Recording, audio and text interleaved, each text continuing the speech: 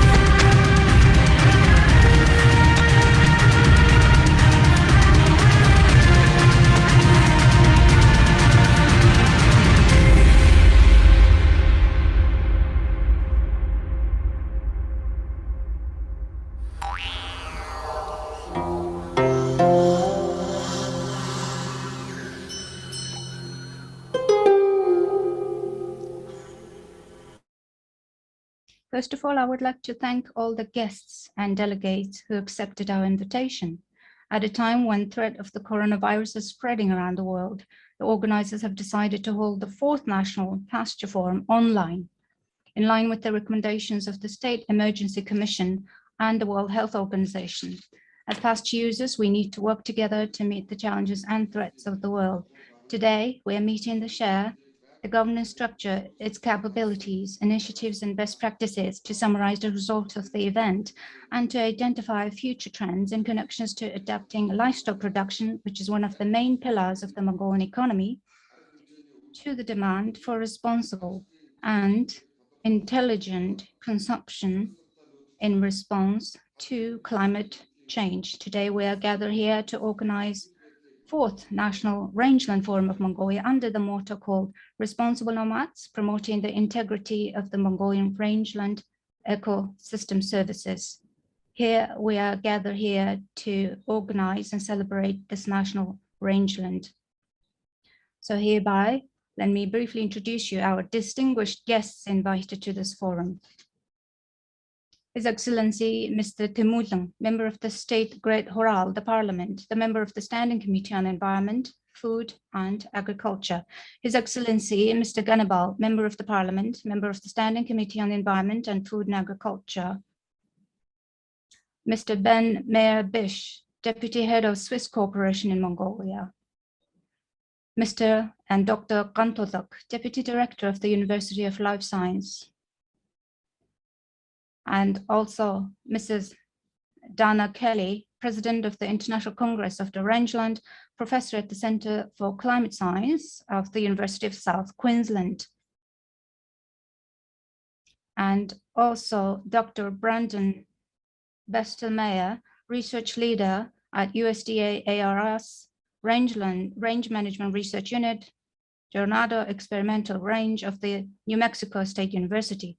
Also, Mrs. Inga, Manager of the Swiss and Development Corporation's Green Gold and Animal Health Project, and more than 100 public and private institutions and 300 researchers, students, and herders are participating in this national forum. Good morning, ladies and gentlemen. Now it is time to introduce you the agenda of this national forum.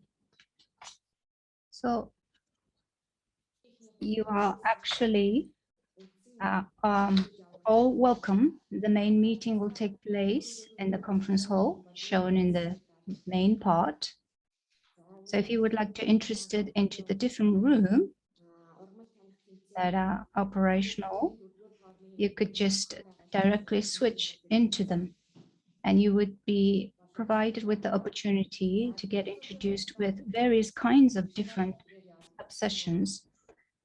The conference also enables you to visit the virtual rooms of the panel sessions, and you will be provided with the virtual environment that resembles almost like a realistic environment. And you could also enlarge the photos that are hanging on the wall, just like that. And you could, in order to transfer to the different virtual rooms, you could go back to the front page and then you would come over here. And then, for instance, you could look at the board, the presentation meeting, and you could see the different presenters, and you can just click on it to see the more detailed information. So if you would like to download the research, the reports, you could just click on this button in order to download the extended, more detailed information. Now go back to your front page. Now, if you actually need certain assistance, you could click on this button on the right upper side. So in line with this main session, you could, I would like to also let you know that the Mongolia's first virtual forum of Mongolian Savian and cooperatives actually being organized in parallel. So if you would like to see some of the information boards in a closer version, you could just click on it and enlarge it. In case if you have question or comments, you could also click right over here and write down your questions or comments in connections to the presentations and consultations. So please feel free to write your questions and comments. Thank you very much for your attention. And let me forward my microphone. So thank you very much, Mrs. Engchen, Executive Director of the edu.mn website. Now, this National Rangeland Forum is being organized by the Ministry of Food and Agriculture Allied Industry, the ALAGAC, the Agency of Land Management, Geodesy, Cartography, and Green Golden Animal Health Project of STC, Mongolian National Federation of Pasture Users Groups of Herders, Mongolian National Broadcasting TV, Educate.mn website, NOMADS, the National Agency of Meteorology and Environmental Monitoring, University of Life Science, National University of Mongolia. And thank you very much for all of your support. So hereby, let me invite His Excellency, Mr. Timurlung, the Parliament Member of Mongolia, and a member of the Standing Committee on Environment and Food and Agriculture. Thank you very much.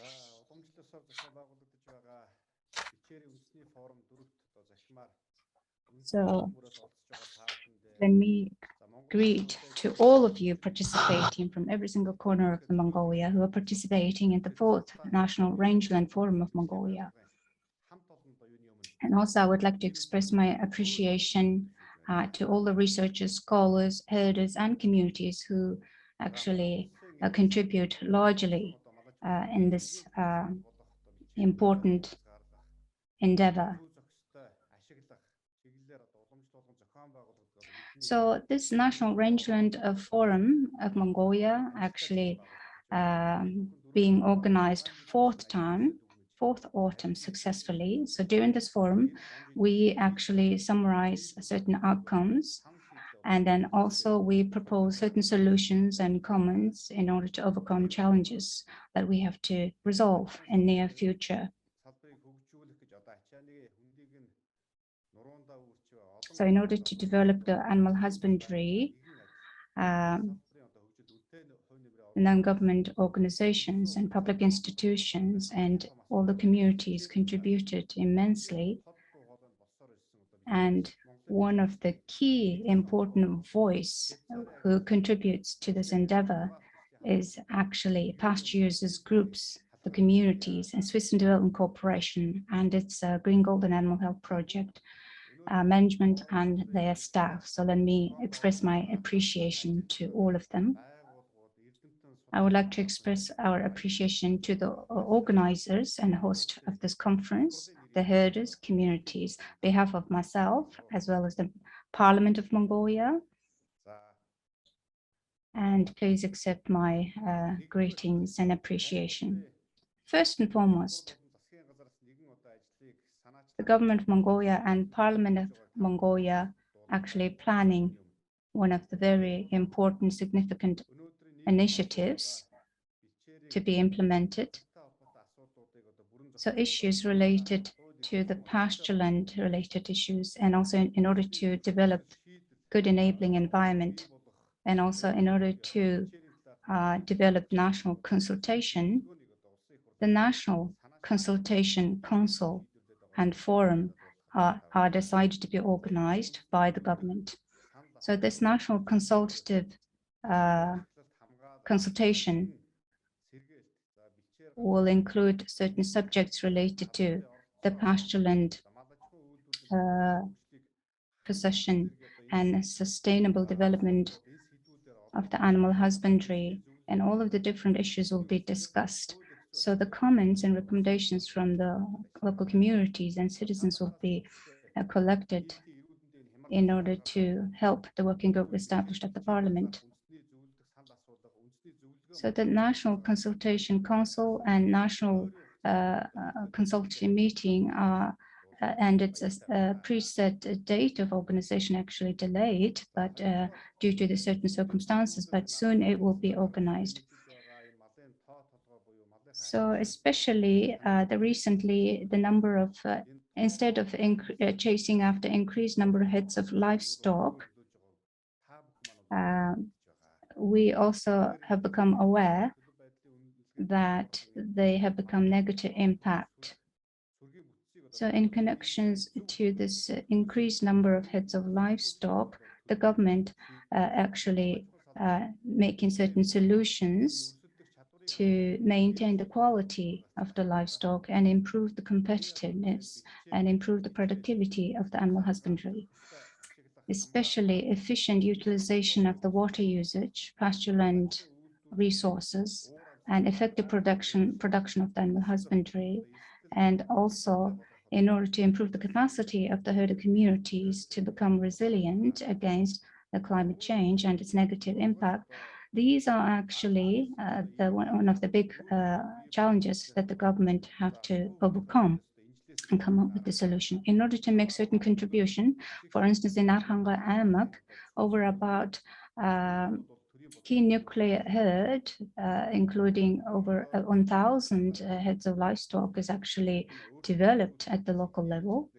And also in order to establish the good composition of the animal composition, the government actually initiated a certain program on planting, cultivating a certain forage production related plantations. So we have to pay attention that the quality, expected quality of the livestock is actually lagging behind the increased number of heads of livestock. So in order to improve the conservation and protection and improvement of the pasture land, it is important, and I would like to emphasize the government's effort and intervention is extremely important.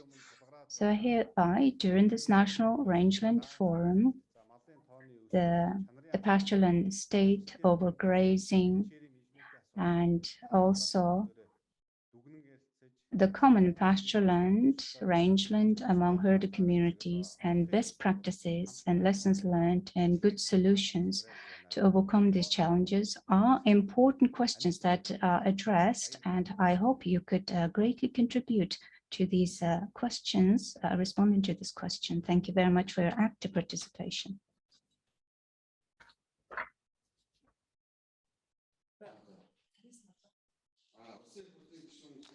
Thank you very much, the Member of the Parliament, His Excellency, Mr. Temudin. I wish you best success in your future endeavor. So, in order to make additional opening remarks, hereby let me invite Mr. Dr. Gankhuyag, the Deputy Director of the University of Life Science. First of all, I would like to thank the Swiss Agency for the Development and Cooperation, as well as His Excellency, Mr. Temudin, Member of the Strait Great Ural, and Green Gold Animal Health Project, the Mongolian National Federation of PUG of Herders, and the co-organizers of this 4th National Rangeland Forum on behalf of myself and the University of Life Science. I also specifically would like to express my sincere appreciation to the Green Golden Animal Health Project of the SDC, and then also co-organizers, the staffs, team, a member of the organizations who are jointly organizing this national forum. So on behalf of myself, on behalf of our University of Life Science, let me express my appreciation. I am grateful that the 4th National Rangeland Conference, under the motto, Responsible Nomads, promoting the integrity of Mongolian rangeland ecosystem service, is a very timely and important event, which has aim of discussing solutions to problems that has become challenging issues to one of the key socioeconomic sectors of Mongolia is agriculture, including the livestock sector, such as rational use of pastures,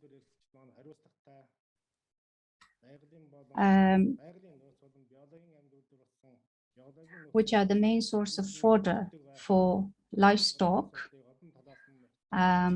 which play a key role in increasing livestock productivity and fatness, ensuring the quality, safety of livestock products, implementing rational management, maintaining pasture ecosystems, and implementing climate change adaptation technologies, demand of herders to become responsible nomads and benefits from their resources as a natural resource and a living biological enterprise. Mongolia has been committed to addressing these issues for the past 17 years with the broad participation of stakeholders in course of formulating effective solutions. It is my pleasure to emphasizing during this conference that the Swiss Agency for Development and Cooperation and the Green Gold Animal Health Project have played an important role in organizing the previous respective 3 conferences.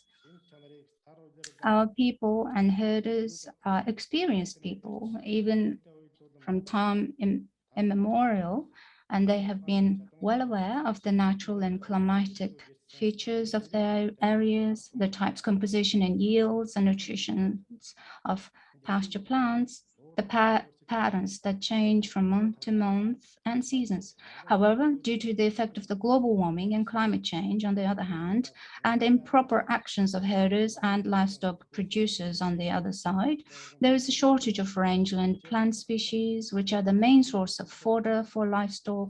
Rangelands are being intensively overgrazed and desertified. According to the researchers, more than 70% of Mongolia's pastures are somewhat degraded. Especially in recent years, natural pastures have been degraded. The yield of high-value fodder plants has been reduced, and instead, annual plants have been growing, and pasture productivity and quality have been declining. Therefore, researchers have suggested that if herders, based on their traditional knowledge, can rotate and use pastures on a planned schedule basis, then they can prevent degradation, stabilize yields, and increase them by about 9 to 10%. On the other hand, animal husbandry depends on ecological factors such as the geographical feature of the area, air, water, soil, moisture, sun, wind, grass and vegetation cover, and on the other hand, Mongolian livestock is tolerant and they have special physiological abilities to adapt to the situation. And also Mongolian honorary the veterinary, Dr. Minjuk Dorch, also emphasized that, which I would like to highlight that. So it is also combined with the traditional knowledge, methods, and wisdom of Mongolian herders with the nomadic tradition of herding, breeding, and benefiting from livestock. Therefore, it is important for herders to learn more about the proper management of natural pastures, which are the main source of fodder, and to pay more attention to maintaining the ecological balance of pastures, to be more responsible and to change attitudes. It is very commendable that the National Rangeland Forum of Mongolia is being organized at this critical time. I hope you will agree that it was a timely and important project, as the successful implementation of the Swiss Agency for Development and Cooperation's Green Gold Animal Health Project in Mongolia since 2004, which aims to maintain the balance of pasture ecosystems based on smart consumption. It provided opportunities for herders to learn how to use their pastures in a planned manner, how to plan and organize their businesses efficiently, and how to use natural resources wisely, and how to manage them, and how to increase their sources of income. The University of Life Science has been a strong supporter of the project from the beginning, including providing herders and livestock producers with timely and scientifically sound assessment of pastureland, pasture use planning, pasture improvement, and pasture rehabilitation techniques. We have been cooperating effectively to disseminate best practices and build their capacity in areas such as labor cooperation. At the same time, with the support of SDC, a wide range of activities have been successfully organized and significant results have been achieved. We provided capacity building training and knowledge advocacy works for local livestock professionals and alumni in course of science-based planning of livestock production, development and implementation of herd turnover estimates, improvement of pasture and fodder resources, quality and supply, increase of livestock quality and productivity, processing of livestock products, monitoring and evaluation, and biotechnology. Although Mongolia has a vast territory and vast natural and biological resources, if we can use pasture resources wisely, which is the main source of the livelihood for Mongolians, and the main source of livestock production and fodder, as it is the main socioeconomic sector. In addition, if we learn how to run livestock production on a scientific basis, then we will be able to benefit from the precious livestock and live well. Therefore, if the forum will be organized in a wide-ranging and serious discussions of the relevant solutions with the participation of stakeholders, and if we will continue to implement proper management of natural resources, then it is hoped that this forum will be important in creating ways to increase pasture and fodder resources and identify ways and mechanisms to improve the efficiency. On behalf of myself and the Academic Council of the University of Life Science, I would like to congratulate and wish every success in works of the participants who are joining us in this fourth National Rangeland Forum of Mongolia, which is being organized under the motto, Responsible Nomads, Promoting the Integrity of Mongolian Rangeland Ecosystem Services. Thank you very much for your attention.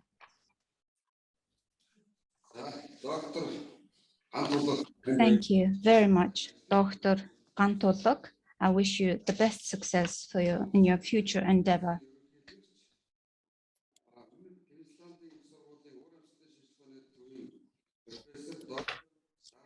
And also, Mrs. Dana Kelly, President of the International Congress of Rangeland, Professor at the Center for Climate Science, University of South Queensland, actually apologized that she couldn't join the opening session, but she will make a remark tomorrow's session. And also on behalf of the organizers of this National Forum, I would like to express our appreciation and wish the best success to the distinguished delegations who made this opening remarks. So let us proceed to the next session, which is about the video presentation. Basically, our video presentation actually set up with a combination of several events, competition events, to ensure inclusivity. So with the help of that inclusive participatory approach, we addressed issues related to environmental and sustainability issue. And also we had a certain objective to increase a certain capacity to sustain the good livelihood. So within that context, several competitions were organized. The children under the age of 6 to 14 participated in several competitions, events organized at the local level. About 200 art pieces, photographies, and products were received from many participants. So please welcome and see some of the productions.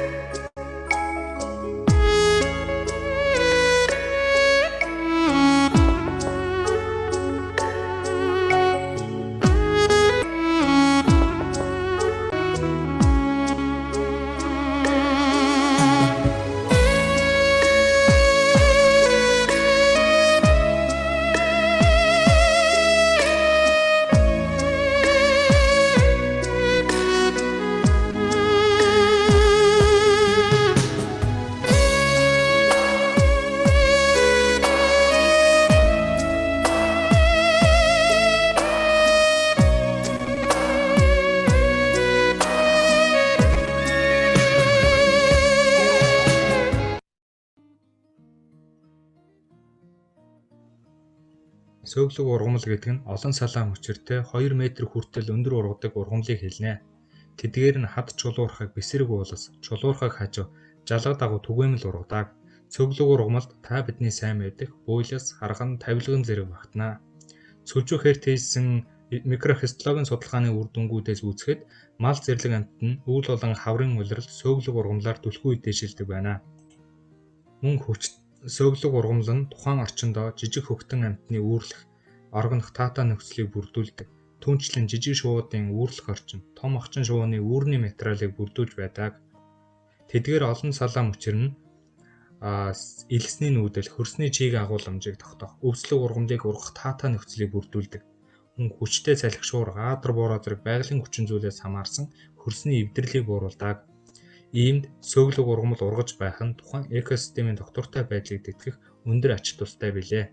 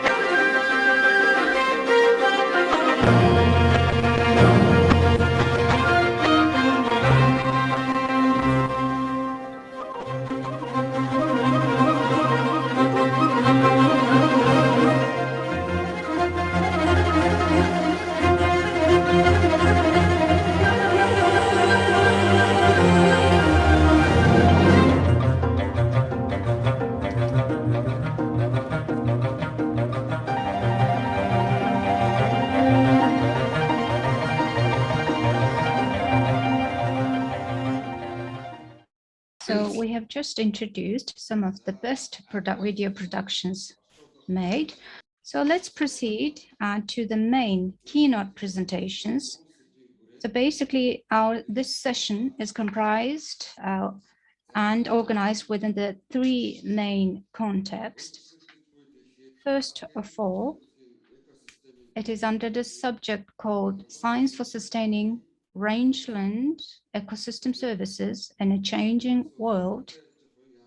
So Dr. Brandon Bestelmeyer, research leader at the USDA ARS Range Management Research Unit, Ornado Experimental Range.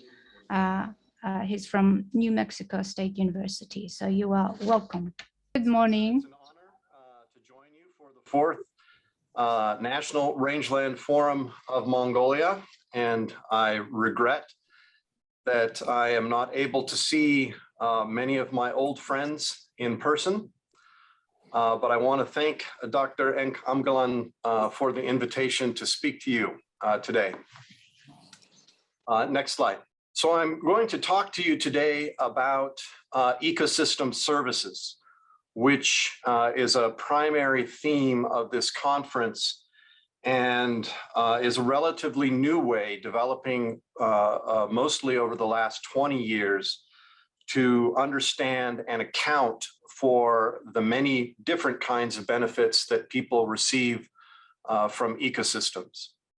Ecosystem services are categorized in four ways. The first is provisioning services, which are usually emphasized in agricultural systems. These are the products from ecosystems that in the case of Mongolian rangelands would include meat, wool, and firewood from forest patches.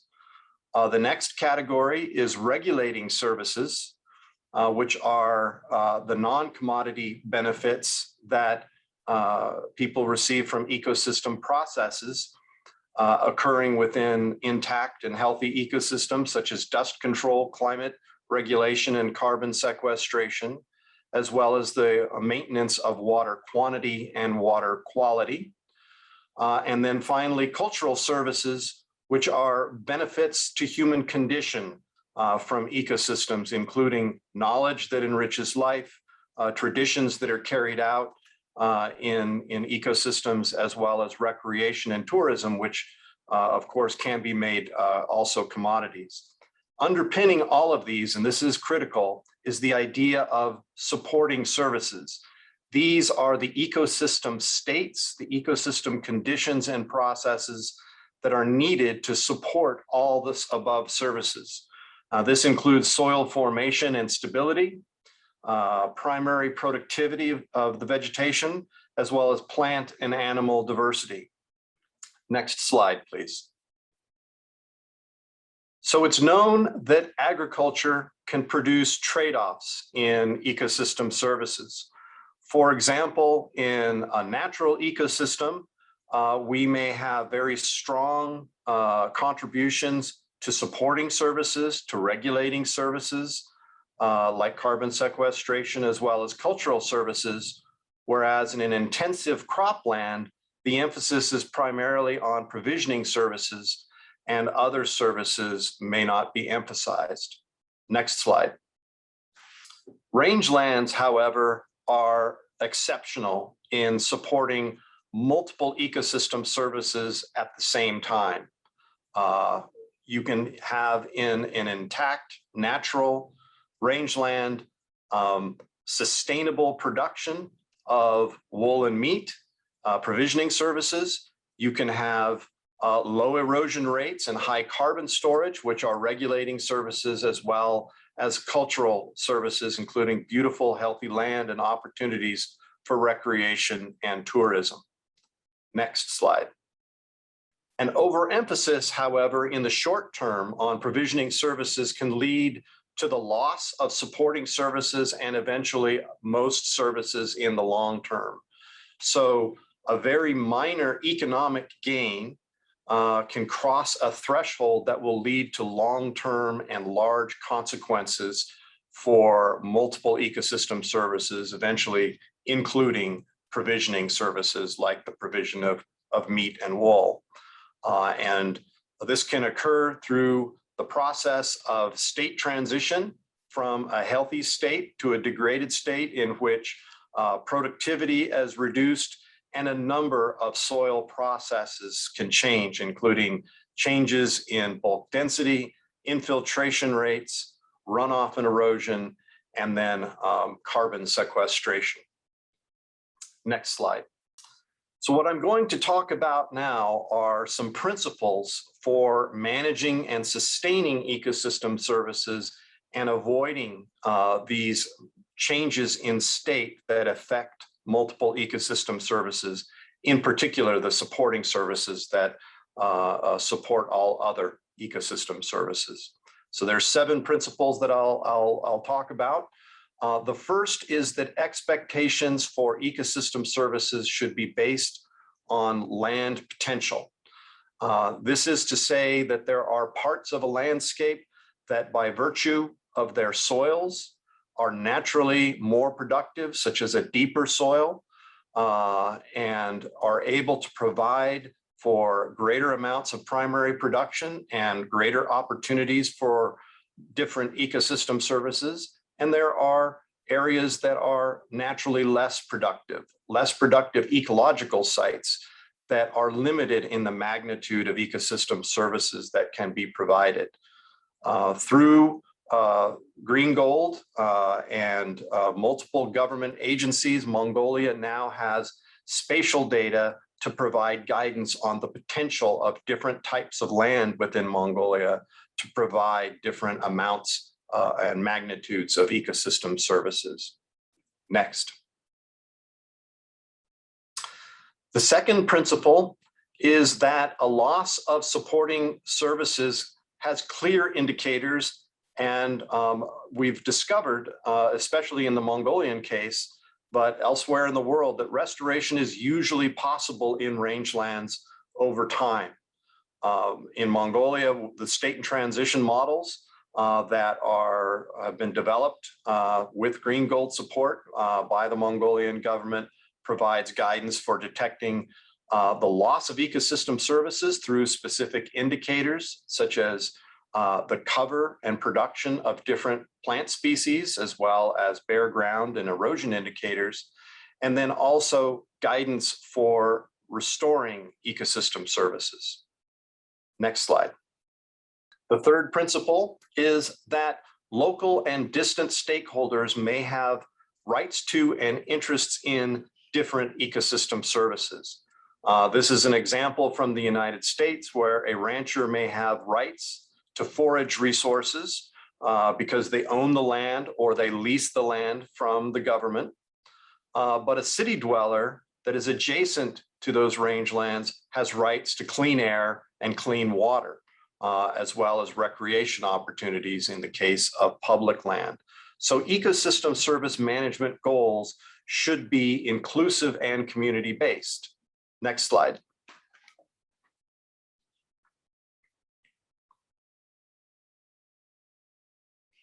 And this leads to the fourth principle, and that is that the management of ecosystem services must be community-based and incorporate varying values.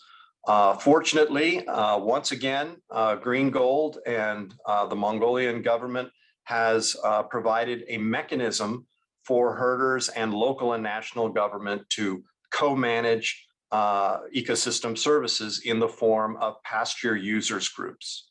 Next slide.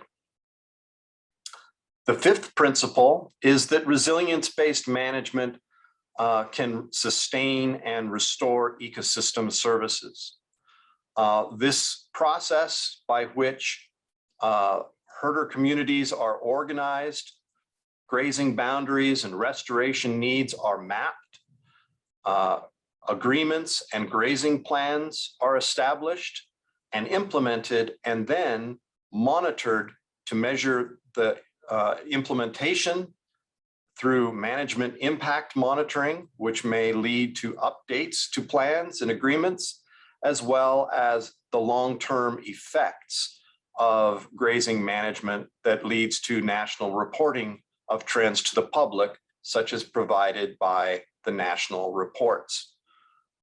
Resilience-based management is inclusive, and it has been successfully and broadly applied across Mongolia, as you will see later in the conference. Next slide.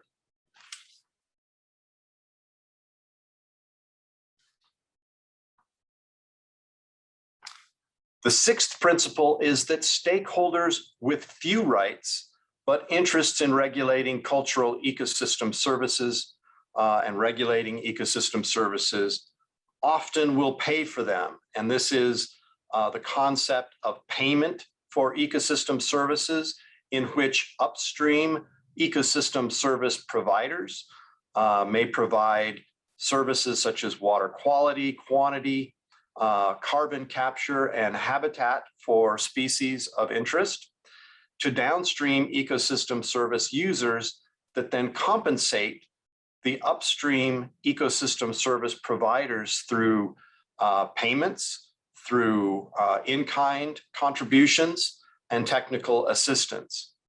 This occurs in Mongolia as well as in the US through government support for rangeland conservation practices in the form of expertise as well as financing for restoration practices, for example, as well as through price premiums paid by consumers for products linked to conservation practices, to sustainable practices. And this, of course, is the main contribution of the Responsible Nomads program. Next slide. The seventh and final principle that I'll talk about is that measurable indicators and trusted tracking mechanisms are essential to market these non-commodity services.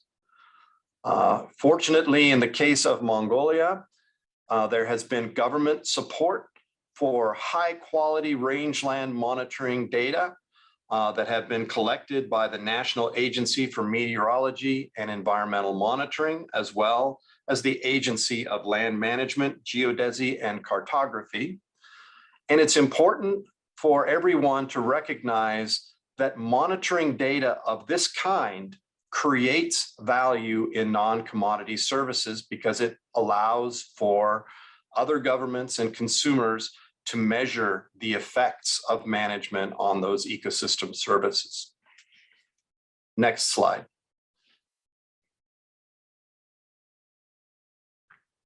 One of the regulating services of special global interest at the present time is carbon storage in rangelands.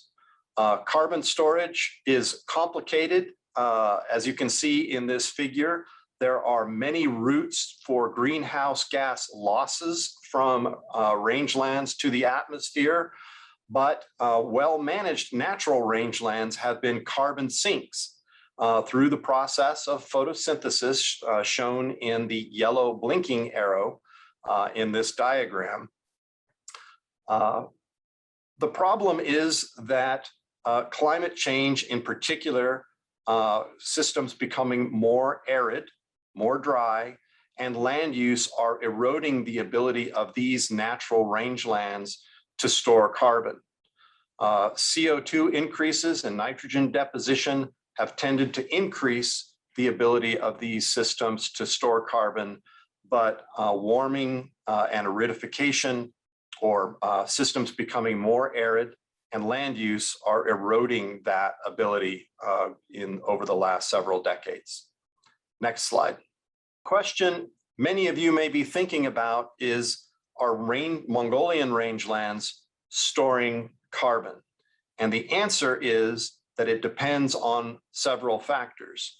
The first is the ecological site, whether or not you are in a very productive meadow site or in an upland with thinner soils that is less productive, that can sequester less carbon at potential. It depends upon the ecological state, whether or not there is a reference condition of that ecological site, or if it is an eroding state.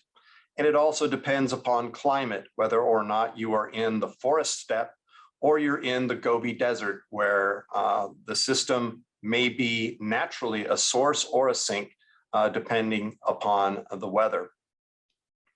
So it's going to be important to understand how state changes in ecological state, impact carbon balance and contributions to warming.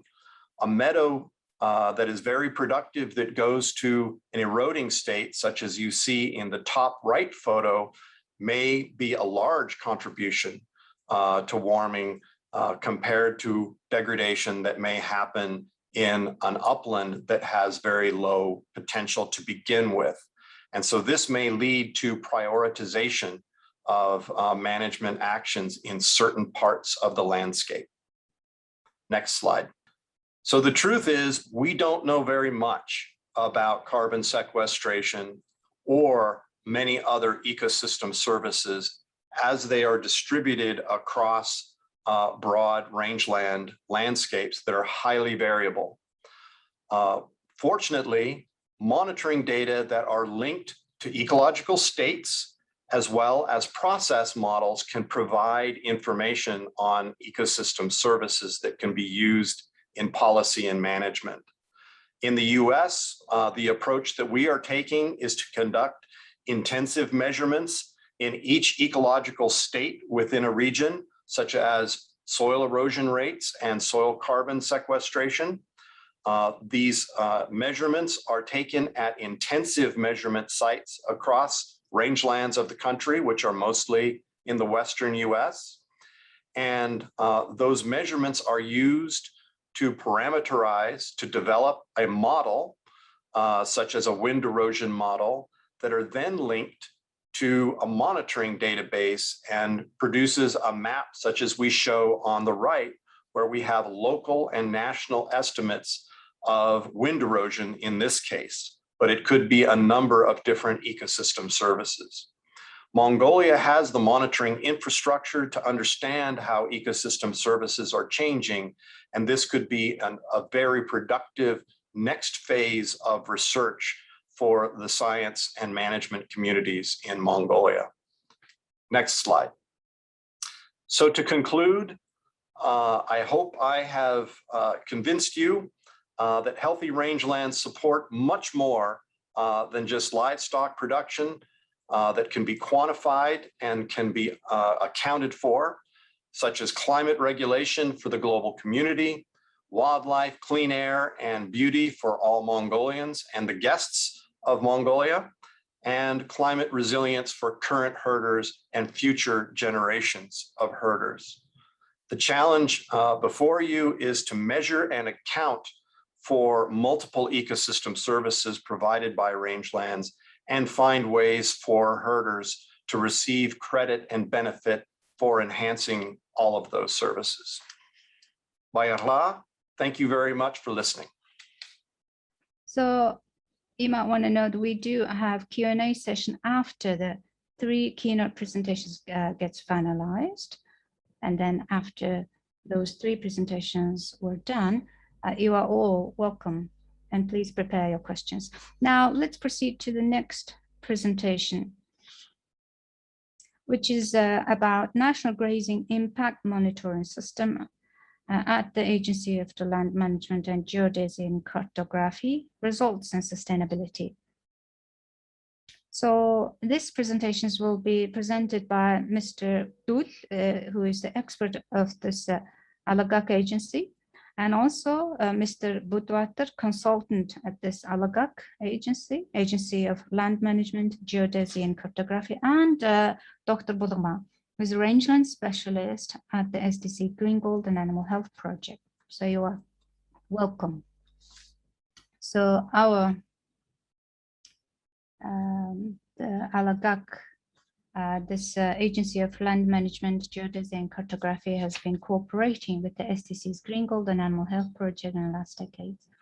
So I'll give you the main information. So in order to improve the pasture land, we have been sustainably cooperating with them to improve the pasture land, the grazing practices, and also improve the customer organization of the pasture users. So these are just highlights of the many works that we have jointly organized with Green Gold and Animal Health Project. And so testing the new methods and methodology and introducing them in Mongolia is the main course of activity, and also certain methods and methodology of the researchers and scholars and best known practices in the world are being introduced in Mongolia. So within this time frame, we conducted the photo monitoring of the pasture land state, actually had started implementing since 2016. So based on the voluntary customary organization of the herder communities, they started using the common pasture land among themselves, and they started co-sharing their labor and to improve their business activities. These are part of our joint activities. So within that context, 1,500 PUGs, pasture users groups, are established, and pasture user agreements were established in over about 900 sites, and also 330 is almost a land manager, and then also state specialists on pasture lands are actually covered under our capacity building training. So over about 1,500 of them were organized. And also animal husbandry based raw materials are developed based on incorporating with the good traceability system. And also next milestone is the photo monitoring activities actually successfully introduced, tested, implemented in the last 5 or 6 years of period. As a result of that, over about 5,100 photo monitoring sites were established.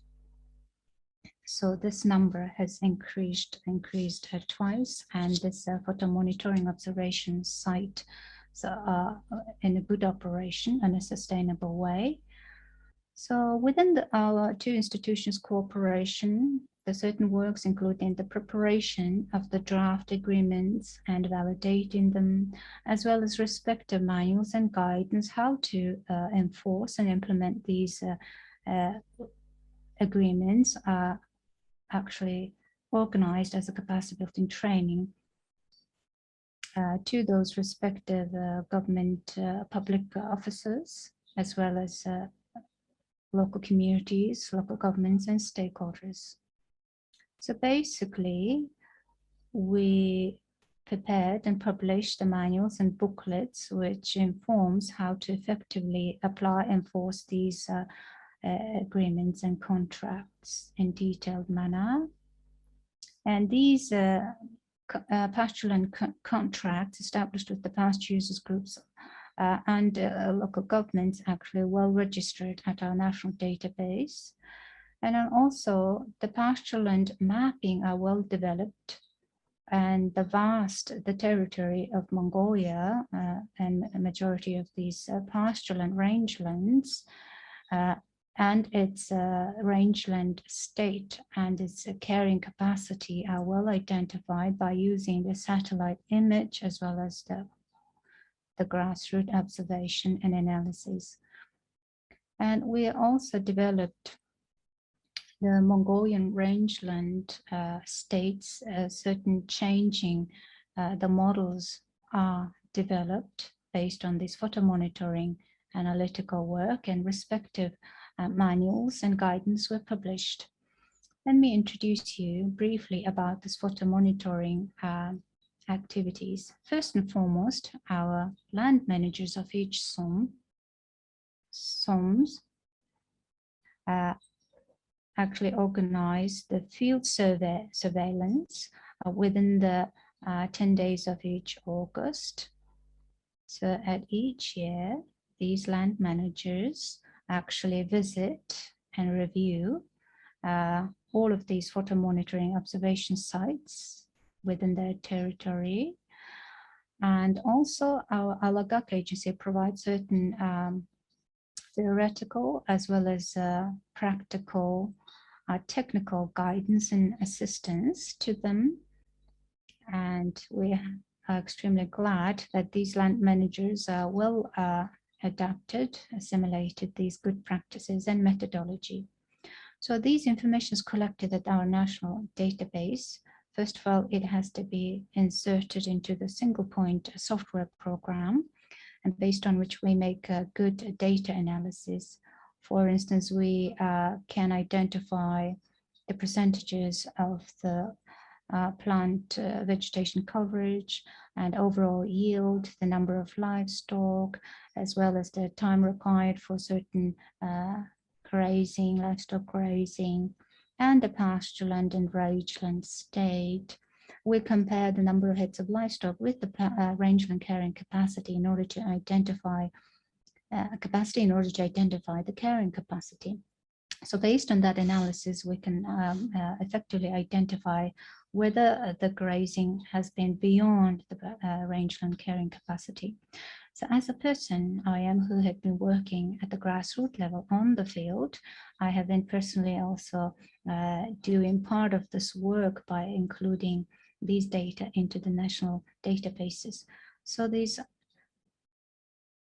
all these data all of the land managers operating at some level, they are liable to input those data.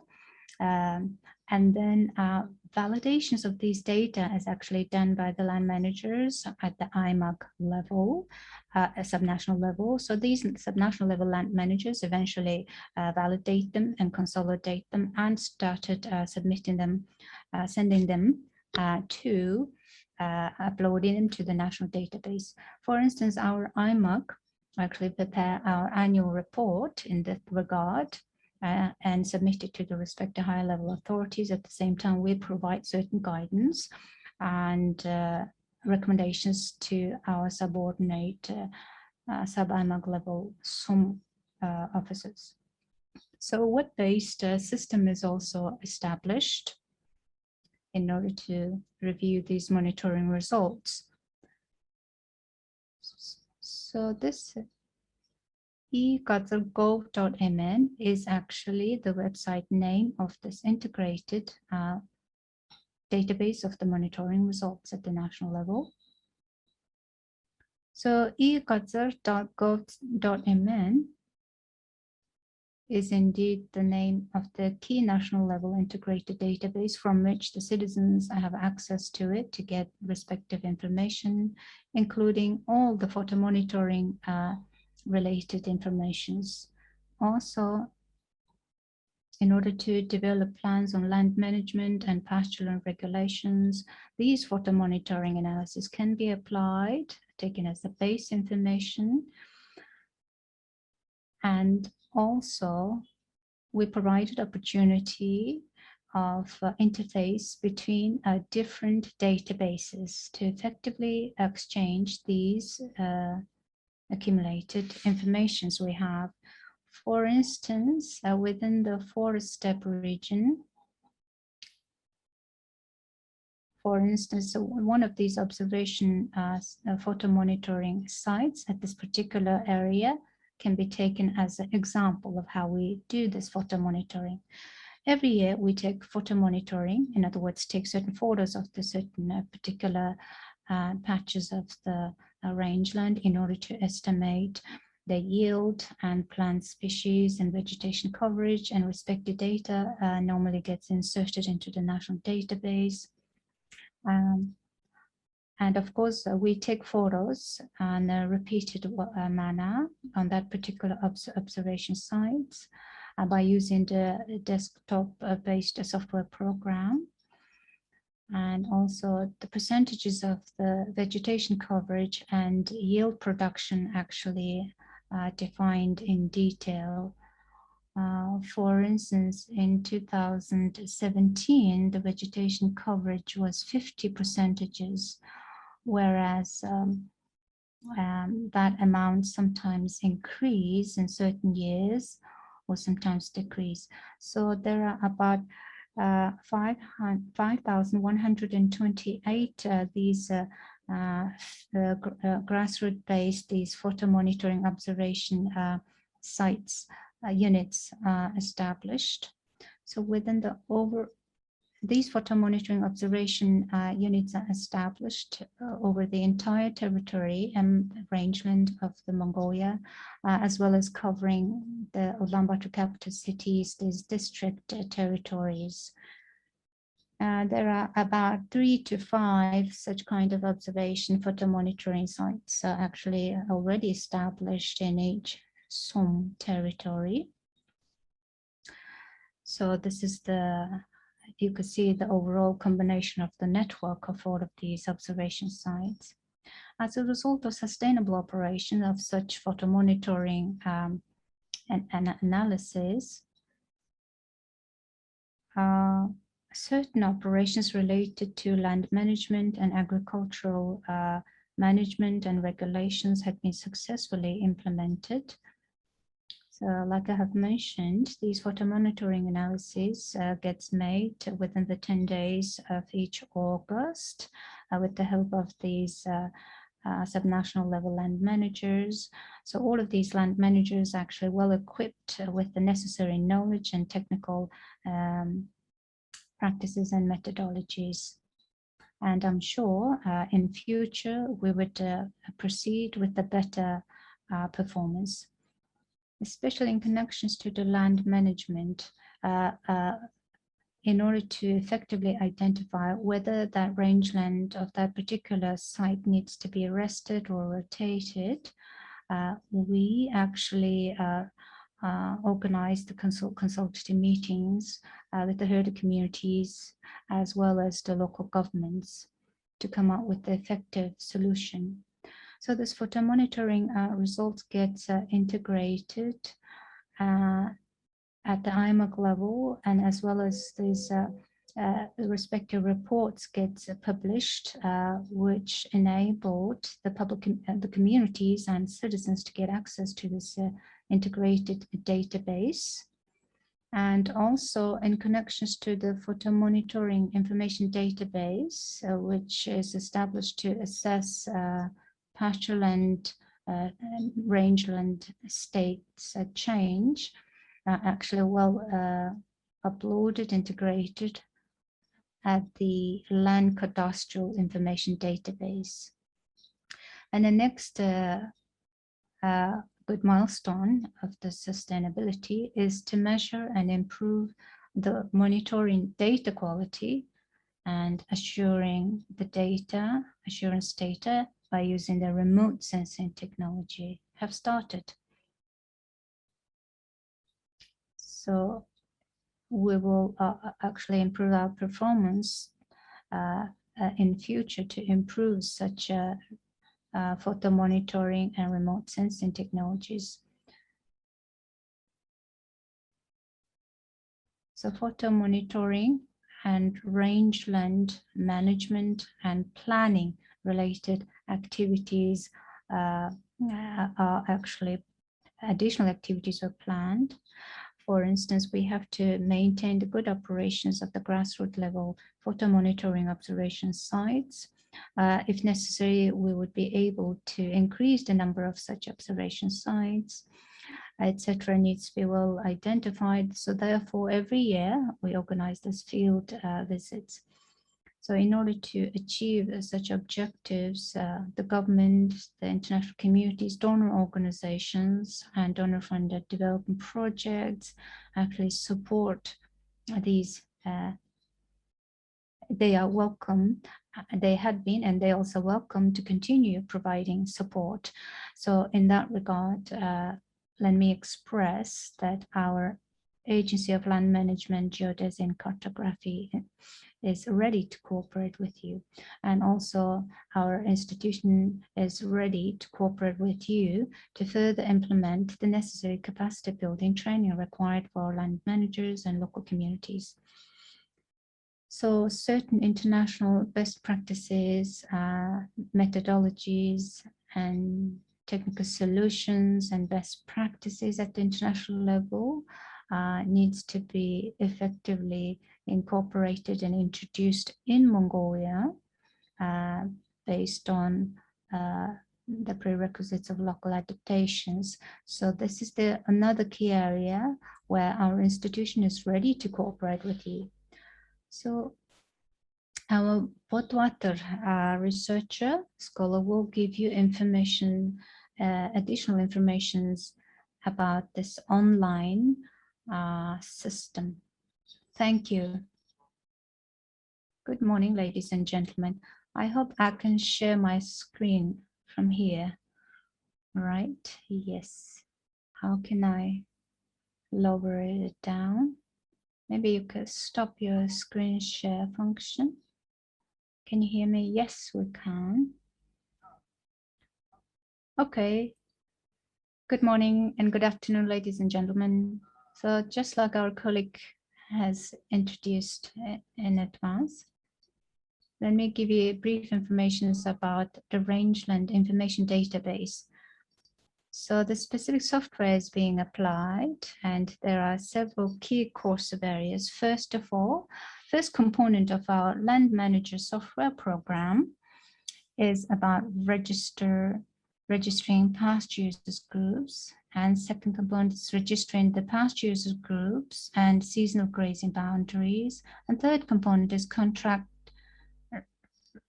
rangeland user agreement and register application letters, etc., etc. So in connections with these key components, I mean, we have developed this integrated online database, which is accessible to all users, regardless of where they are in this world.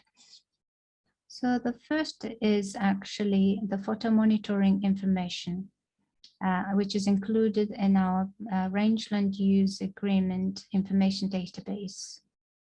So this includes the resilience and landscapes and also vegetation coverage. So as you can see over here, over about 5,000, these photo monitoring, these observation units established at the grassroots level.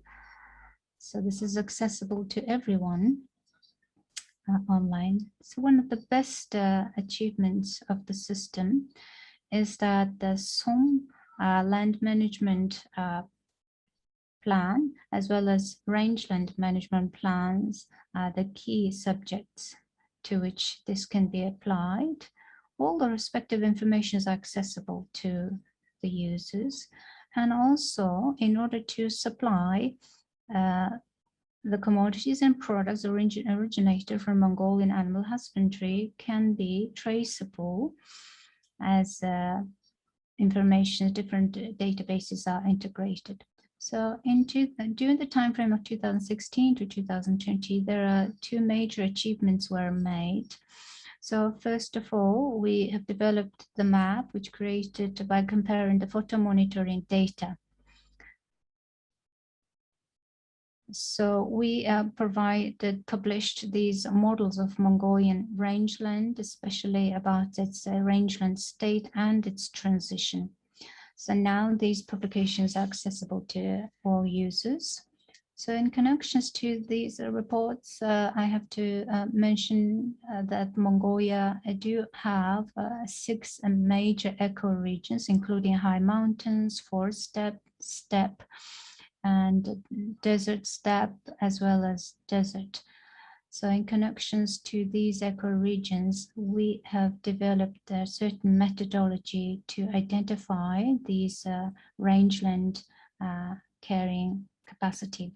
So first and second level is identified as a recovery class, which are healthy,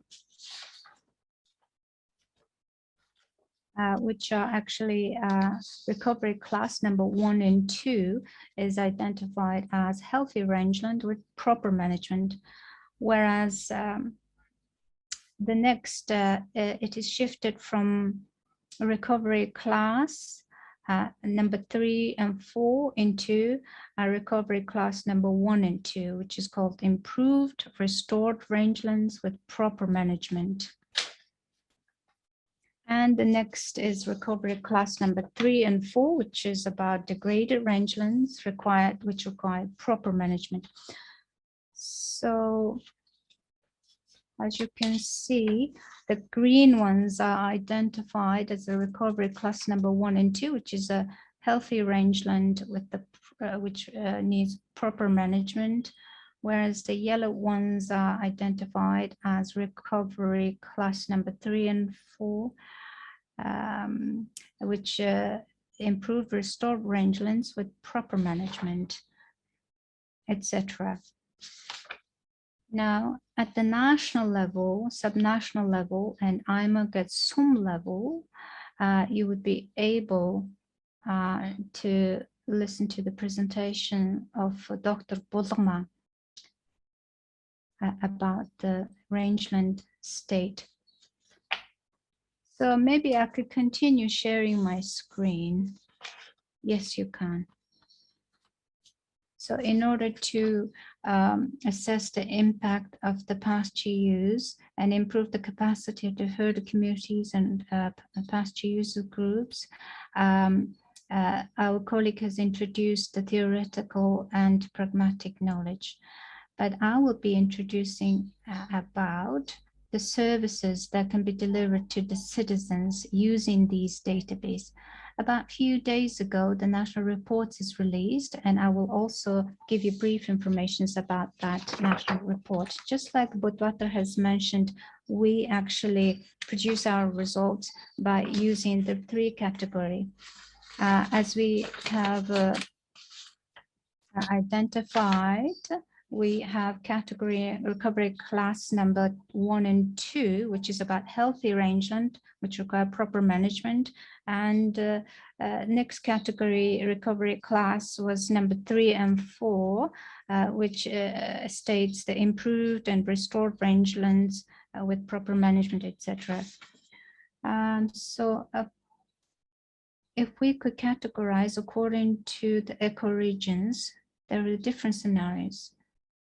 Especially if you would look at the forest steppe, 4.6 million hectares of rangeland, somehow maintained in a sustainable way. On top of that, 4.6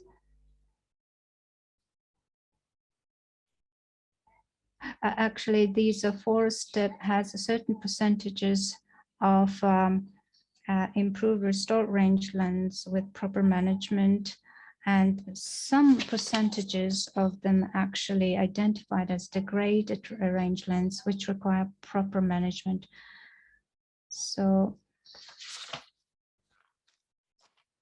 even though this forest steppe is considered quite favorable ecoregions, unfortunately, the percentages of the degraded pastureland within this ecoregion, unfortunately, is not small as we would wish.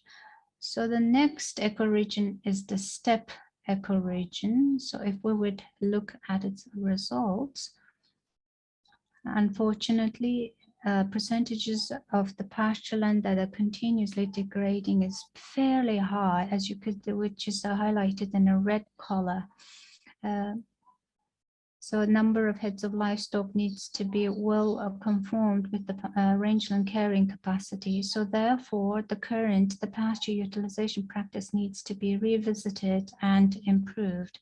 So the next ecoregion is about the desert steppe. Over here, the certain percentages of pasture somehow maintained its healthy rangeland, and then in the yellow color, you could see the recovery category number 3 and 4, which requires improved restored rangelands, which require proper management. Whereas in a desert ecoregion, they somehow maintained the healthy rangeland in a sustainable way. So the pasture usage and the practices actually followed its natural restoration capacity. So in connections to that situation, the percentages of the improved and restored rangeland as well as degraded rangeland somehow remained in a lower rate. So I also prepared certain slides which shows you the rangeland state according to the IMARCs. For instance, the Hovd IMARC and its rangelands and its states are categorized in 3 states. The percentages of the rangelands with healthy rangeland state somehow remained at the high level. And also the category number 3 and 4, improved and restored rangelands, also increased and improved based on our project intervention. So we are extremely glad that the percentages of those degraded pasture actually started maintained and restored with the help of project and local communities joint intervention. So the next example is the Overhanga IMARC. They started leading leading the certain negative trends, which is highlighted in a red color bar, which implicates the percentages of the degraded rangelands which require proper management. So the next IMARC is the Henti IMARC. Naturally, it has the resilient and restoration natural capacity, but unfortunately, in the last years of period, the percentages of the horse herd percentages abruptly increased within the livestock herd structure. Therefore, the percentages of the degraded rangelands has increased immensely. Now, the next slide is about examples showing how the rangeland state is at the SOM level. So the yellow color implicates the percentages of the very small amount of improved or restored rangelands. And in comparison with that, the percentages of the degraded rangelands actually has a quite high share. So next example of the SOM level rangeland state is about Arhanga Аймаг's Ihtemir SOM. Comparatively, this SOMs, Ihtemir SOMs, the pastureland rangeland state is comparatively healthy state. But unfortunately, the percentages of improved and restored rangeland is comparatively lower than the percentage of the degraded rangelands, which require proper management. And it is important that communities need to share their best experiences. So if I could conclude and assess the overall outcome, strengthening the photo monitoring network to monitor the grazing impact will enable, first of all, the monitor and short-term the implementation of grazing management plan and its impact. And also, it would enable improved livestock production policies and decisions by providing decision makers with more accurate and clear information on grazing land, health and quality, and it provides opportunity to evolve the enforcement of a rangeland use agreement. So thank you very much for your attention. Thank you very much for giving us a very interesting presentation about the rangeland health and state. So we all understand that improving the rangeland, the state and quality requires immense work. So at the national level, over 1,000 pasture user groups established and many communities are helping this effort. And after the three main keynote presentation gets finalized, we would be having Q&A session. So the next keynote presentation is about overcoming tragedy of the commons for sustainable management of Mongolian rangelands, results and lessons learned of past users groups and range user agreement approach. Now, this presentations will be presented by Mrs. Inhamotlang, manager of the SDC Green Gold and Animal Health Project, and Mr. Gankhuyag, executive director of the Mongolian National Federation of PUGs. Good morning, ladies and gentlemen. Thank you very much for your valuable time and participating this 4th National Rangeland Forum of Mongolia. So within the Green Gold and Animal Health Project and during the process of its implementation, so the research on the herders' participation on developing this customary organization and rangeland management is analyzed. So basically, my content of my presentations will be comprised of the main context and also the approach and implementation carried out by the STC and Alagag, as well as IMAG and SOM-based the governments. And in order to highlight our approach to this achievement based on our over 15 years of joint collaboration, and also what kind of lessons learned we have in order to carry over this legacy. So since the time Mongolia transferred into the market system, the pasture land carrying capacity actually surpassed beyond its capacity. This overgrazing beyond the rangeland carrying capacity actually impacted by many factors, including economic factors. So currently enforced mechanisms actually unfortunately didn't have a certain accountability system which take those pasture users that who irresponsibly apply these pasture land. So as a result of that, the animal health also degraded, especially unfortunately due to this suspension of the good integrated veterinary services which we had, but unfortunately abolished in the last 30 years period. Unfortunately, all of these systemic crises actually led the herder communities to chase after number of heads of livestock. So during all of that processes, especially in the last 30 years period, the number of heads of livestock has increased beyond the pasture land carrying capacity. As a result of that, the quality and state of pasture land is degrading because yield is decreasing, the animal fat and overall the weight has diminished, and eventually that led to diminishing the livestock productivity. So because of that, it exacerbated the community's further interest to chasing after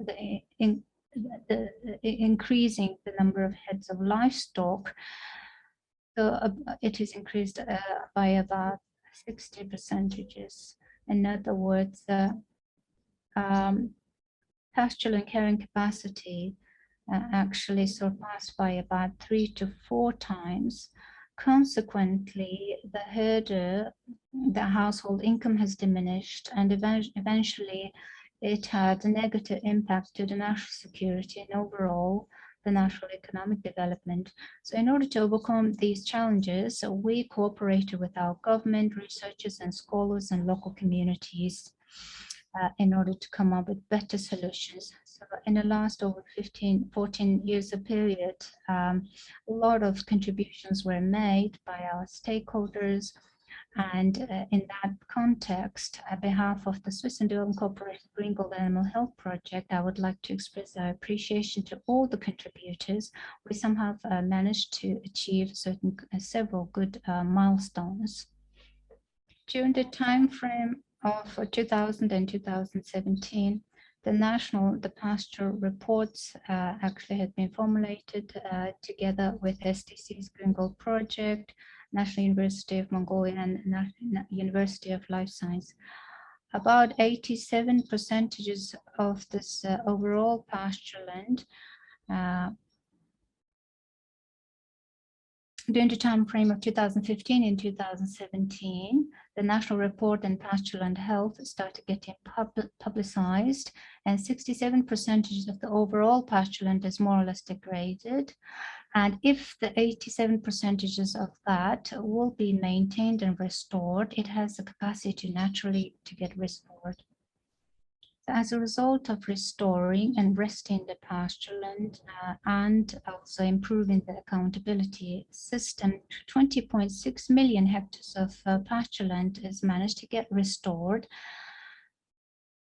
And I will explain you about what kind of activities have been done at the SOM and IMUG and pasture user groups level. So respective research has been done.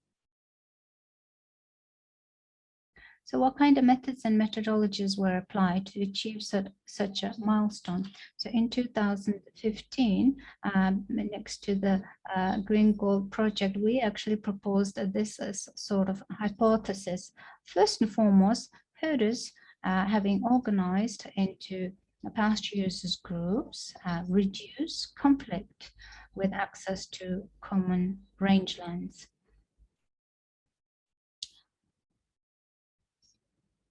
And as a result of that, customary organizations, the herder communities activities gets well organized by effectively managing the pasture land usages. And the second hypothesis was about improved enforcement of rotational grazing management by herders. So the scope of this research actually covered the time frame of 2015 to 2020. So over 70% of these pasture users groups who are resides in 7 IMARCs where the Green Gold project has been implemented, actually covered under our repeated research. 20 million hectares of lands are covered to undertake such research work. And in terms of the herder pasture users groups, because of collective organization of herder families and hotels with common rangelands and water access. So therefore, I mean, they managed to get organized with the customary organizational institutional structure to resolve certain disputes. And then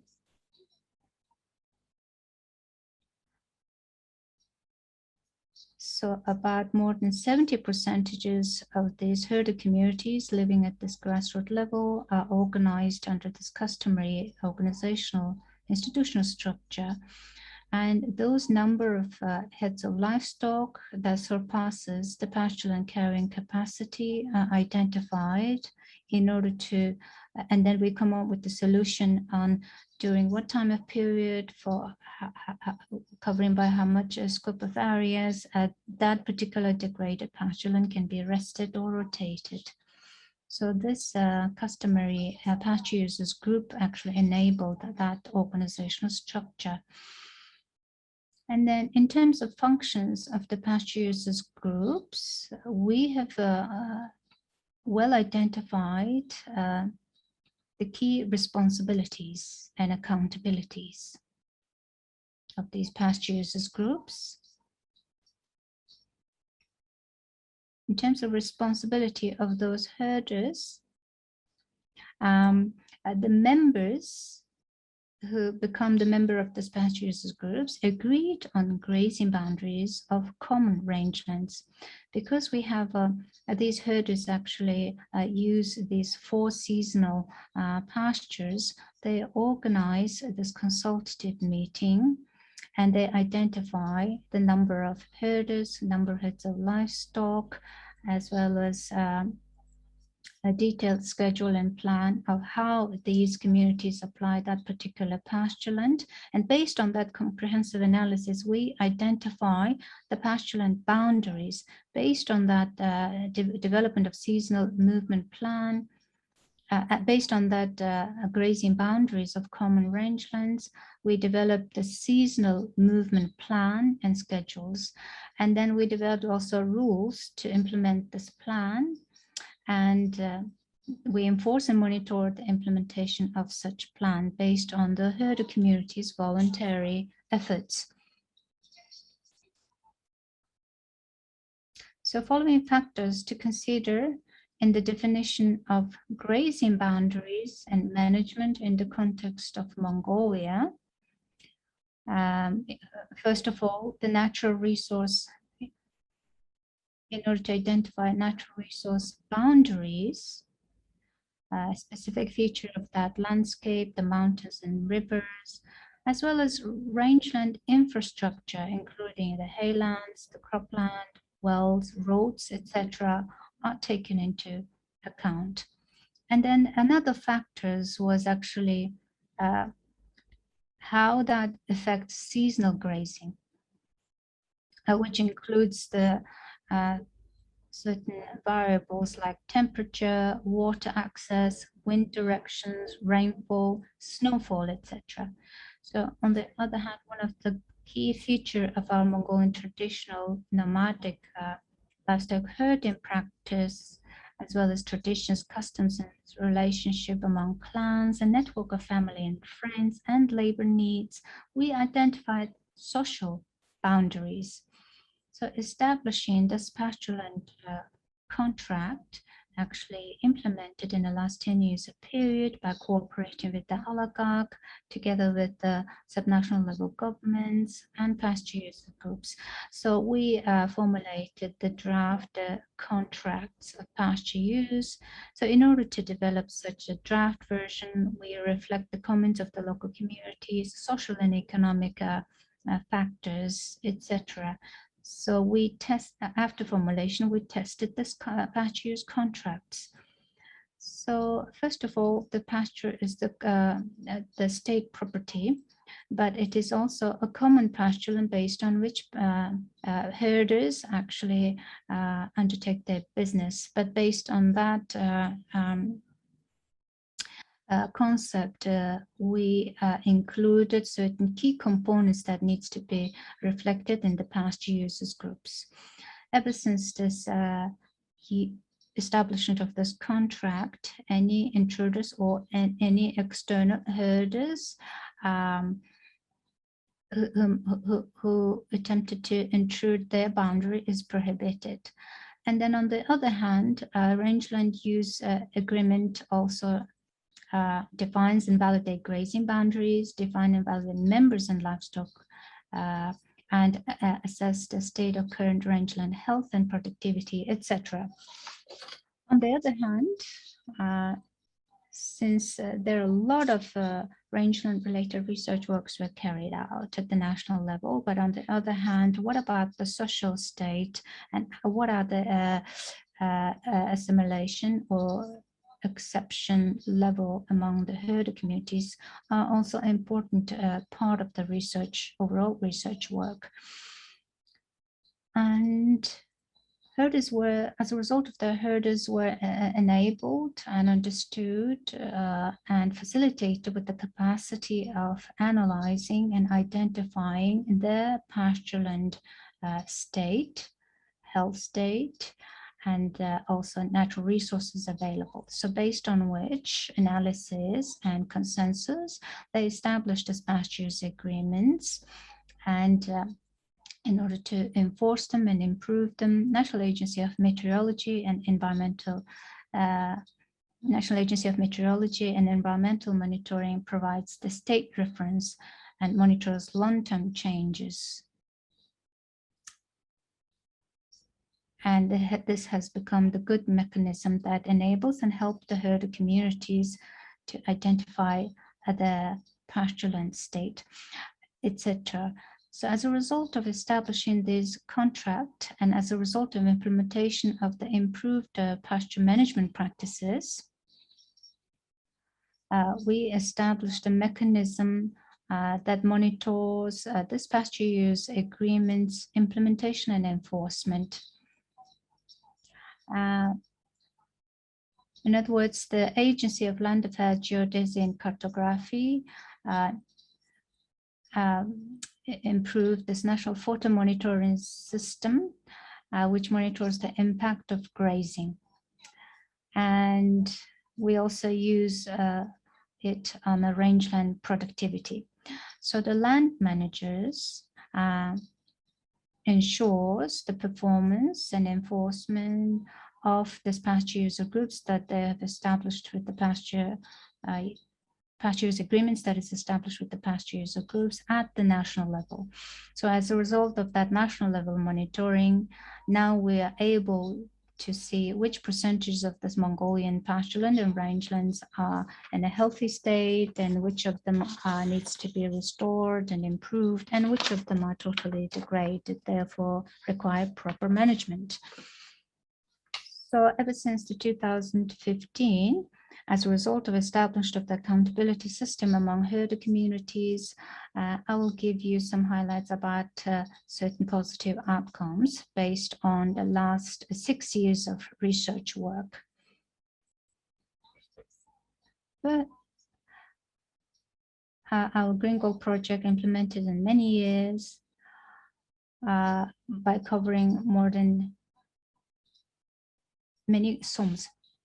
But 40% of the disputes is mainly had been risen due to unidentified pastureland boundaries improper or absence of the pastureland boundaries.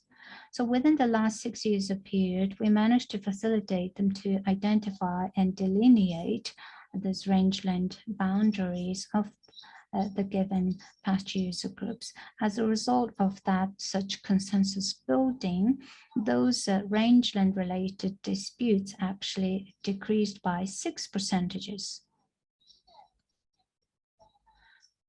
So just I would like to repeat the research outcome of the previous presenters. First and foremost, we have maintained the regular and stabilized rotational grazing management. And the most degraded pastureland at the hostile level can be rested for several years in order to restore them.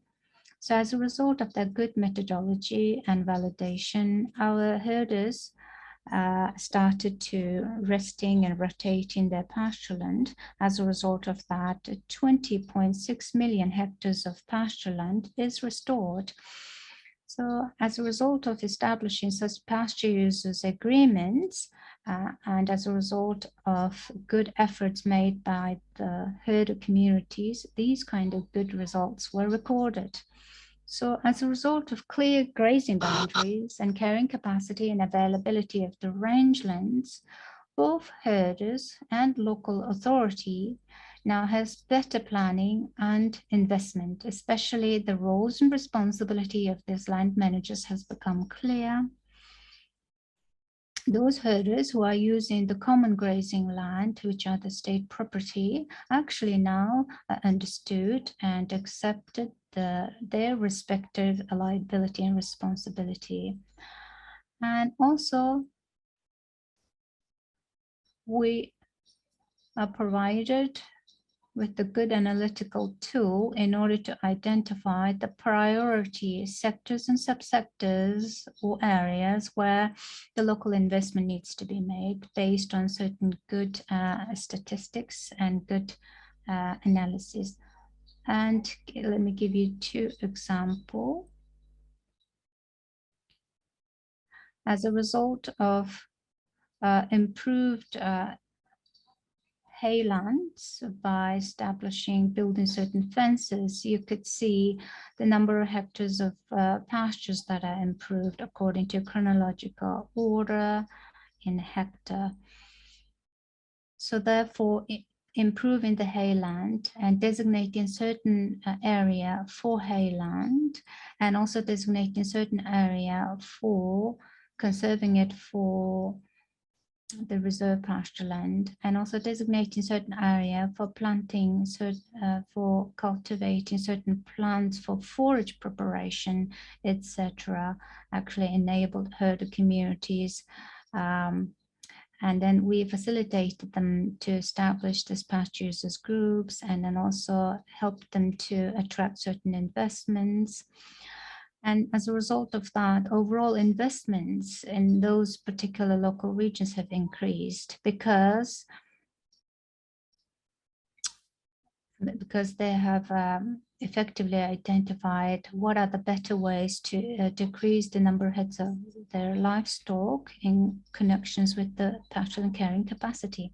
In terms of overall outcome,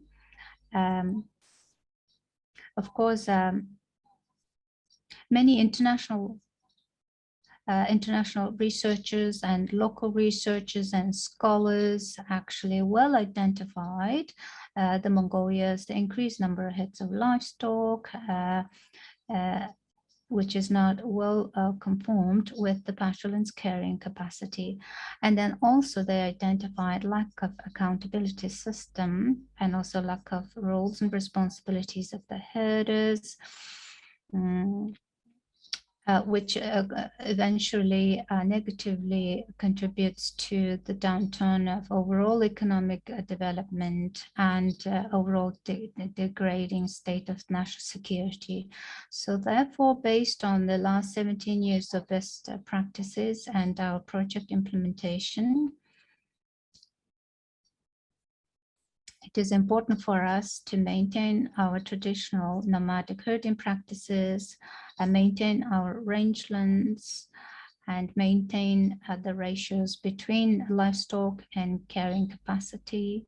And then as a result of all of these project intervention, the percentages of the disputes related to rangeland has been decreased. And then also certain, the mindset among the herders and local communities who are interested to restore and rest the pastureland and maintain the degraded pastureland has been set up. So especially in the last 10 years of period, the investment from the local development fund to the given particular local regions has increased, and the capacity of the local communities to maintain their livestock, the business has increased.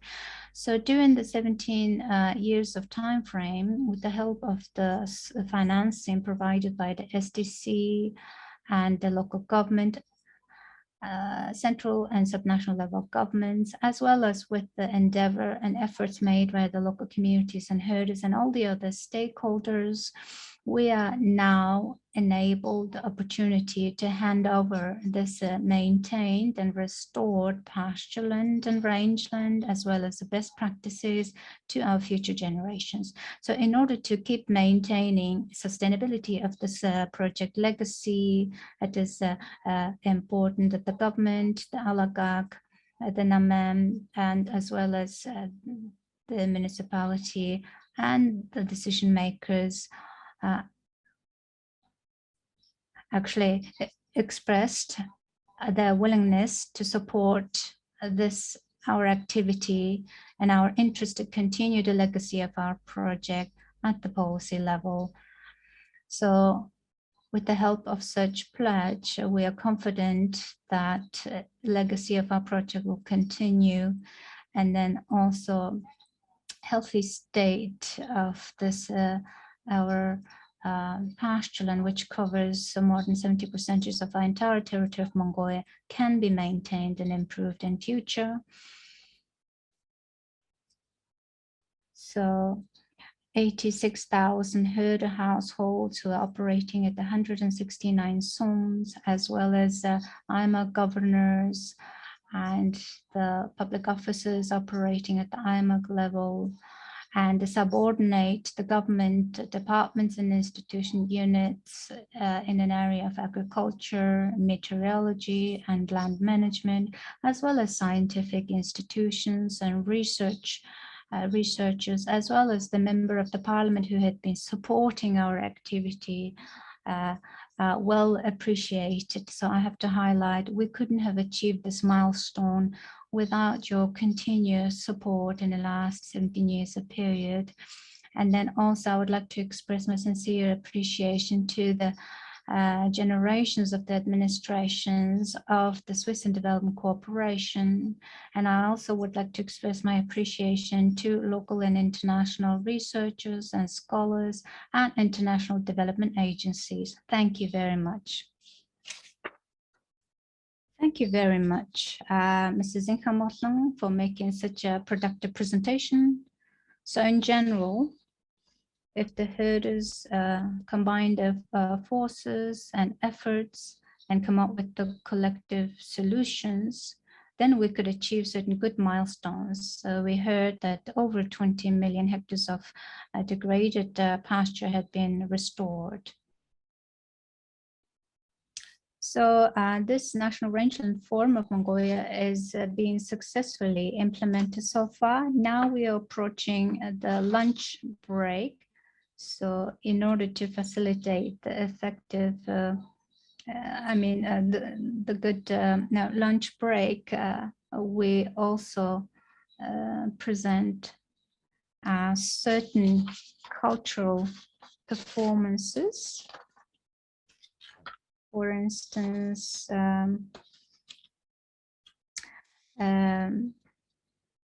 during this lunch break, we will be presenting some of the videos about the Bayad ethnic dance of Aymaks, the musical drama theater called Earth Theaters, the young performance will be dancing for you, and I will encourage our participants to follow that dancing performance. Thank you.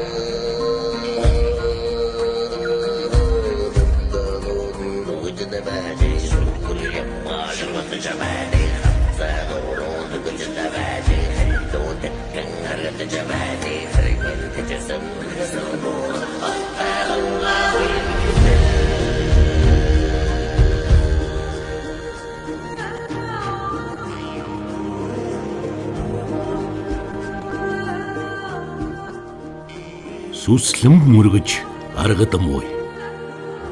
Дээдлэн мөргөж аргадамуй.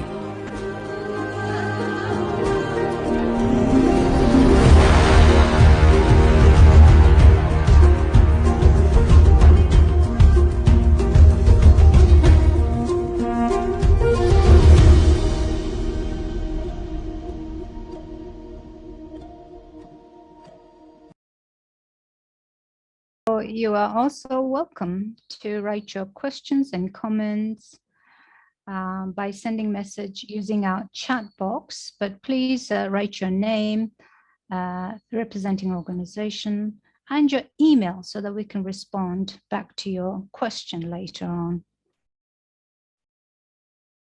So there was a certain question that was addressed to Dr. Brandon.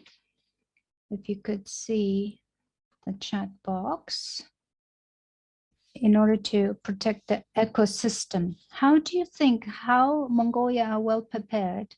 How do you assess the baseline, the prerequisites were established in Mongolia? So in connections to the natural resource management, what can you comment on where Mongolians should focus on?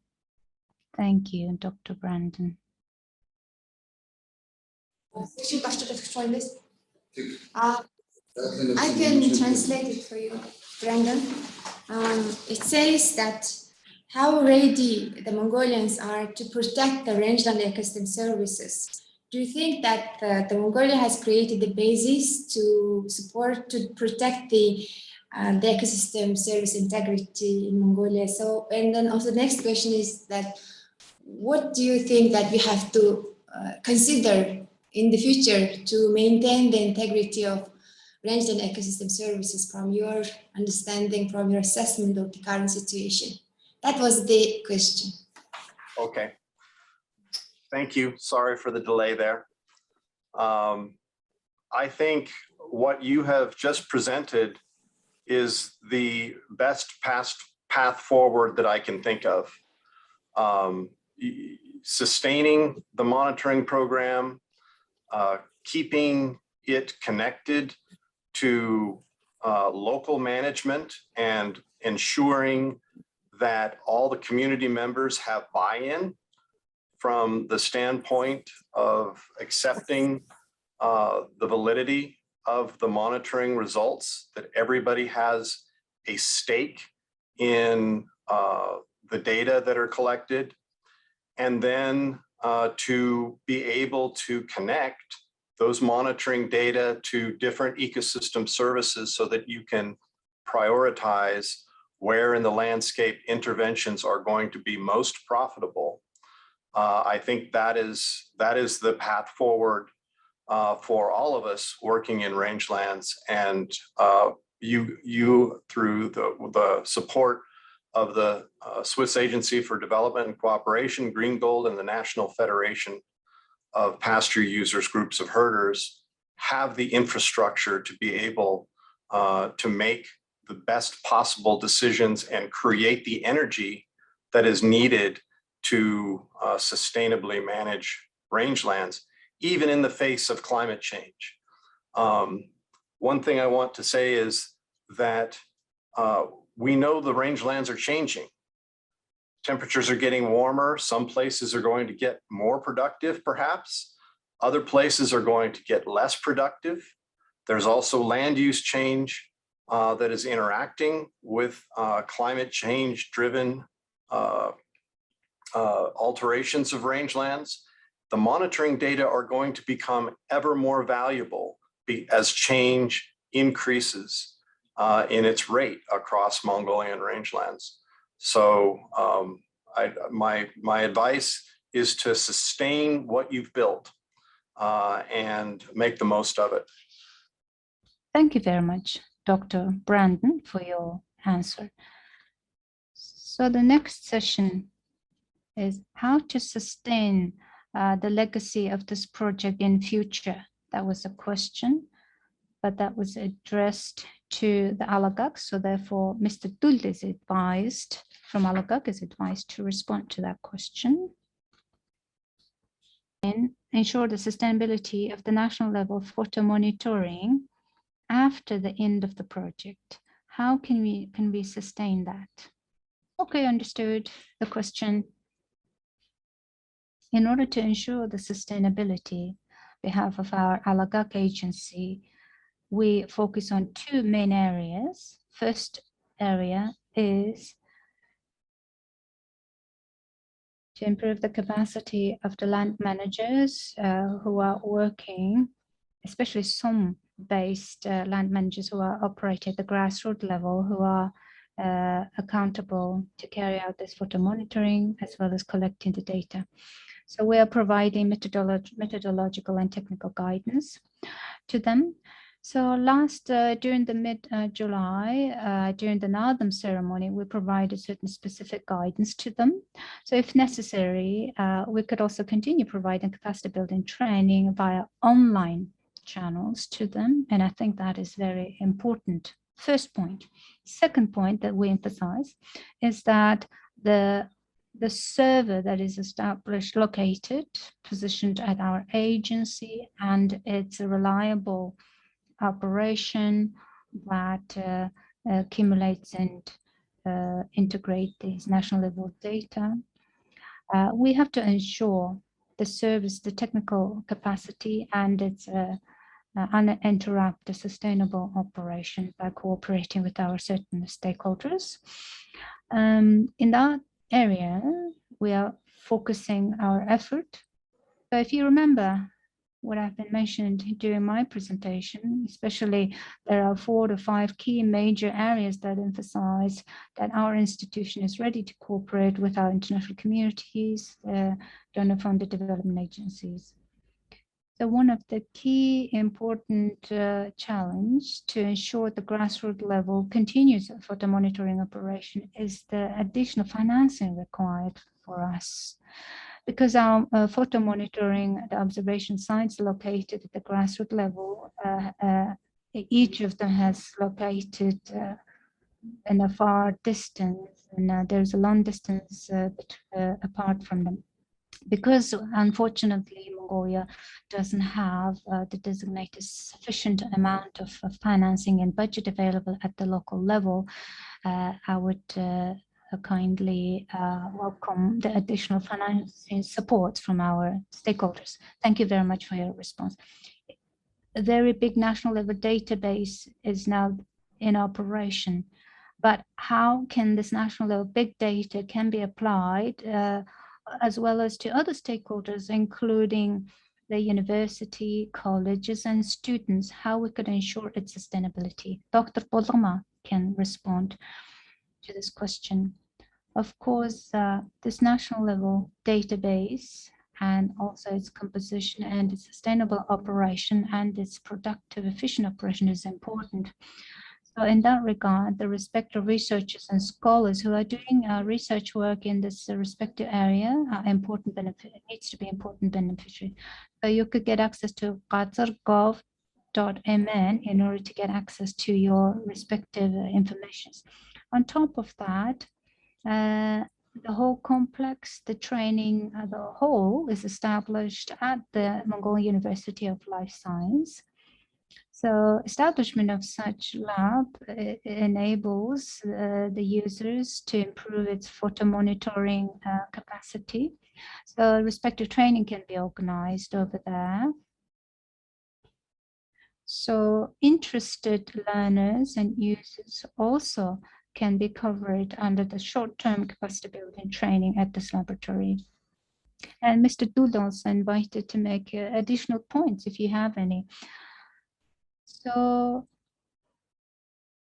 basically the question is about how to disseminate the effective functions of this national level integrated database.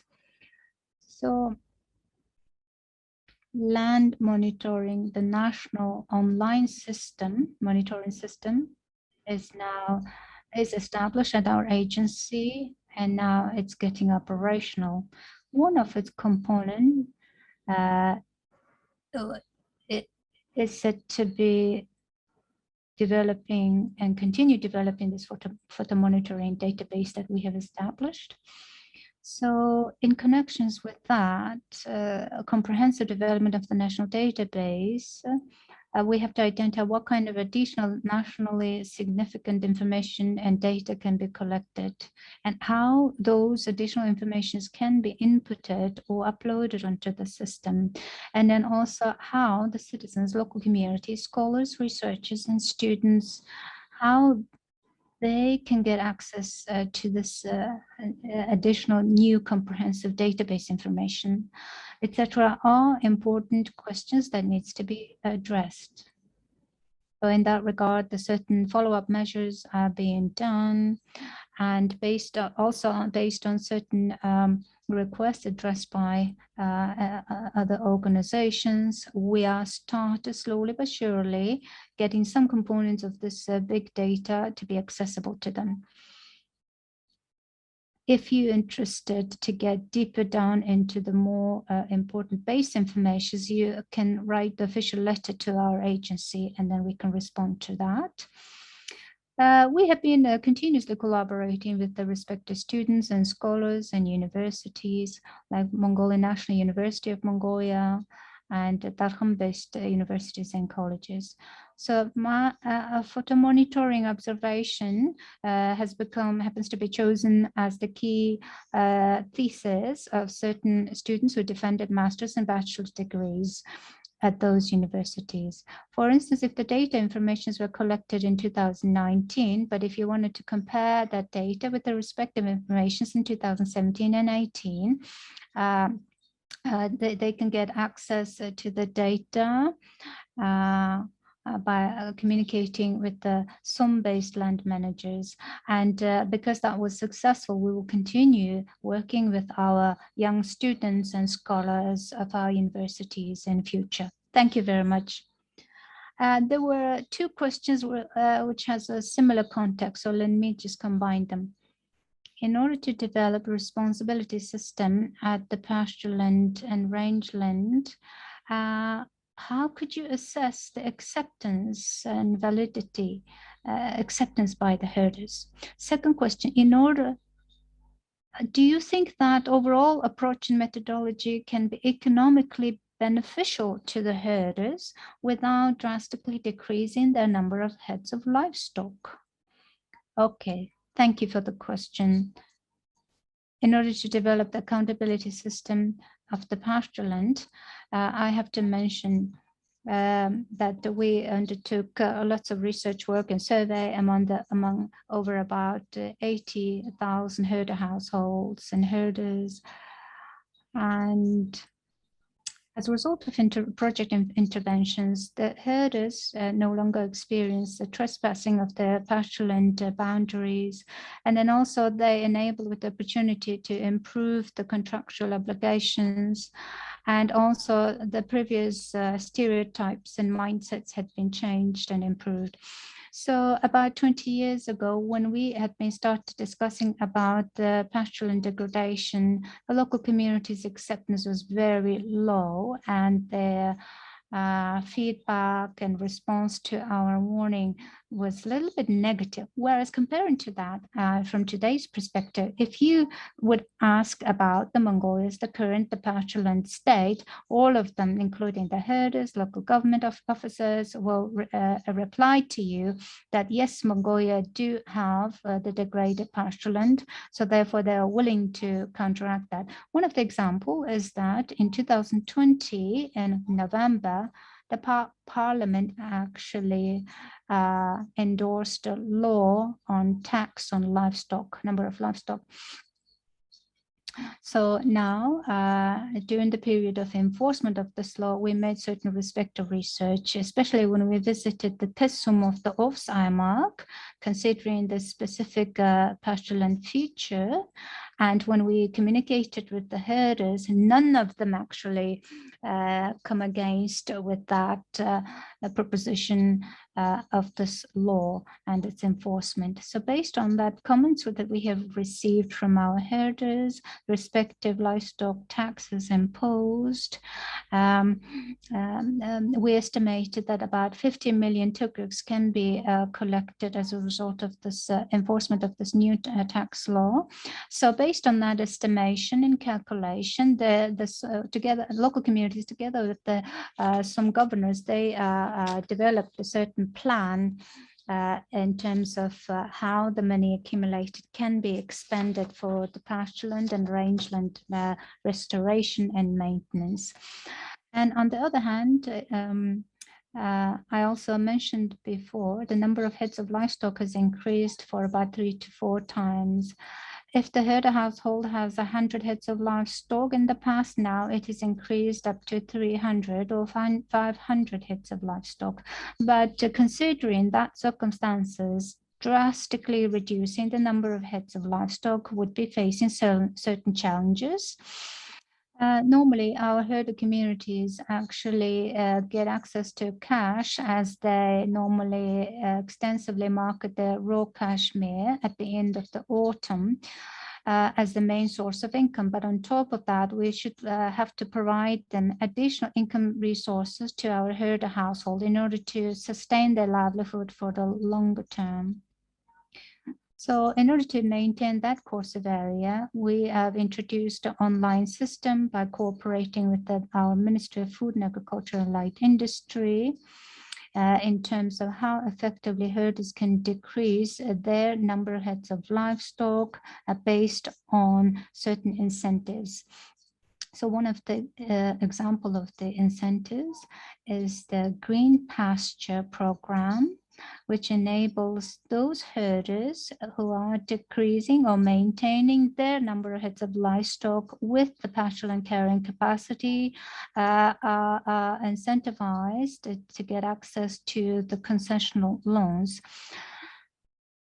So we also made a certain research based on our result of our research work actually implicates that those good herders that maintain the good practices can be provided with access to concessional loans. About 6 years ago, by cooperating with our University of Life Science, we actually tried to identify the proper level of household income and business activity by incorporating our principle of maintaining the number of heads of livestock in conformity with the pastoral and carrying capacity.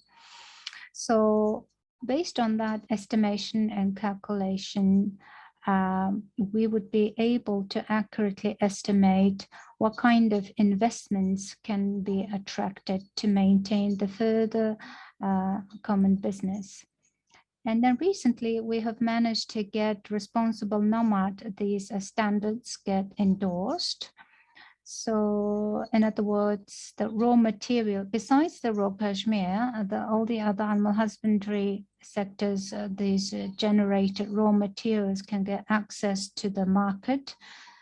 And so in general, as a result of all of these interventions, I think our research outcome implicates that our herders and local communities now has positive reactions to this principle. Thank you very much, Dr. Ingemolen, for giving us very extensive information. So our next question is addressed to Dr. Brandon. In connections to improving the pasture land management, thank you very much for giving us a very good presentation. So the annual precipitation has a high impact to the yield. So therefore, on top of the methodologies that we apply to maintain the pastoral land management, how could you estimate the potential impact of the precipitation?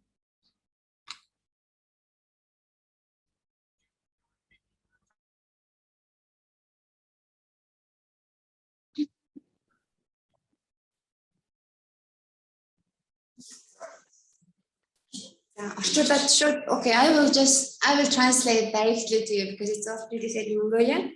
So the question is that, thank you for making very interesting presentation about how to improve the rangeland health. The question is that,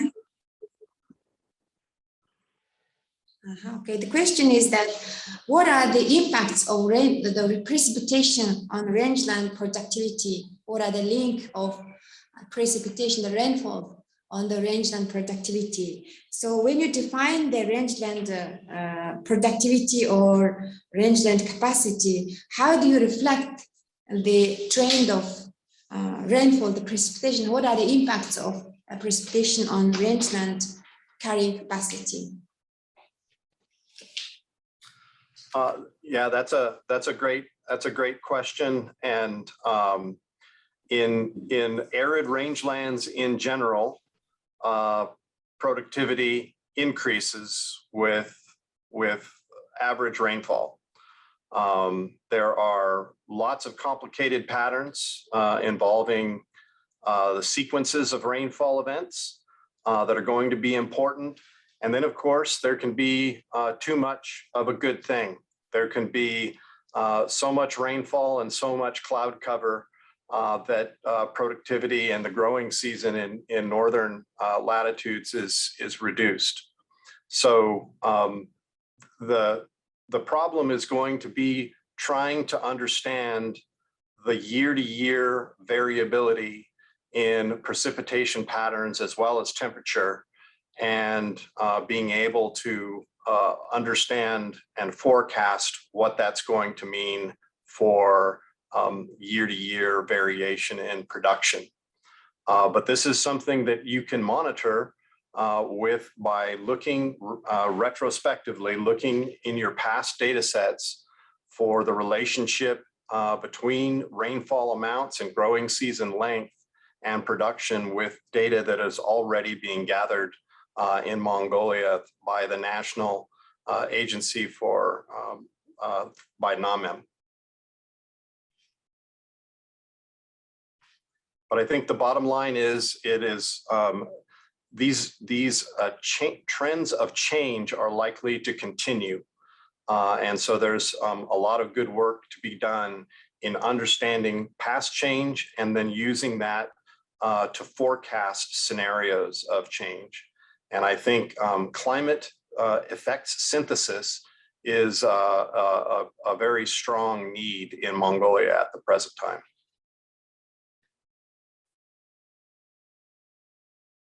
Thank you.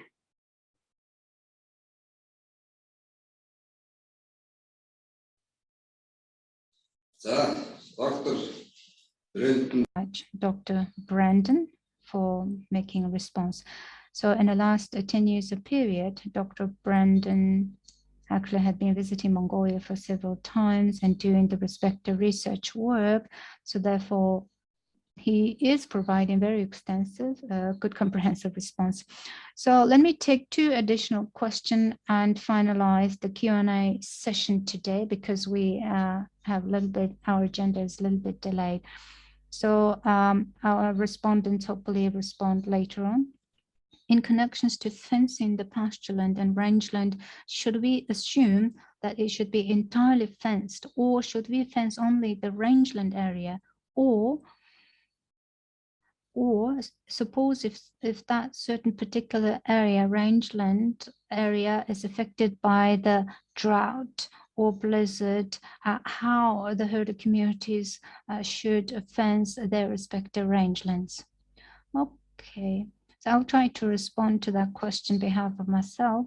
And the issues about fencing the rangeland is normally not excessively recommended, because the herder communities apply the common rangeland. Somewhere around 30 to 50 herder households actually apply and use the common rangelands among themselves. But in certain circumstances, we recommend fencing the rangelands with the size of 100 meters by 100 meters, in case, especially if the certain particular rangeland had been heavily degraded. But in order to identify and analyze how it can be restored after fencing that particular degraded pasture for a certain period of time. But in order to improve the rangeland productivity, and also in order to get better yield with certain facilitation work, we don't normally recommend fencing the rangeland. But natural rangeland is actually common rangeland, and herder communities has a right and access to this common rangeland. So therefore, in order to diminish certain disputes, we are recommending to apply the pasture users agreement. Last question. during the time of droughts and blizzards, how the rangeland user agreement can effectively contribute to those herder local communities who have to travel and migrate for long distance. So I'll try to respond. Of course, today we address many challenging issues that are facing the rangeland and rangeland management. Within that context, if we would manage to increase the accountability and responsibility of the stakeholders, we could improve the circumstances. So the main methodology to improve the rangeland management is indeed the establishment of rangeland user agreement, which can be established among the herd communities who apply the common rangeland, and as well as the local government. And main important issue that can be reflected in the agreement is that how they could rotate on seasonal basis, and what are the time frame of that member of this rangeland user agreements in terms of rotating and resting these given pastures. So after implementing and enforcing that contract, at the end, the contractual performance needs to be analyzed by the members of this agreement. Now, if certain provisions of this contract were not enforced and implemented, then the stakeholders need to come up with a solution in terms of how they could resolve that in future. I think that methodology of establishment of the rangeland user agreement is something that is highly recommended as a potential good solution. On the other hand, pasture users agreement also ensures and validates the customary rights of herders to use, apply, and share the common pasture land and rangeland, especially under the circumstances of the extensive exploitation and mining operation. The future of herders, local communities, and the traditional nomadic animal husbandry and its fate, etc., are well maintained and ensured by this validity of this contract. There were also we never touched the issues related to potential privatization of our common rangelands in Mongolia. We never addressed that issue. So privatization and also owning, privately owning the common rangeland is not allowed, as it is well reflected and defined in our constitutional law of Mongolia.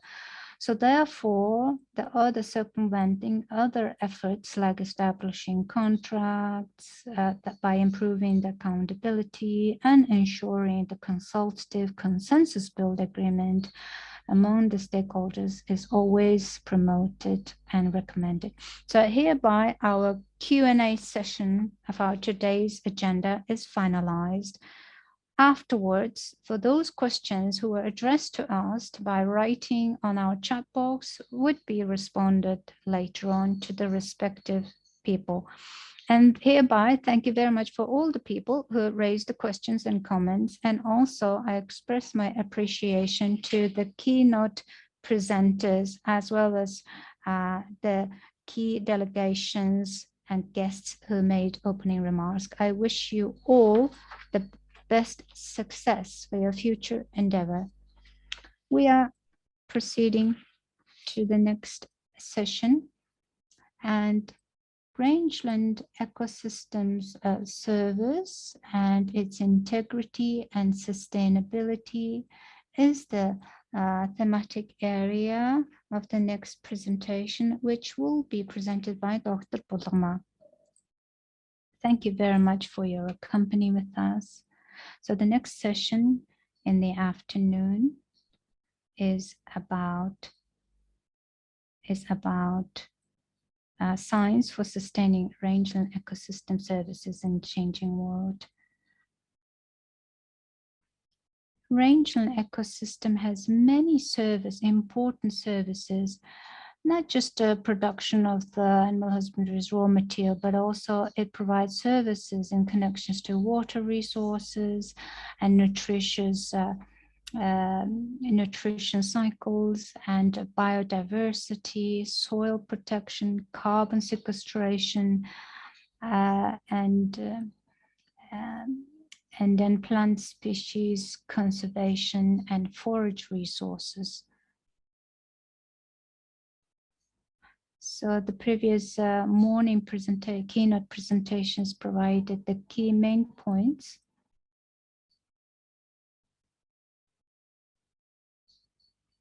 So rangeland ecosystem service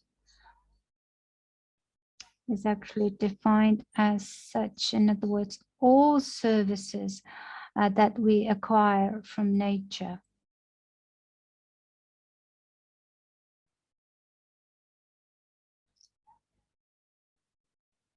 In order to ensure the natural ecosystems, the continuous and sustainable operation, it depends on the green coverage. Basically, it means the rangeland.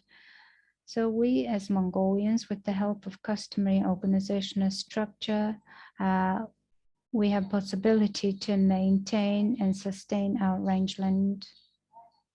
So depending on the ecosystem services, different kinds of various kinds of ecosystem services normally gets divided into major 3 or 4 areas, including the provisioning service and regulating service, cultural services, and supporting services. So with the help of effective and proper use of rangelands, the degraded pastureland can be restored. As a result of that, we could ensure integrity of the rangeland ecosystem services, ecosystem state and its integrity. So in order to maintain the rangeland, our herder communities are providing contribution by increasing their accountability. So the key milestones recorded at the SOM and herder group level, at the grassroots level, will be introduced. And first section would be about the ecosystem services as the first category about provisioning services.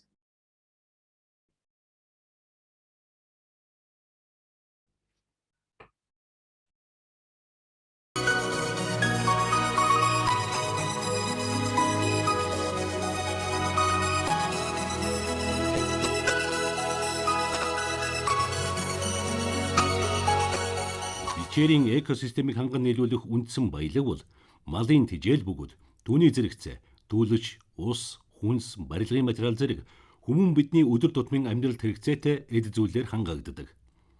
Ханган нийлүүлэх үйлчилгээг нь ихэвчлэн шууд ашиглах боломжтой бит зүйл байх учраас үнэлэгддэг. Ханган нийлүүлэх үйлчилгээ богино хугацаанд хэтрүүлэн ашигладагаас үйлчилгээ алдагдах эрсдэлтэй. Тиймээс экосистемийн бусад үйлчилгээний нэгдмэл байдлыг хангах нь чухал юм. Хадлангийн талбайн гарц, ургацыг нэмэгдүүлэх зорилгоор малчдын хадлангийн талбайгаа бууцаар бордох, ногоон дамжлага бэлчээрийг бий болгох, мөн уляасны навч, халгаа, луйл зэрэг орон нутгийн олдот сайтай материал ашиглан дарш бэлтгэх, ногоон тижэл тариалах тал дээр илүү анхаардаг боллоо. Байгалийн бэлчээрийг сайжруулах болон ногоон тижэл тариалах замаар ногоон дамжлага хэмээх нөөц бэлчээртэй болсноор намар бяруу төлөг тижээх, хавар ядарсан мал тэнхрүүлэх зорилгоор ашиглах нөөц бэлчээрийг бий болгож байна. Архангай аймгийн Их Тамир сумын их хүжирт Хүнүү голын хэсгийн малчид байгалийн болон тармил бэлчээрэлд суурилсан ногоон дамжлагын нөөц бэлчээрээс гадна ногоон тижэл тариалдаж түүнийгэн олдоц ихтэй халгаатай холин дарш бэлтгэх талаар дадлагжин бусад зэрэгэлдэх баг сумын малчдад үзүүлэх сургалт хийх төвшөнд чадвартсан байна. 2007 онд ногоон алцлын хүрээнд хэсгийн зохион байгуулалтанд орсон байгаа. Хэсгийн зохион байгуулалтанд орсноор малчтайгаа хамтарч бэлчээрээ хамгаалах ажил хийсэн байгаа. Манай хэсэг дээр бол ер нь бэлчээр маш их даацсан хэтэрсэн байгаа. Тэрнээс ер нь гарахын тулд 2006 оноос сумын засаг дарга, багийн засаг даргатайгаа хамтарсан гурвалсан гэрээ хийсэн байгаа. Гэрээнийхээ хүрээнд болохоор бид нэр ажиллаж байгаа хэрэгжилтийг яханд болох ажиллаж байгаа. Үүний тулд бид нар болохоор өдөө аж ахуйн сургууль ногоолтой хамтраад халгай болон луйлаар дарш бэлтгэж хавар муу маланда өөх мөн энэ ногоон тижээлээ намрын навчтай хойлоод агсармал тижээл дарш бэлтгэж малдаа өгдөг байгаа. Чанаржуулж малаа ногоон тижээл бэлтгэх нь болохоор энэ халгаа шарилж луйл ногоон урамгал зэргийг ашиглаж даршилсан тижээл бэлтгэдэг. Энэ нь бол одоо яг дангаар нь одоо өвс тоосоо одоо шууд тавьж өгснөөс ингээд даршилсан тижээлээр тижээх нь бол малыг тижээл авах чадварыг бол одоо хэдэн 10 дахин нэмэгдүүлдэг юм сайн талтай. Тижээлэнд бол халгаа, луйл, ногоон тижээл, тэгээ мөн хэвэг, давс эрдэс, шар сүйд зэргийг хольж ингээд даршилж бэлтгэдэг.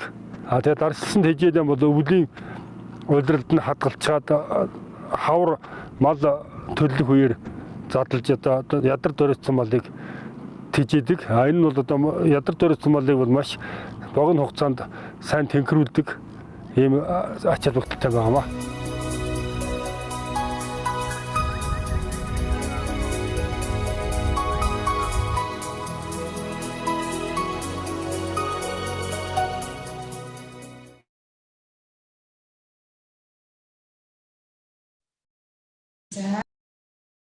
Thank you very much.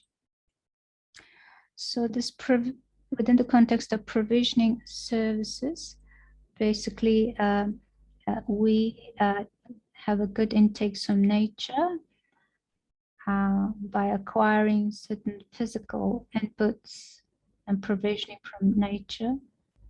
Therefore, the people have effectively valued them. But unfortunately, we also identified the risk of excessive usage of these natural resources.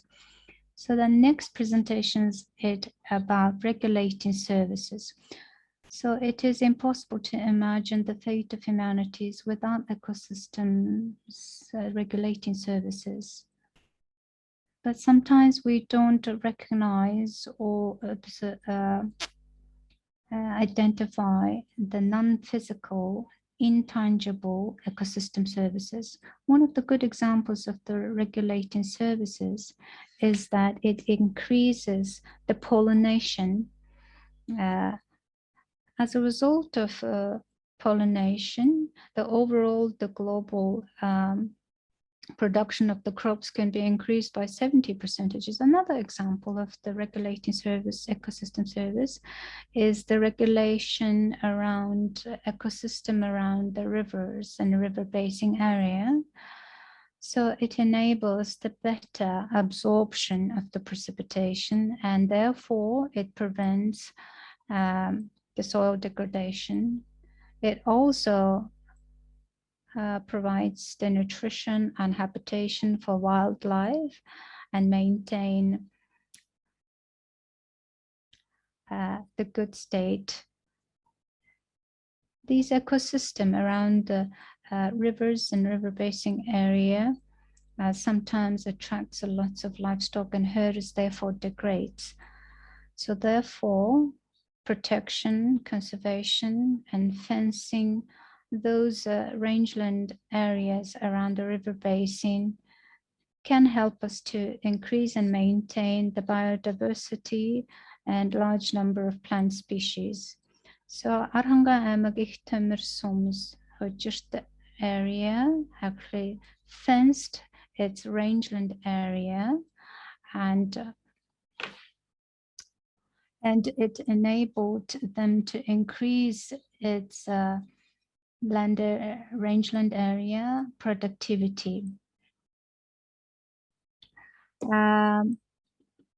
Perennials, percentage of the perennials actually increased by 15 to 18%, and also number of edible plant species has increased by 7%. A small project to maintain the ecoregions around the river basin area also started to get implemented over here.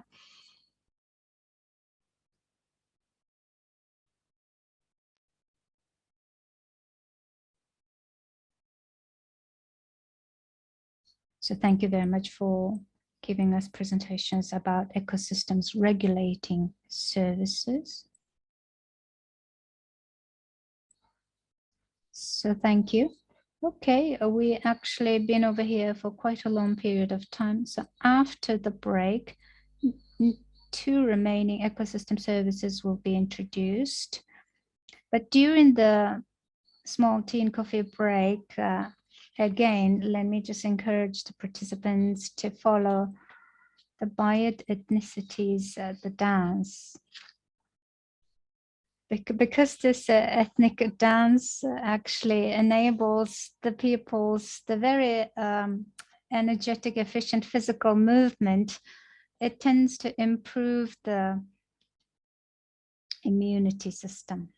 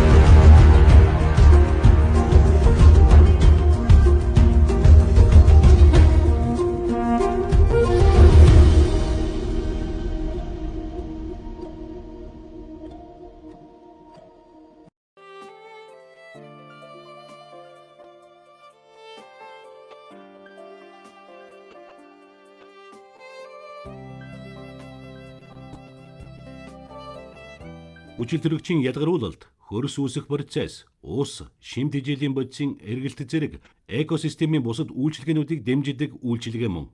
Байгаль дахь энерги бодисын эргэлтийн гол суурь бол ногоон ургамал.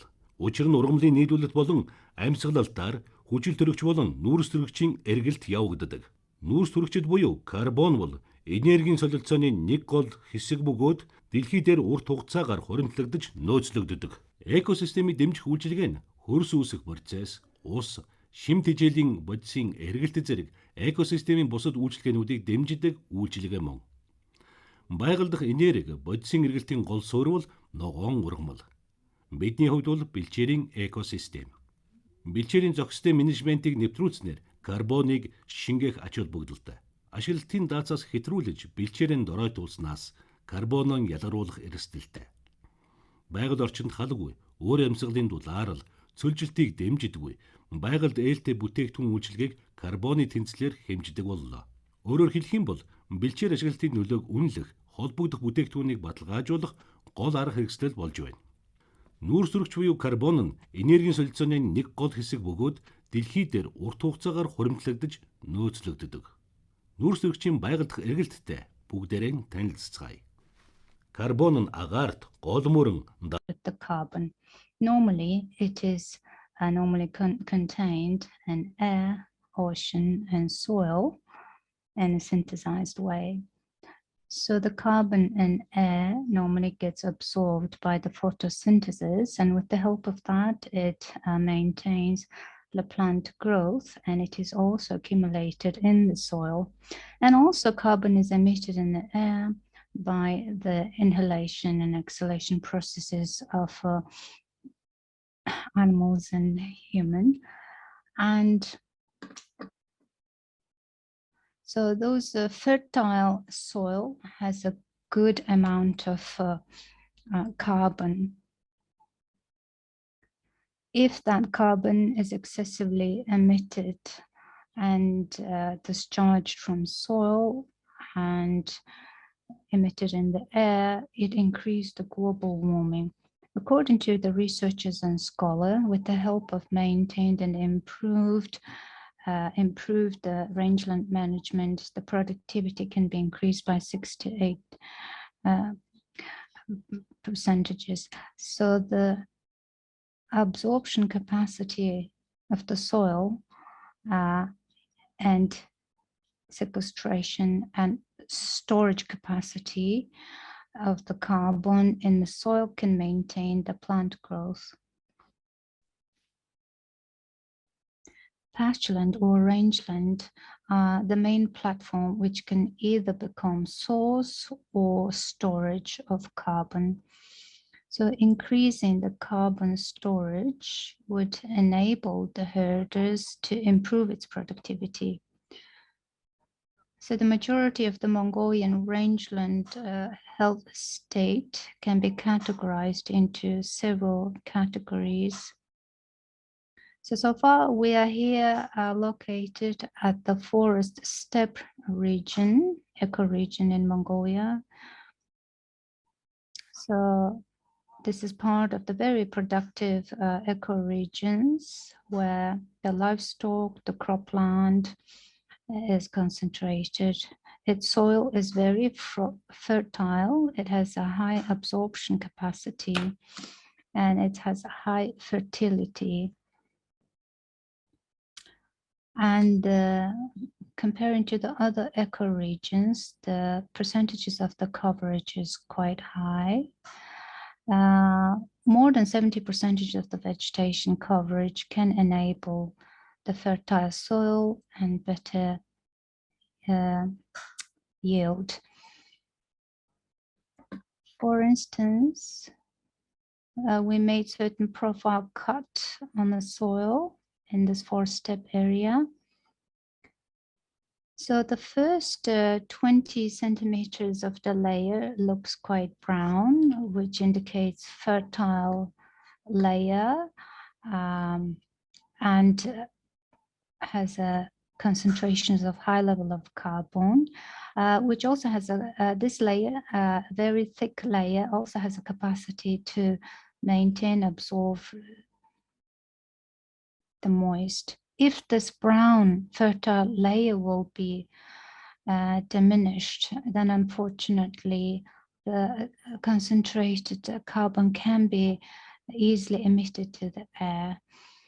And there is also the soil, normally get categorized according to its color at the international level. So the soil color itself implicates various different kinds of characteristics. If it is a light color, the fertility is getting lower, whereas if its color gets more brown or brownish, then it implicates the good fertility. So we have to maintain the good pastureland management, rangeland management. As a result of that, we could maintain the good storage of carbon, and furthermore, we could absorb more carbon. For instance, since 2016, we undertaken certain photo monitoring research analysis together with the SDC's, the Green Gold Animal Health Project, and Alagak, Agency of Mongolia, and Mongolian Rangeland Federation. As a result of the research outcome, 46% of the rangeland are identified with the good soil, whereas the 20% of the rangeland soil managed to get improved. So as a result of that, restored 20 million hectares of rangeland, it implicates that we are now capable to absorb 400 tons of carbon. On contrary, about 20 million hectares of rangeland identified as degraded, which rushes us to effectively protect and maintain them. But if we would not get a good grip on that, we have a danger to emit 200 tons of carbon to the air from the rangeland.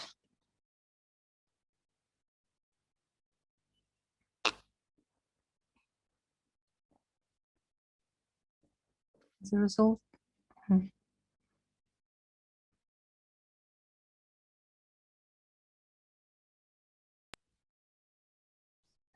okay, so responsible regulation, responsible usage has definitely touched the issue, important issue of carbon sequestration and carbon storage.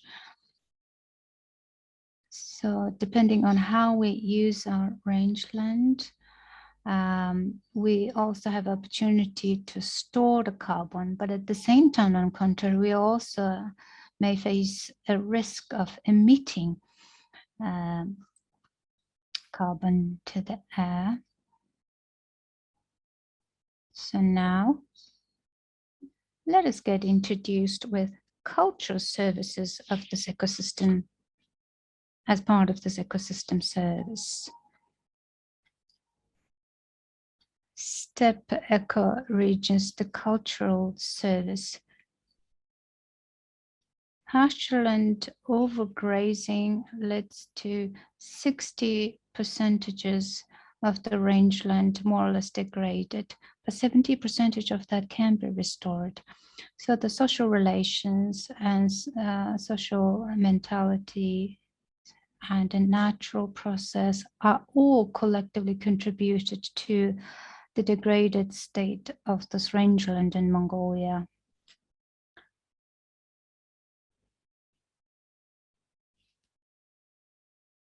So this wide scope of territory in this Eurasia, especially the one of the well-maintained intact pastureland in this area located in Mongolia. But unfortunately, 60% of Mongolian overall rangeland is more or less degraded. If that rangeland state will continue further, 1/3 of this rangeland, the territory of Mongolia, might become a habitat in future where people cannot live. So in the circumstances, how the painters, artists, performers can contribute to that. If we would not correct the situation, livelihood will be facing certain difficulties. So the cultural and heritages would simply become a museum. So one of the Mongolian famous poets actually composed very good literatures that emphasizes the importance of this natural heritage and cultural heritage, how we could maintain that in future. If we cannot maintain our rangeland and territory, then we would face the circumstance that we don't have a natural eco meat and dairy products, and what would foreign tourists could see in Mongolia in the future. These are the important challenging issues. So the interrelations between the humanities and nature. And without nature is important, and without nature and without such interrelations, there would be no existence of livelihood. Sometimes people just ignore the livestock. But on the other hand, if they will carefully look at the realistic phenomenon. They consume meat, dairy, and also materials that are generated from the livestock. Some of this discussion might be not an interesting subject for certain people, but it is the more essence of livelihood. Basically, nomadic livelihood is one of the entrepreneurial source of livelihood. So as a result of over thousands of years of nomadic livestock herding practices and livelihood up until today, this emphasized have become the essence of our existence and special identity. So rangeland and rangeland-based nomadic livestock herding practices enables these livestock, grazing livestock choice after the best nutritious plant on a selective basis, and therefore its meat and dairy products is considered one of the best nutritious product food provisioning. If we could manage to further develop that food provision generated from our traditional nomadic livestock herding practices, it could become one of the most valuable provisioning and food products in the world. And also special intelligence generated within the circumstances of the traditional nomadic herding culture and livelihood, as well as these cultural and performance have become a very specific identity of Mongolia that introduces Mongolia to the world. This unique culture enables all the possible dimensions of our national identity. We produce our cultural products and performances based on our culture, and we use a lot of traditional musical instruments, which includes various different kinds of musical instruments which apply natural products and also materials generated from livestock and animal husbandry practices. When I use these kind of special musical instruments, when we compose our songs and musics, it somehow implicates the natural phenomenon, including wind, water, and nature. So our Mongolians, this traditional way of life is actually nomadic livestock herding practices. So within the context of the musical performances, you can hear a lot of musics which implicated this wide open steppe of Mongolia and pristine nature and landscape. So therefore, it somehow facilitated the composer to compose the music in a very good melodies. So of course, Mongolia has experienced very difficult historical certain obstacles, but on the other hand, having the national identity, having national own independent country, and having its own sovereignty and having its own power, decision-making power, and is indeed the important factors that contributes to the necessity to conserve our culture. So it is important to incorporate both tangible and intangible cultural inheritance and resources. And if we could further, if our youth and young people can further develop this traditional these cultures in combination with the modern types of solutions and formalities, also can evolve it. At the same time, it becomes part of our responsibility to inherit this developed culture to our future generation.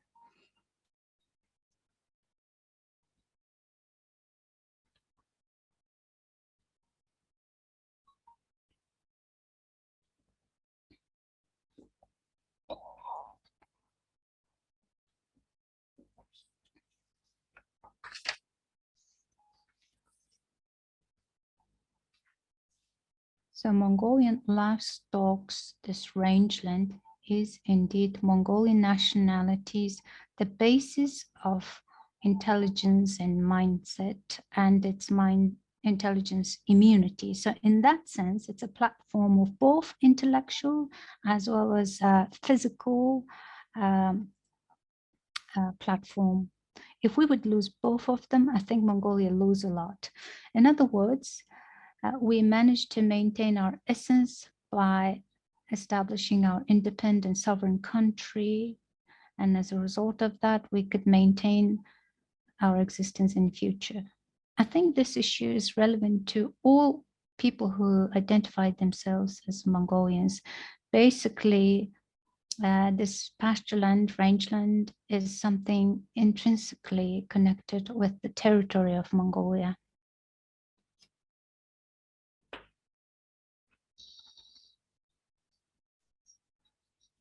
Thank you very much. So the rangeland and rangeland ecosystem and ecosystem services actually identified in terms of how we identify them and understand them. So stakeholders' participation and their contribution to the integrity of the rangeland ecosystem are important. So certain ecosystem services are tangible and physical, and some of them also intangible and cannot be expressed in monetary term. But at the same time, there's a certain risk that we could lose them. On the other hand, integrity of the ecosystem and ecosystem service is to maintain and use our rangeland in a sustainable way. So the reliability and insurance of us, future generations and our people is actually resides in the power of our decision-making power and our ability to maintain the responsible and sustainable nomadic livestock herding based these practices and tradition. Thank you very much for presenting a very interesting and comprehensive presentation. Thank you very much, Dr. Buttelman. Now, hereby, we are actually approaching our lunchtime. Swiss and development corporations actually have been supporting the Mongolian, the cultural heritages. So they also had been supporting Mongolia's, the conservatory, the music. So therefore, the young performance of Mongolian, the musical and dance, the conservatory will be presented. Our lunch will be continued for about 1 year. Right now it's 12 o'clock and 15 minutes. Actually, our lunch will be continued for about 40 minutes. And then you are all invited to come back again. We'll start our session at 13 p.m. Thank you very much. So now the next presentation is about localization of the development of the international standard cooperatives. Will be presented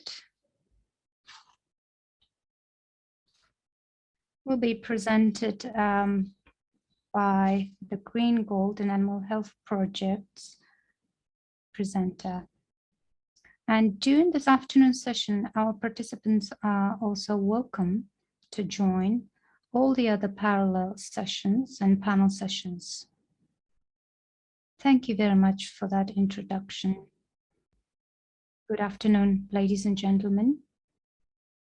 So organizers of the panel sessions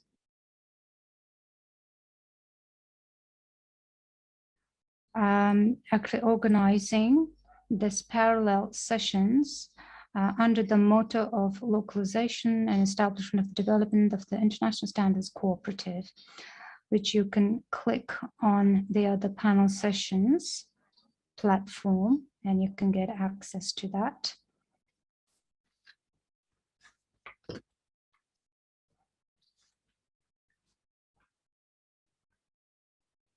So within the context of localization and adaptation of the development of international level standards will be presented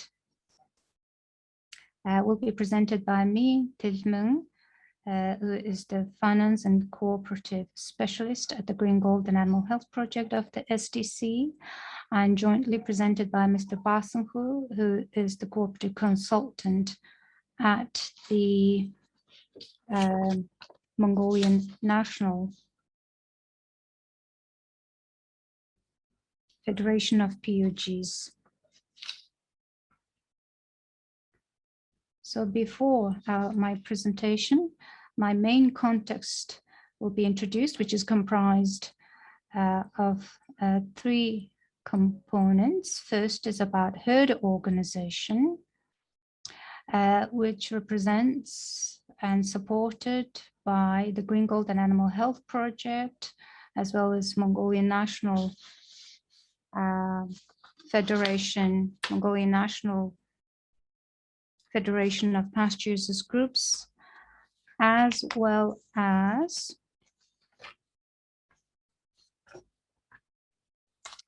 the MOCO. So together with me, Mr. Basunghu, the teacher, as well as the cooperative consultant, will join me to make this presentation. So we have been visiting 18 IMARCs, and we helped 44 saving and credit cooperatives to be established by shifting from the matching fund up to this next level. The Green Gold actually supports the herd organizations, and we help them to resolve certain challenging issues that they face by providing recommendations and guidance. And the project implementation institution is indeed the Mongolian Federation, National Federation of Pasture Users Groups, which includes the following institutions: the non-government organizations, cooperatives, as well as saving and credit cooperatives. In terms of policy level, establishing and strengthening non-government organizations based on the rangeland and grazing practices, improving the quality of the raw materials generated from animal husbandry practices, and also facilitating them to maintain the pasture land management. In terms of financing, we are supporting these 44 credit and saving cooperatives by facilitating the financial transparency. And within the context of marketing, we have supported 70 agricultural cooperatives. So based on these three pillars, we are protecting and ensuring and facilitating the interests of over 1,575 pasture users groups and overall 119 herder NGOs. I'll give you brief information about the herder organization that are supported by the Green Gold and Animal Health Project. Good afternoon, ladies and gentlemen. So herd organizations, the main platform is indeed the assemblages, voluntary assemblages based on their common interests to overcome their challenges based on the three pillars and respective subordinate organizations under those three pillars. There is, of course, includes the non-government organizations as well as marketing institutions, which facilitates the market access and supply of the raw materials, and financing institutions. So without these three pillar organizations, it is impossible to imagine sustainable business development of the local communities. So Mongolian Confederation of Credit Union actually include the membership of 1,575 pasture users groups, which are actually organized under the 169 SOM-based pasture users associations, which are indeed governed by 18 IMOC-based pasture users groups. So as a result of such organizational structure, these institutions sustained its independent activity and sustained their business and livelihood at the grassroots level.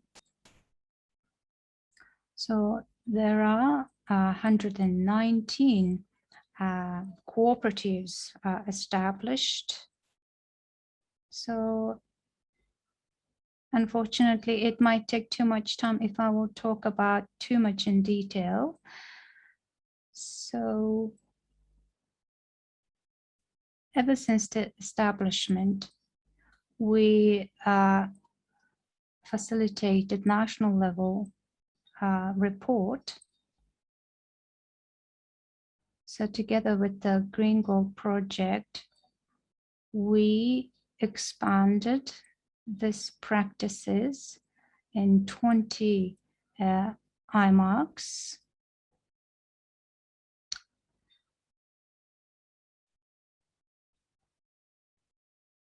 And then this Green Gold project has started cooperating with Mongolian Confederation of the Credit Union starting from 2016.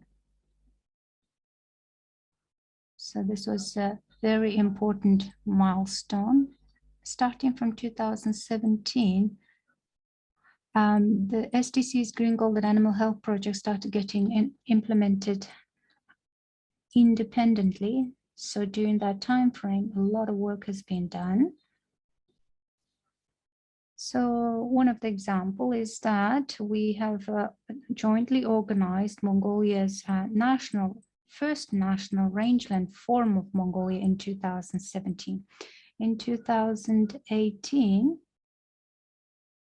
in terms of our association, we have become member of International Land Coalition, which has a subordinate regional offices covering Africa, Asia, Europe, Middle East, North America, Latin America, and Caribbean, 64 countries. So we have become part of that membership, and we have started to implement the European Union finance project called Mongolian Textile Industry Sustainable Production and Eco Marks. Starting from 2019, concessional loan for herders called Green Credit is started to be implemented as a pilot project in cooperations with Hasbank, Commercial Bank, in an area of Hovdamok's Chandaman sub-province. So also in 2019, our association acquired accreditation as an institution that officially provides the professional training. And we organized a local level respective training starting from Hovdamok. So in 2020 or last year, we have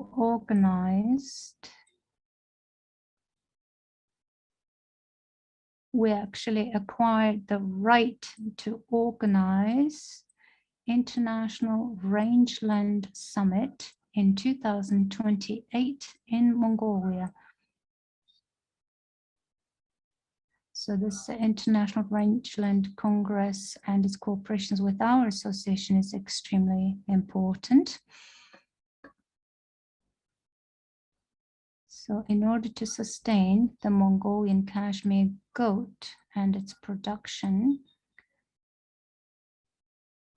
geographical indication of the Mongolian black goat sustainable Kashmir is the certificate is acquired and it is registered at the State Intellectual Property Organization.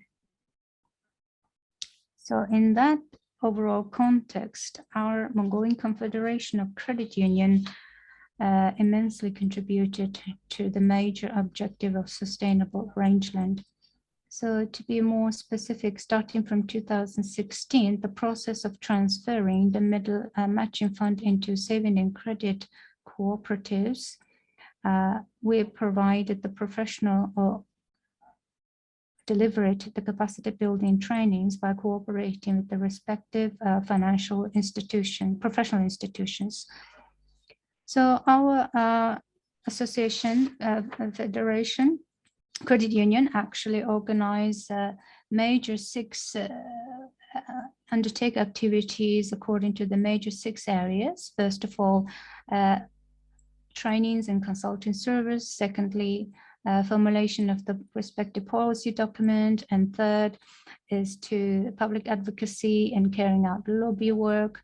And fourth is the research and analysis and implementation of the certain pilot projects. And fifth, national, local, and regional level think tank.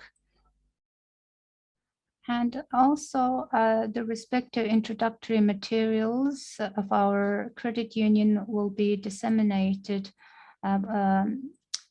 through the uploads onto our websites of our association, as well as websites of the Green Gold and Animal Health Project and respective institution.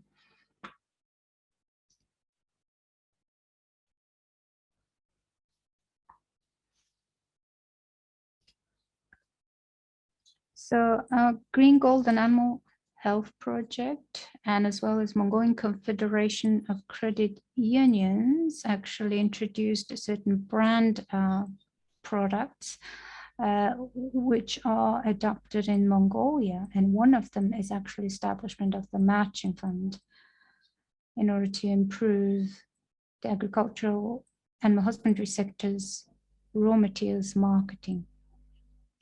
Before we talk about our history, we definitely have to mention about the establishment of the matching fund. So at the time when this Green Gold project has started around 2005, after a series of drought and natural disasters, herders actually raised the issue about necessity to establish some kind of matching fund in order to sustain their livelihood, supplying their provision, to open up the road that is covered by the snow and blocked, etc. So therefore, based on that justification and initiatives, herder communities started saving their certain joint funding. And based on that initiatives and grassroots movement, this matching funds were established. Eventually, it covered all rest of the 17 IMARCs so far. 18 IMARCs, 119 SOMs are covered, where this operation of the matching funds is being streamlined. As it gets enlarged, in order to improve the monitoring and oversight, we have started introducing online systems.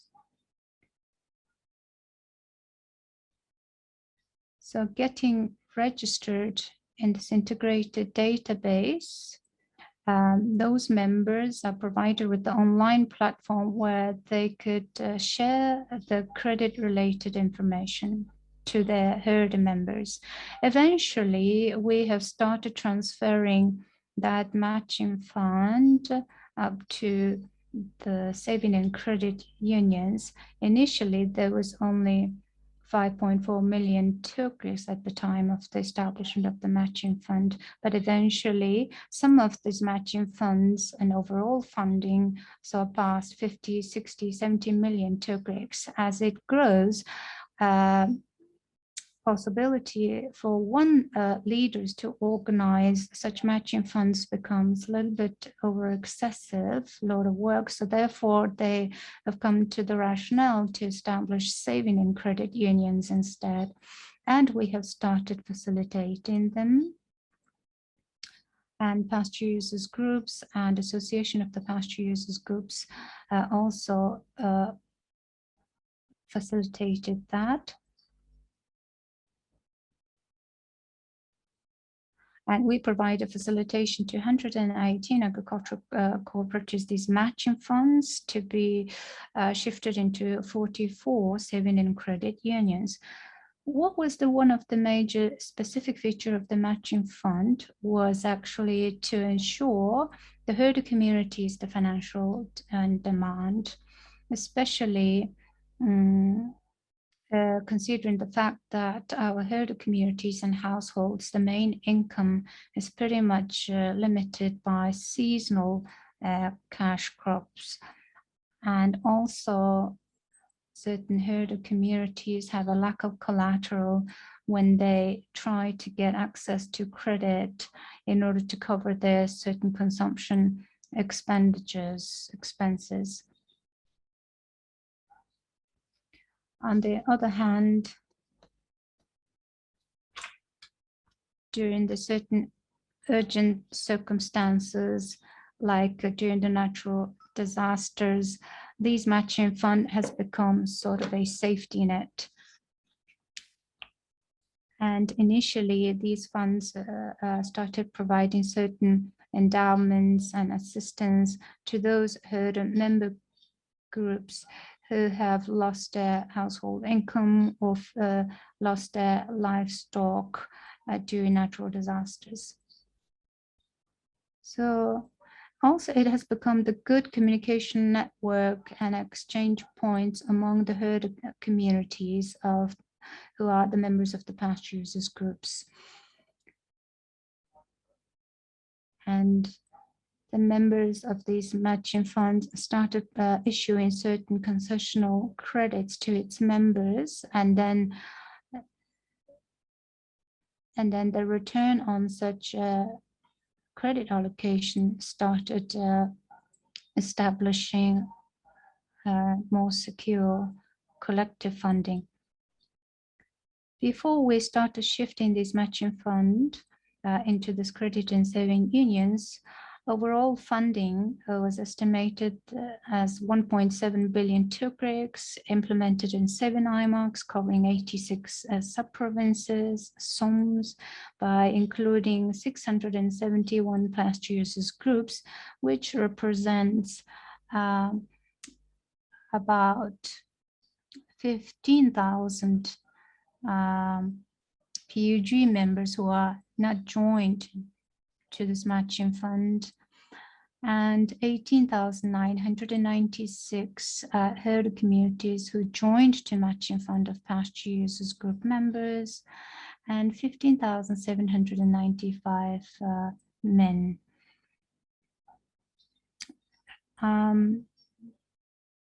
If I could conclude and assess this matching fund with following key conclusions, we could say we ensured collective and accessible management, and then also those distanced herders with a limited economic capacity are provided with access to financial services, and also we increased the membership of herders. And then also this matching fund actually started supporting the rangeland collective management in connections to pasture users groups. Administrative cost is reduced based on such trust establishment. They started monitoring themselves. Their knowledge about finance has expanded, and registration and accountant processes have become easy and comprehensible, and also service has become quite well maintained.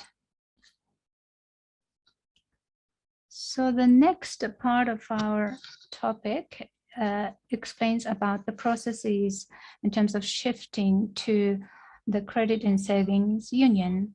So as a result of the progress, development of matching fund as they accumulated the wealth and capital, and when they started issuing concessional loans, and in return as they increased their revenues and incomes, eventually it also led to the challenge where few leaders' capacity to manage these expanded operation has become limited.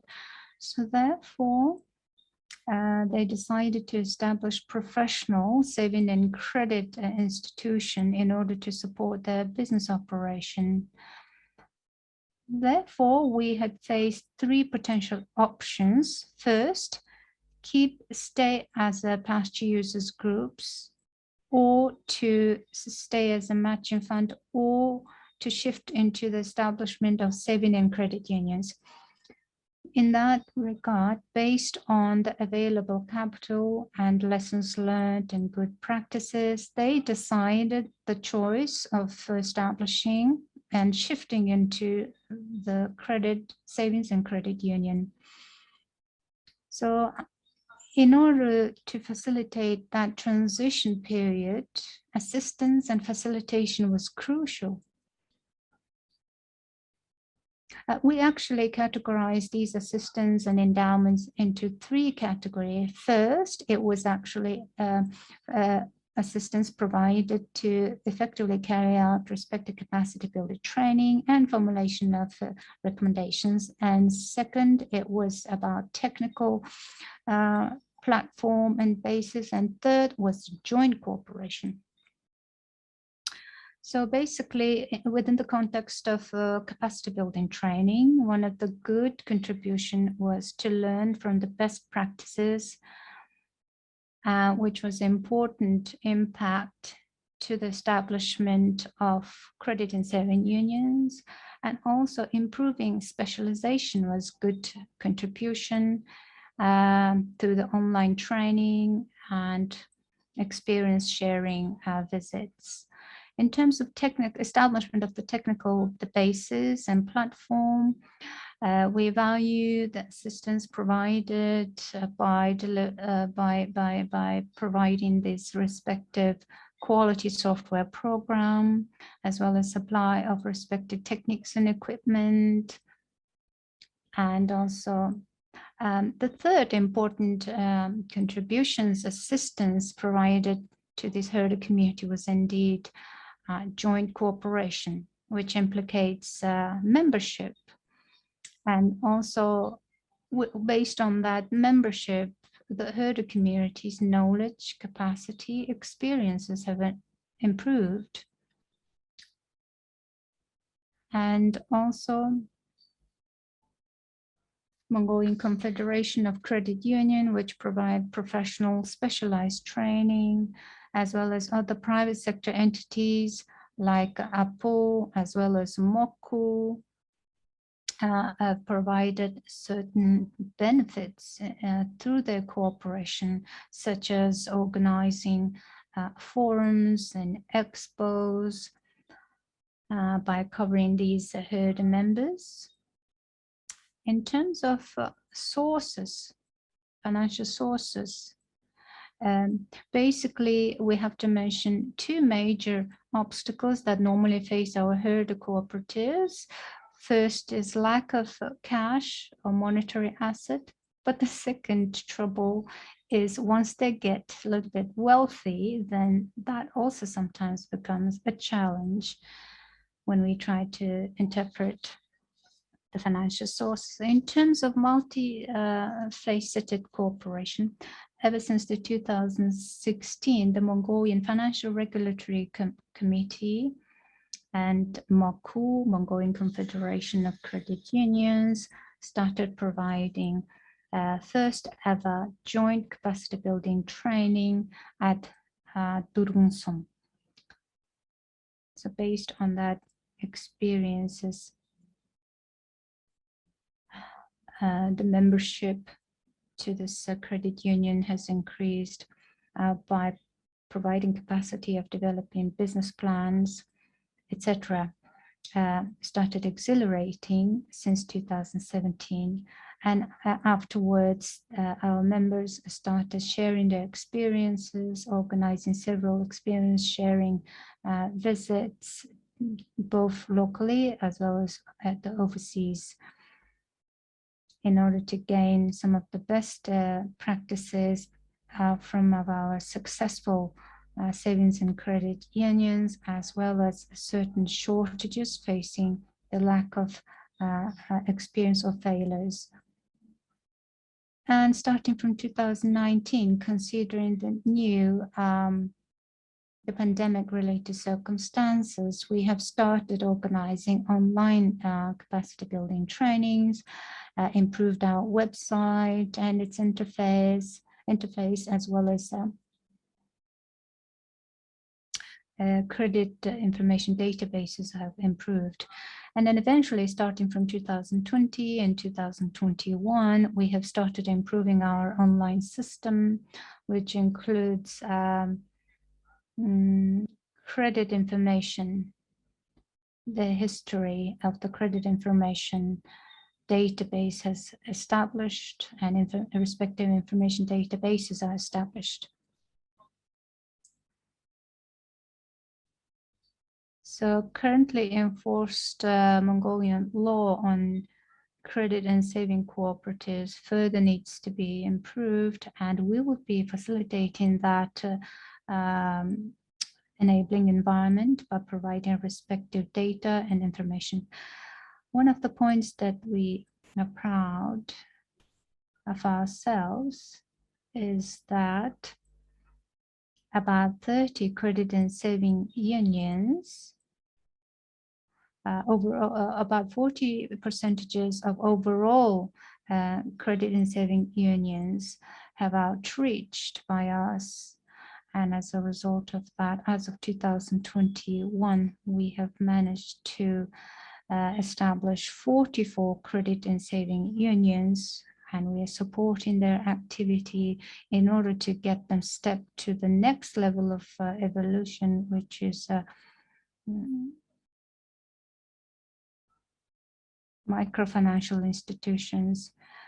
So basically, we managed to cover 10 IMARCs and establish 44 credit and saving unions, by which has over about 7,770 members.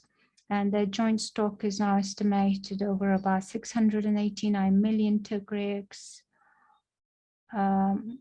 whereas the overall, the capital is estimated by 6.1 billion tugriks. So if we would look at the major milestones, we can underline that we have achieved to support the herders who now have savings. The major important factor is the development of the herders who has a good saving amount. And as a result of that, these herders actually contributes to the overall, the revenue generation and increasing those local level overall incomes and revenue generation. And another milestone that we can underline is access to financial services increased. And financial capacity is about financial knowledge, financial skill, as well as the mindset. These are well maintained. So when we discuss about local development, it is inevitable to discuss about agricultural cooperatives, savings and credit unions, and of course their membership and their overall contribution to the local economic development. So overall achievements of matching fund and credit and saving accounts can be concluded by having such following categorization, including joint cooperation, In other words, these saving and credit unions and matching funds have become the good communication networks among pasture users groups, and they operate and strengthen their operation. And secondly, financial education. As a result of transforming into professional financial institutions, we actually managed to disseminate and advocate the public financial knowledge at the local level. And the third milestone is about the governance. By improving the governance capacity of the small funds, the credit, as well as legislative, thus legal relations among citizens, etc. And if we would further summarize the benefits, we could say that the Green Gold Animal Health Project actually provided a substantial contribution to the local development and strengthened the herder institutions in the last 17 years period. And then also this project strengthened the joint cooperation of the herders, and then also they facilitated very powerful financial independence of them, and then also they achieved a substantial milestone by implementing certain solutions to resolve challenges facing the herder communities based on multi-stakeholder cooperation. So as a brief summary, we can assess that these herder institutions have evolved based on their current financial independence and their capacity. Thank you very much for your attention. If every single Mongolians would have substantial amount of savings amount, and they could contribute to the overall objective of national savings and capital accumulation. So based on that milestones and achievements, we are quite confident that we could have a further progress and development in near future. Thank you very much.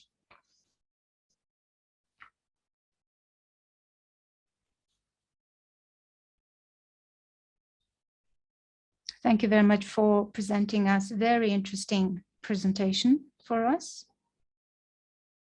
So according to our agenda, the 4th National Rangeland Forum of Mongolia is being successfully organized.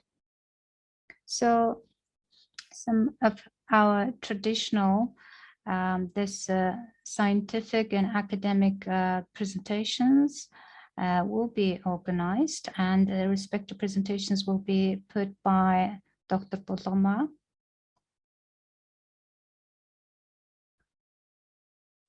So this time actually we welcomed the researchers and students, the research works that had been done in 2000 and 2021. So if you if you're interested to know detailed research outcomes, please visit this platform of our virtual conference, especially these billboard presentation hall. So the competition was organized under the motto of identification of the rangeland plants, and we asked whether you can identify particular plants. So this was a research competition organized among the herders and students and youth. So the presenters will present each of their presentation, respect the questions that you would like to address to these presenters. You are welcome to write it on the chat box, and then afterwards we could outreach you by providing respective responses. So first and foremost, in connections to the rangeland restoration, especially the natural restoration, can be done if we could rotate rest rangeland, then we could have many, we can refer to many actual realistic achieved cases of restoration. Borma is our first presenter who will give us presentations, who studied about the possibility of restoration of particular type of rangeland and steppe ecoregions.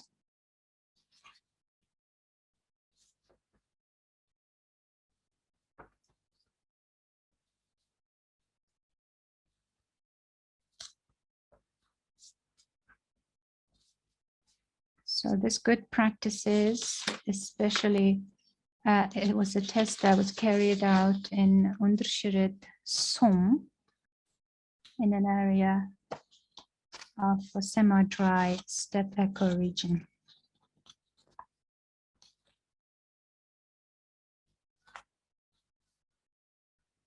Good afternoon. My name is Borma. I work at Mercy Corps International Organization. So I will give you introductions about the research outcome made on the possibility of rangeland restoration in steppe ecoregion area.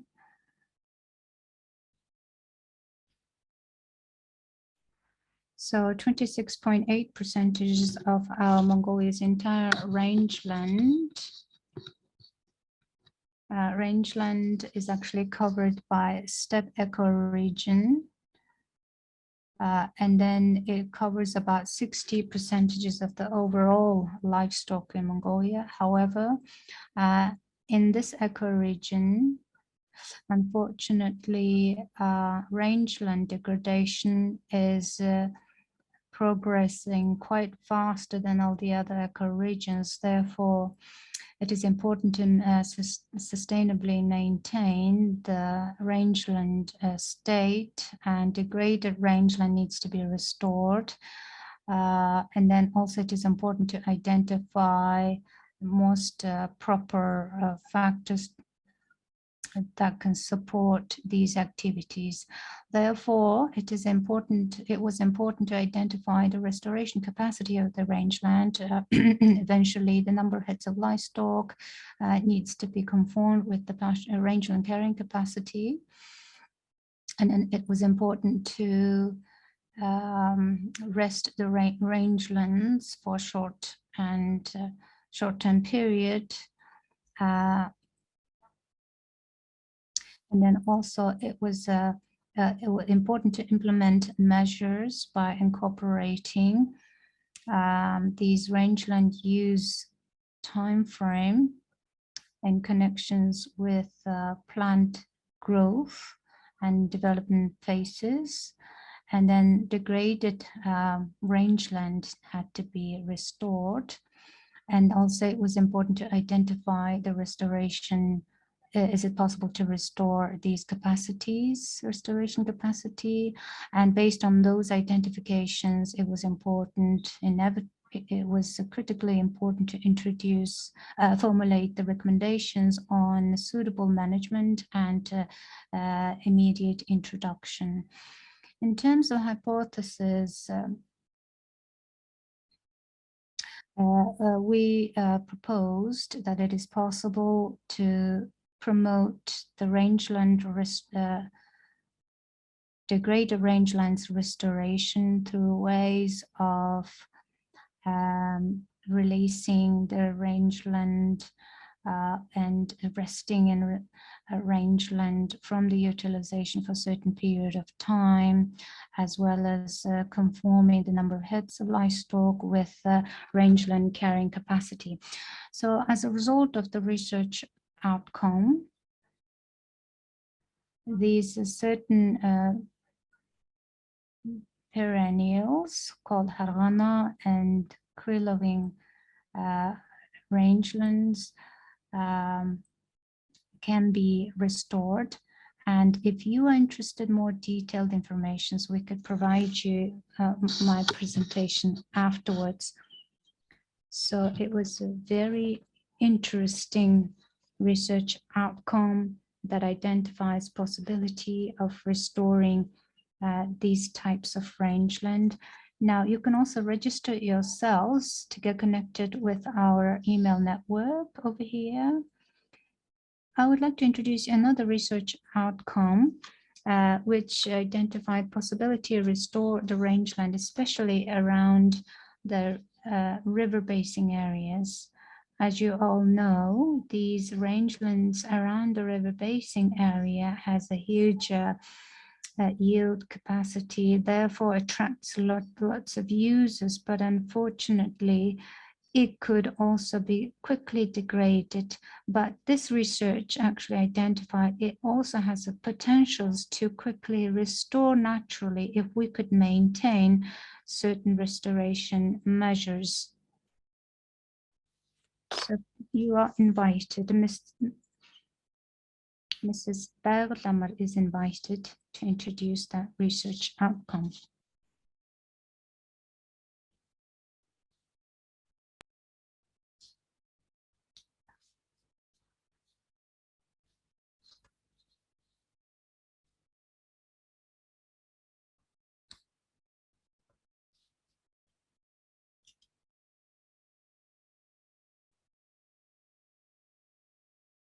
Restoration of the rangeland around the river basin areas.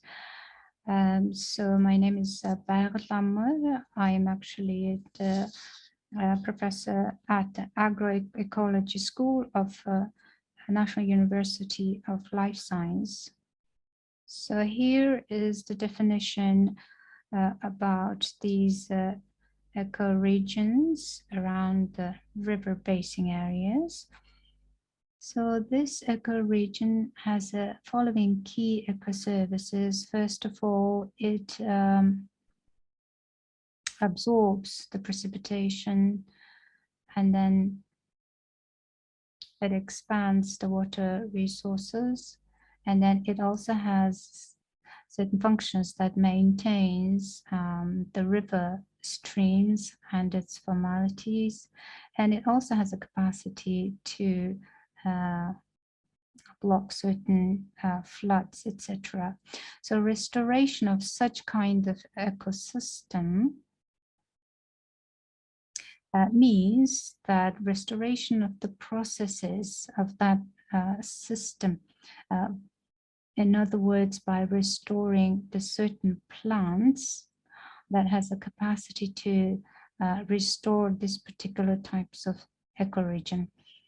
So this pilot project is implemented in Ichtemersum, as you can see in these photos. On the left-hand side, you could see the previous state of degraded rangeland in this area. Many plant species have been degraded, whereas on the right-hand side, you could see the restored state of this particular ecoregion, which has high yield. So not just bushery types of plants have been restored naturally, but we also facilitated this restoration process by building fences. In this case, this natural restoration in this fenced area was much better than not fenced areas, because we, as you can see in this photo, these grasses, annuals actually had been grown much higher, among which you would barely see these perennials or sort of bushery types of plants that also had been grown. You could also see the close detection of how abundant plant species has grown. So in terms of basic results of this research, these bushes and the life cycle of these particular types of plants and bushes that grown in this restored area was about 84.8 to 95.4%. On top of that, if we could refer to the natural restoration of the grasses, 27 types of plant species actually had grown in this rangeland area around rivers and streams. Therefore, based on that, we concluded that if we could support this restoration, this natural process of restoration around this particular types of ecoregion can restore itself quite quickly and effectively. Thank you very much for your attention.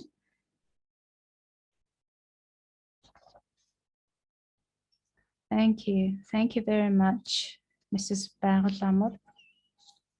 You mentioned about the natural restoration capacity that are expressed in moist and also abundant plant species, etc. So as long as we could facilitate them and provide opportunity. Dr. Arusarang Burunjargal also involved in this research. So there's some kind of strengthening or stabilizing types of plants is the new term that our researchers and scholars have proposed. So these particular types of plants actually helps the soil to stabilize, as we could provide opportunity for the nature to restore itself.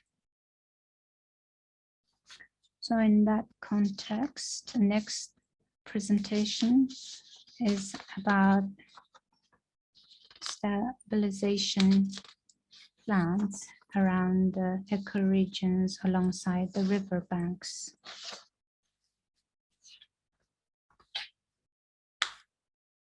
Mrs. Arunsurung. She's from also ecology department of the agroecology school of National University of Life Science. So my name is Arunsurung. My presentation is about stabilization plants along the river basin area. So these plant researchers and scholars mostly pay attention on steppe, the plants that grow in steppe ecoregions, whereas the ecologists, the water-related or hydrology-related ecologists pretty much focused on the types of plants that grow under water surface, whereas these the issues related to paying attention and giving significance on particular types of plants that we call stabilization plants that normally grow around the water and river basin ecoregions tends to get abandoned.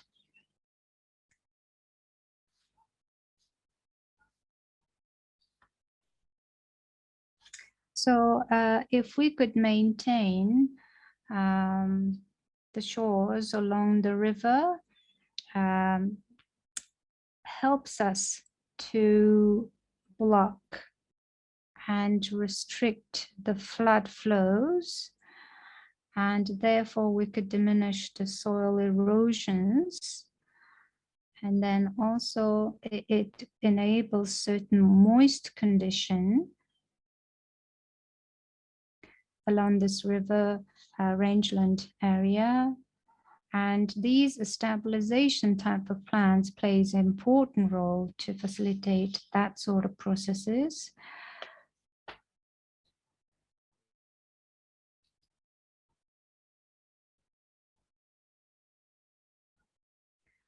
So these stabilization types of plants includes those particular types that normally grow along the river, stream, lakes, and they have a very strong and dense stems underground, and it has a very strong and deep branches. I mean the grass roots. It has a very big and large leaves.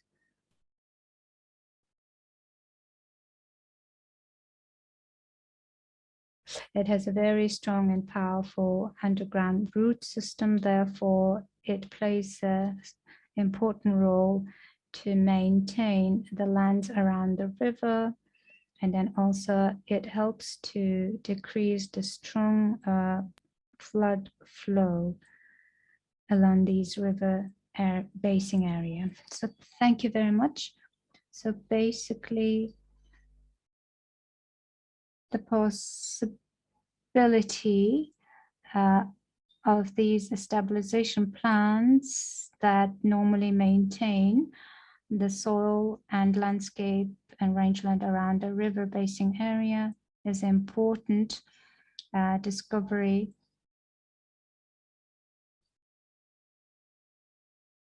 due to the climate change impact and anthropogenic negative impact by excessive grazing beyond the rangeland capacity actually created circumstances that led this researcher to focus on the other sources of rangelands along these river and stream river basin area.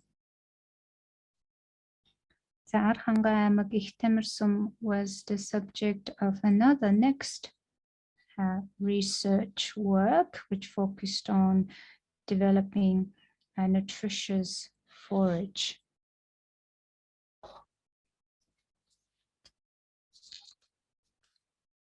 Good afternoon, ladies and gentlemen. My name is Basan Jalbu. I'm the professor at the Animal Husbandry and Biotechnology School of Mongolian National University of Life Science. So in the last several years of period, due to the climate change and also excessive increased number of heads of livestock beyond the rangeland carrying capacity, rangeland and pastureland and hayland are heavily degraded.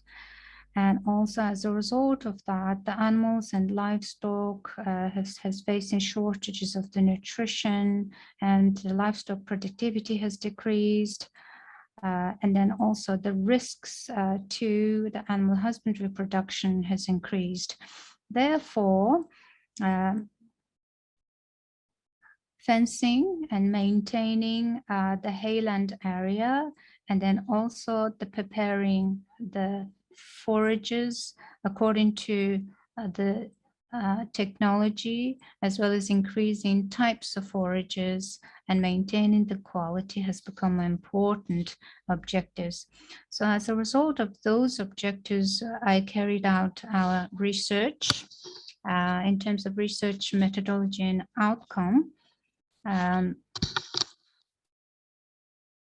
We have actually cooperated with the SDC's, the Green Golden Animal Health Project, especially its sub-project called Animal Husbandry Management based on pasture users groups, for the purpose of fencing, for the purpose of increasing the forage resources for our livestock, as well as fencing the hayland. And then we have identified good research outcome, which was carried out in Temir River in Temir Sum of Harhanga, Aimak.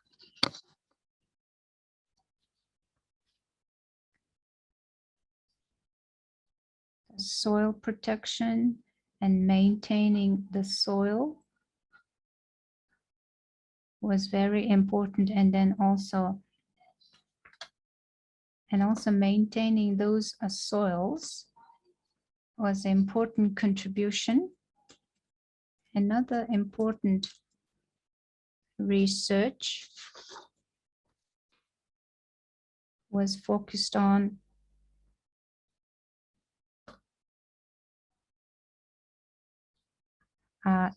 intensive mineral fodder and compost or fertilization provided good significant outcome. So Atontoya Ayun Jargat have carried out the next research work.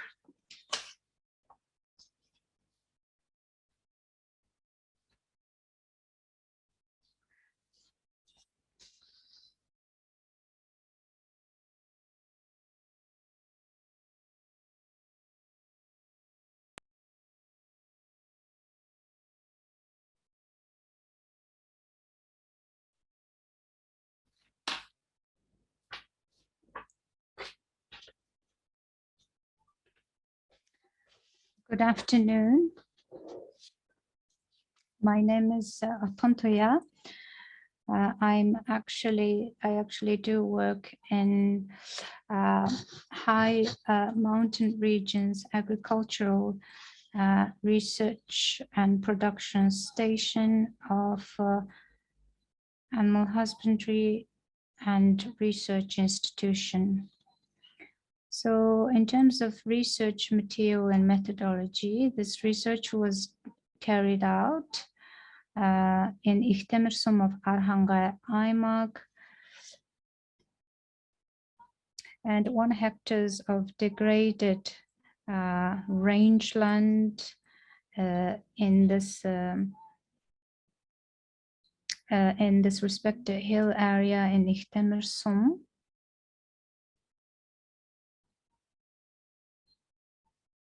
And over there, we have actually applied 2 types of mineral fertilization in 1 hectares of land, especially 50 square meter size, and 6 types of plant growth was supported by certain fertilization that includes certain types of hormones.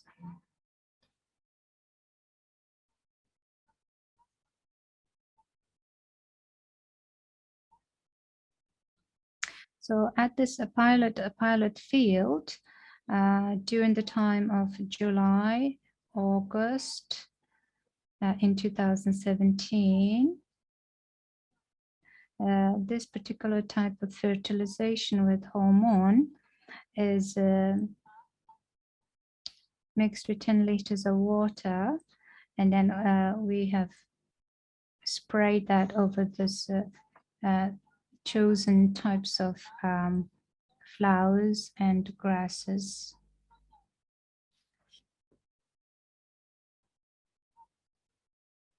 And then we identified, and this particular impact of the particular type of fertilizations with hormone, and then other types of fertilization, and we identified different impact. So this research work was published in the edition that was released in 2020 by the Animal Husbandry and Research Institute. If you would like to see the research outcome more in detail.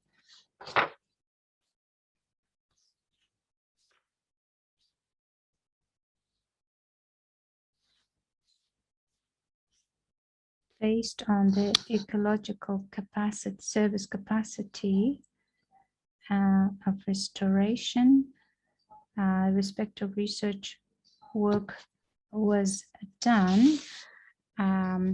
Mrs. Altenstick, who cooperated with the Ayutthaya project to carry and National Federation of Rangeland Users of Herders in order to undertake this particular research work, which is focused on land rehabilitation in an arid Gobi Desert using native plant species based on rangeland ecological potential.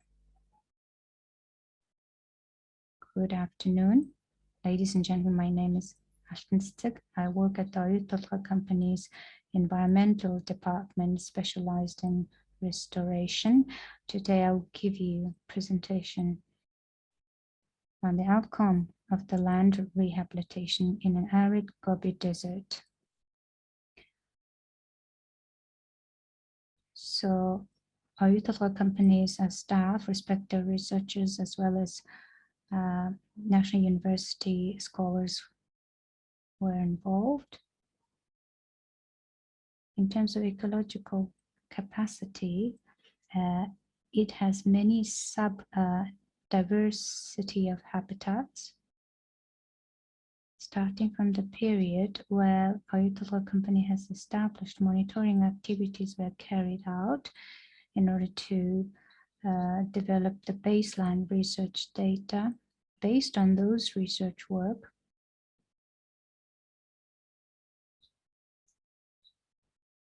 we proposed a hypothesis of a very productive potentials of land rehabilitation by using native plants, starting from 2014. 38 types of plant species were successfully grown, and pilot works projects have been implemented by carrying out rehabilitation work. Basically, rehabilitation method actually covers the 3 different methods, including drill seeding method, hydro seeding method, and sampling planting method. So outcome of this research work, as we have started implementing this research work in 2013, planting certain seedlings, and the dry method also implemented. So plant cover and biomass in rehabilitated areas increased in 2018.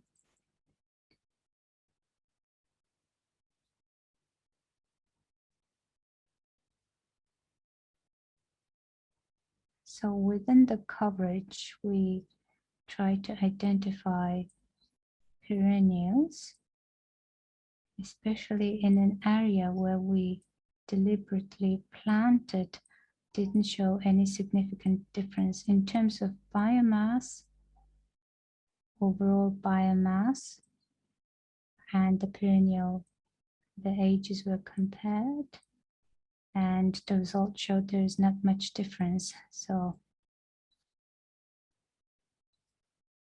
we also analyzed certain similarity, and we identified a similarity coefficient was about 75%. Second result was hydro seeded area. It was comparatively new method. It has certain advantages. It has advantages that protects the soil and protects the water and wind erosion. However, it has a very high cost. So we implemented this hydro-seeded area as a small pilot project. When we applied that methodology in terms of plant coverage,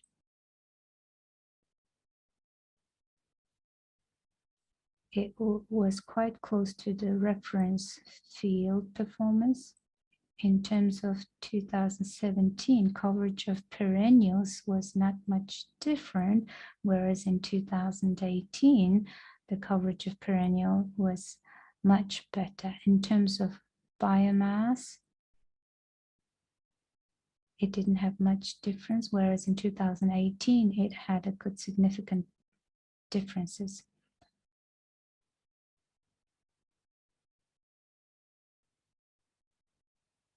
So the Jacquard similarity coefficient between the control and rehabilitated field was about 27%. The third result was based on application of drill seeded area. So in terms of result of the vegetation, in terms of vegetation coverage and biomass, it shows significant differences comparing to the reference field. So in other words, based on the date, if we would decide to use this drill seeded area, we concluded that more facilitation work needs to be done. But we decided to continue applying that method in our future operation.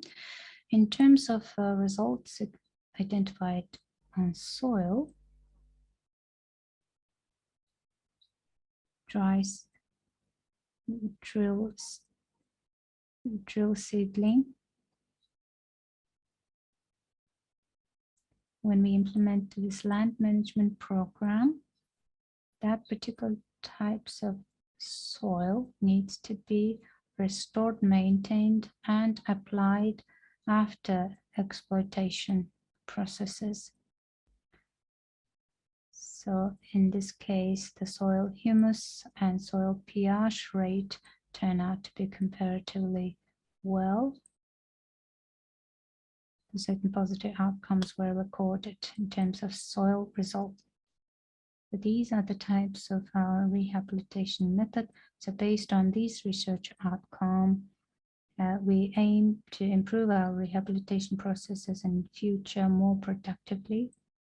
In terms of Gobi Desert region, these natural plants are actually applied based on its natural restoration capacity. So in this case, the planting, the seedlings turn out to be quite productive.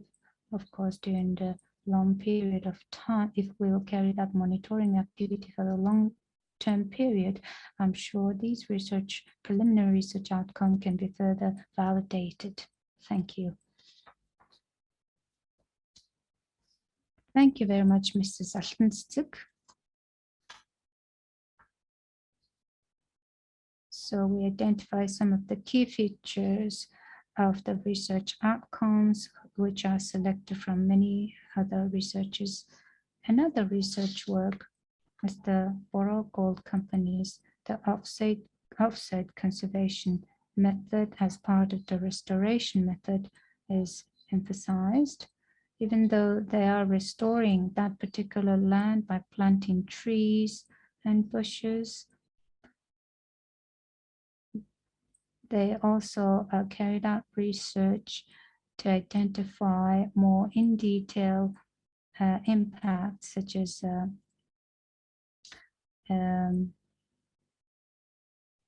harvesting certain seeds of those particular types of trees. This work is carried out at Darkhan City's agricultural universities, respective schools and institute. Good afternoon. I will introduce you the research outcome about restoration capacity of the vegetation. Starting from 2017, this research pilot project was implemented. So this research main objective and goal was actually to study restoration capacity of the plant species, the group of plant species in fenced protected area field, and then to study the changes occurred in those plants' species composition. And within that objectives we have following objective. First of all, to identify the plant composition, plant species composition and structure that are distributed along the fenced field, and identify the changes occurred in them.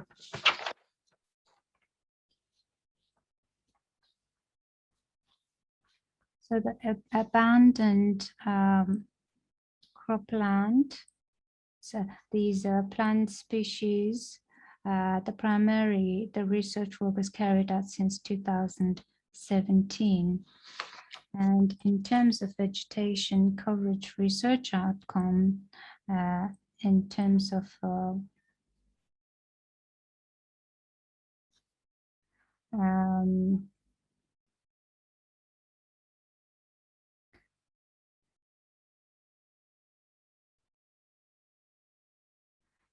so basically, the number of plant species within 1 square meter was actually 5 in 2017, whereas it was increased up to 9 in 2020. So plant species, the composition and the changes occurred in that composition is analyzed. So in terms of the processes of changes occurred in plant species in these abandoned cropland has been analyzed according to these chronological order starting from 2017 to 2020.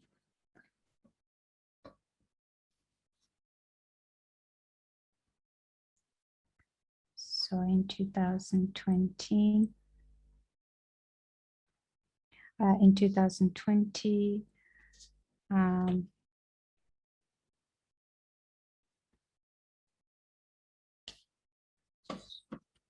perennial and annual, these various types of plants and their plant species composition were recorded in photo monitoring.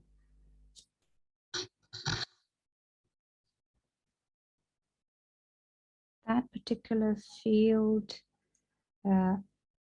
actually dominated by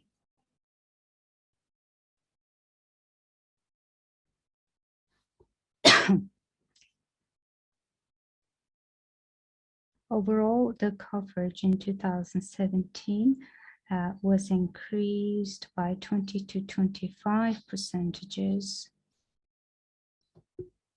So basically, the research outcome identified the restoration capacity in this fenced area.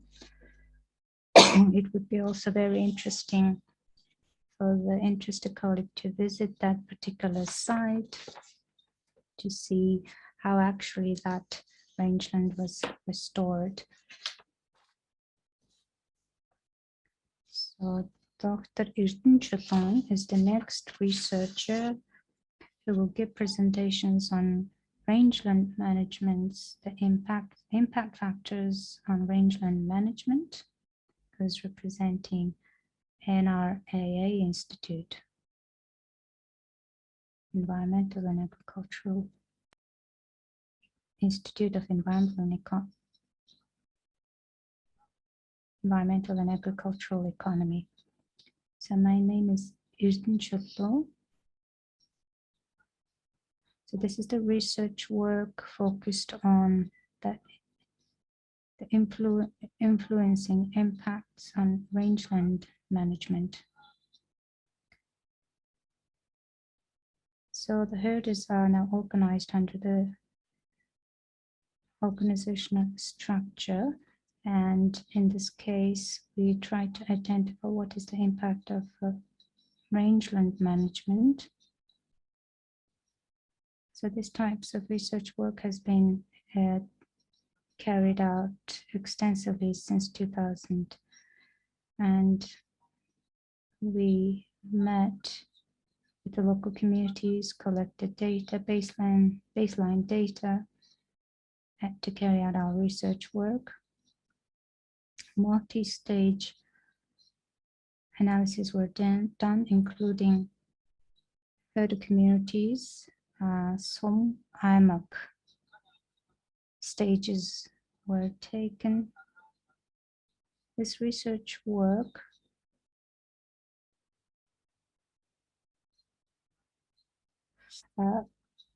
applied the methodology of the well-known scientists, particular types of methodology. So it includes the certain variables, including the Gini coefficients, poverty rate. In terms of rangeland management characteristics, it has variables of pasture users groups boundaries and long distance after move, pasture availability. In terms of pasture availability characteristics, there are variables of movement of PUGs and PUG land size, etc. So in terms of major outcome of our research work,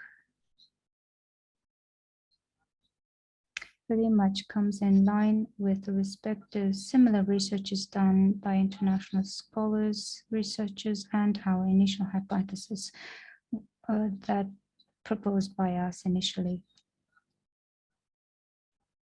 So rangeland management and herder organization under formal institution, such as in Mongolian case, pasture users groups, etc., included, like 400 herders were included, and we met those herders who are organized under 17 PUGs. So we discussed, encountered the size of pasture users groups, which can be identified by number of heads of livestock of the member herders. And second measurement is the size of the rangeland area that are applied by these herders. And Kuznets, scholar Kuznets, this theoretical methodology is applied. So accordingly, in terms of number of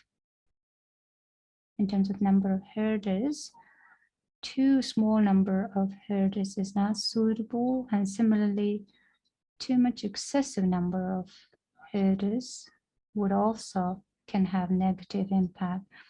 But in terms of most optimal number that we identified, actually provided that it can have positive impact, especially in terms of steppe and high mountain ecoregions.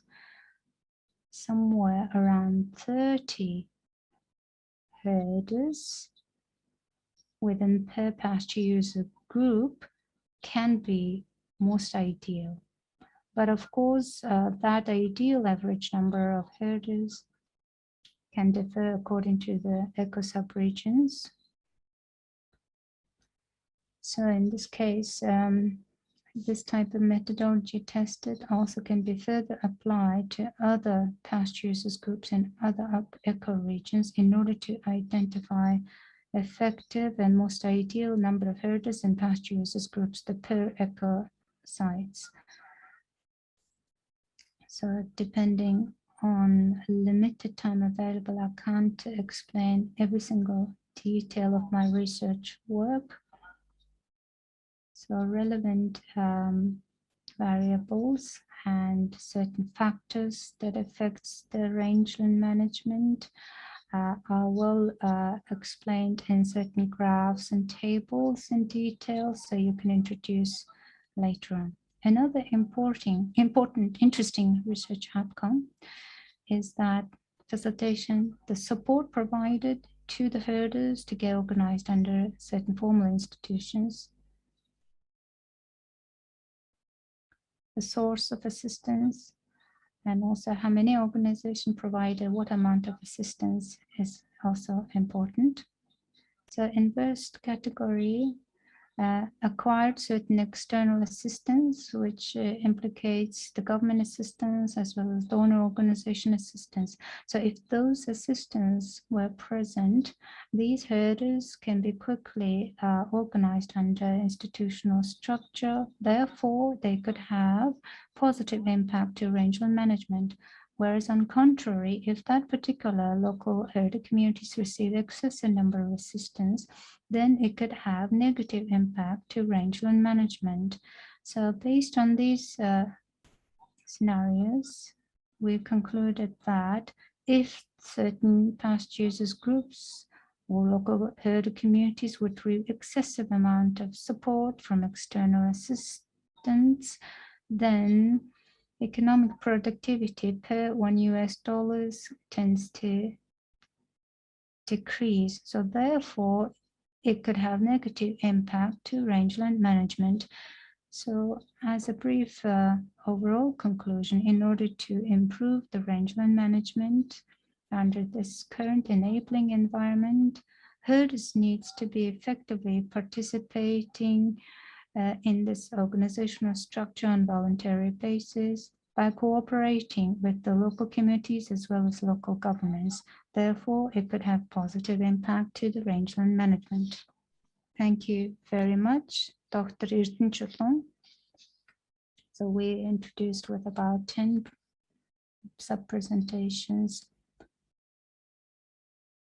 which are selected among the many respective research done in an area of rangeland management and rangeland restoration based on their unique specific feature. In that regard, I wish you all, our researchers, best successes and academic achievement in future. So hereby we are proceeding to the tea break, which are facilitated with musical performance, which during this time you are welcome to have a brief rest. Thank you.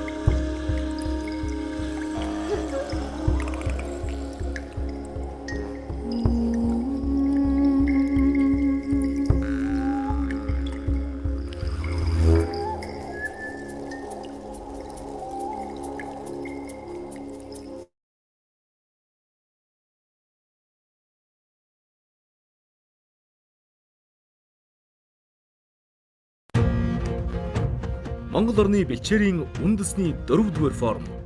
Ногоон алт малын эрүүл мэнд төслийн 17 жил. Хариуцлагатай нүүдэлчид бэлчээр нутгийн экосистемийн тэнцвэрт нэгдмэл байдлыг хамгаалахын төлөө ажиллаж байна. Энэ сэдвийн хүрээнд 9-р сарын 9-10-ны өдрүүдэд Virtual Expo хурал хэлбэрээр Responsible NOMADS цэгмэн вебсайтаар явагдана. Хурлыг Монголын үндэсний олон нийтийн радио телевиз шууд дамжуулан үзүүлнэ.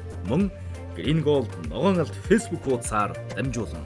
Хурлын үеэр бэлчээр нутгийн тогтвортой байдлыг ханган ажилласан малчдын байгууллага, нүүдлийн мал аж ахуйн тогтвортой үйлдвэрлэлийн хариуцлагатай нүүдэлчин стандарт, сахин мушгих систем, малын эрүүл мэндийн хууль, малчдын дундын сан туршлагаас хуваалцаж, олон улсын болон дотоодын эрдэмтэн судлаачдын Монгол орны бэлчээрийн сэргээлтийн талаар сүүлийн үед хийсэн судалгааны дүнгээс танилцуулна. Монгол орны бэлчээрийн үндэсний 4-р форм.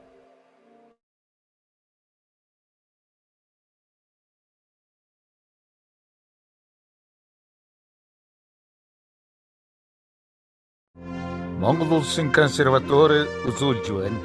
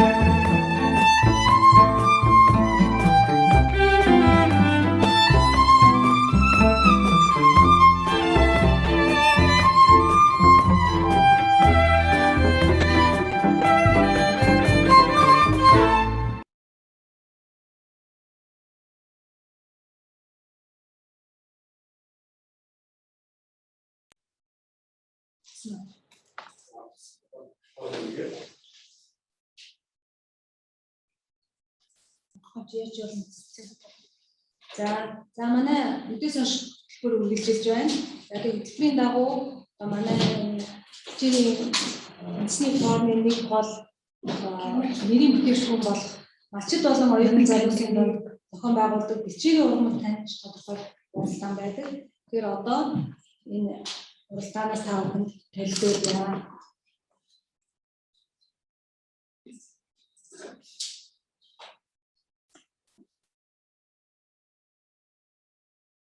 За малчдын дунд зохион байгуулдаг бэлчээрээ хэн сайн таньж тодорхойлохоор нэр. So this competition under the motto of who can best identify the rangeland, the types of species, organized among herders, students and youth.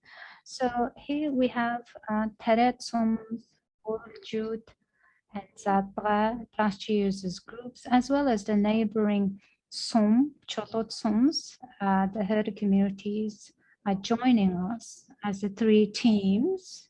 So basically each herder teams has certain assignments to identify the rangeland types of and species of plants based on those identification efforts, they will be judged by certain criteria. So the members of the judge is comprised of Mrs. Zeka Motlong, the Green Gold Project Manager, and also head of the department of NAMEM, and also another member. So in the last 4 to 5 years of period, the photo monitoring was organized at the grassroots level based on the rangeland contracts established among the local governments and herder community. According to the contract, the capacity to identify the rangeland carrying capacity by identifying various types and species of plants is extremely important capacity. So within that given assignments, the leader of each of our team will introduce their outcome, starting from Cholotsum.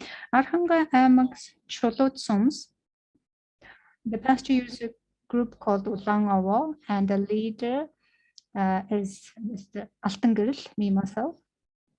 So we have 94 herders as members and 42 square meters of land covered and 27,000 42 hectares of square hectares of land and 27,000 livestock covered by our pasture users groups. But during the summer and autumn, we expand our grazing pasture land. My name is Bayindurang Arkhanga Amgin Taretsum. Zadra pasture users groups. We have over 13,000 heads of livestock. We normally divide our rangelands into 2 areas, seasonal areas, winter and summer seasons. Our pasture users group and our herders normally graze and apply our rangelands around the ecoregions along the river basin area, starting from March and September, and the winter rangeland is applied during September up to March.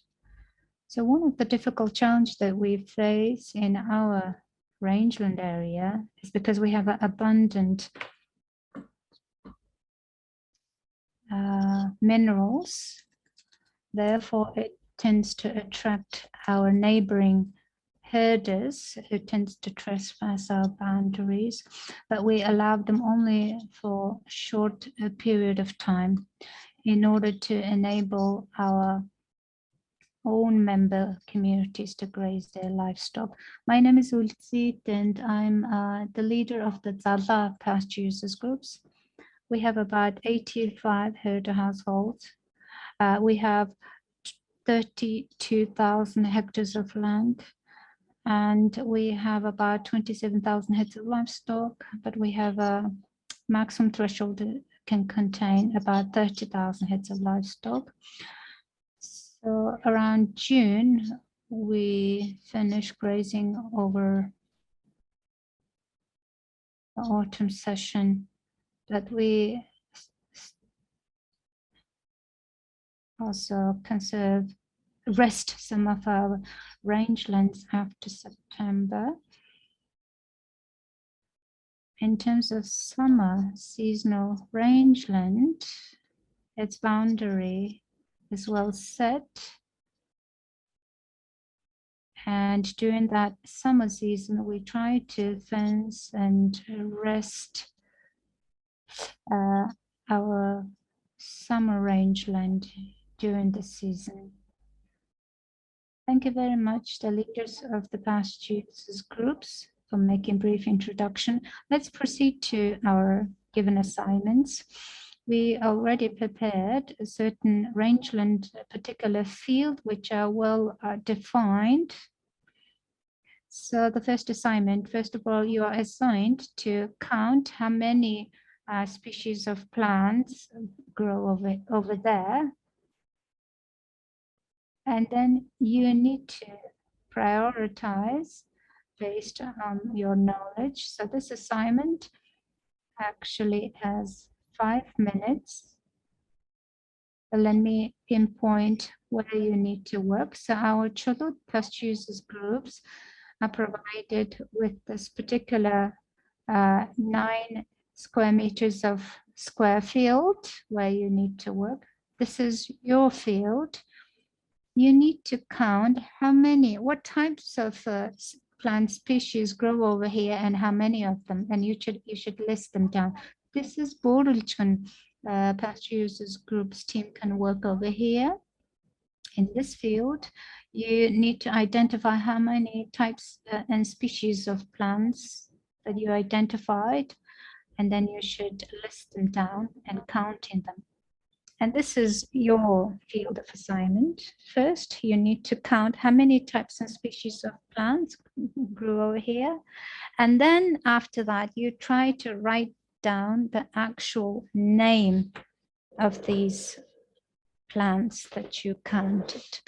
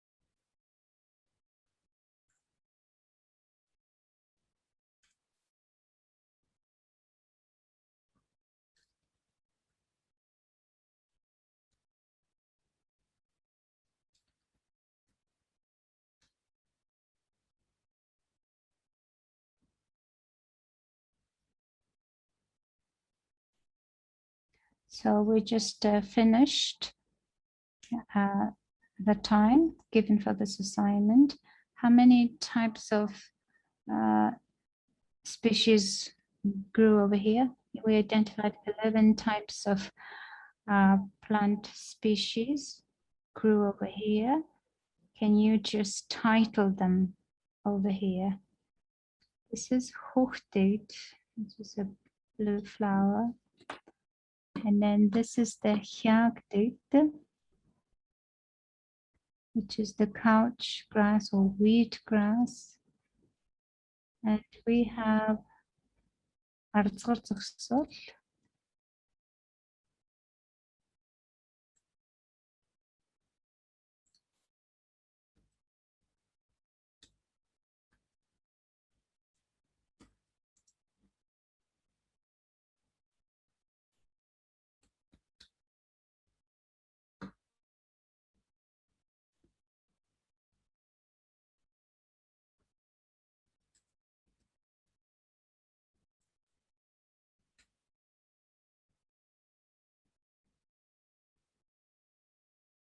Bat or pisabet, certain mushrooms.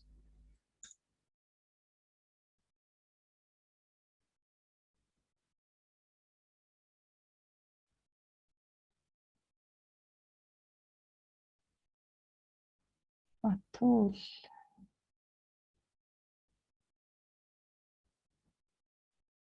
Thank you very much.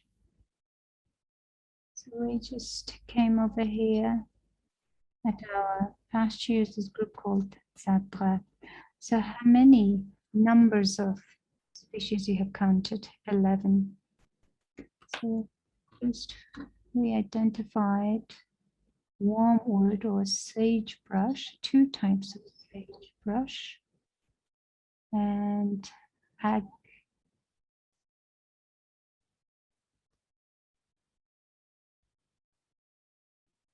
And we also identified wormwood and sage grass.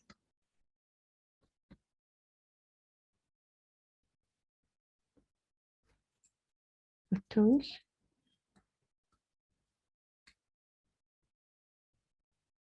And pisabed,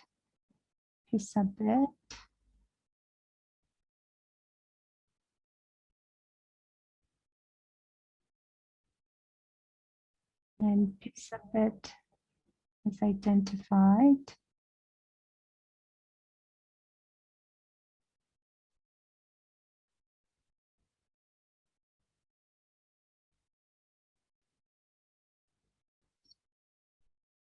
And also, even though there was a wormwood, sage brushes were counted a lot,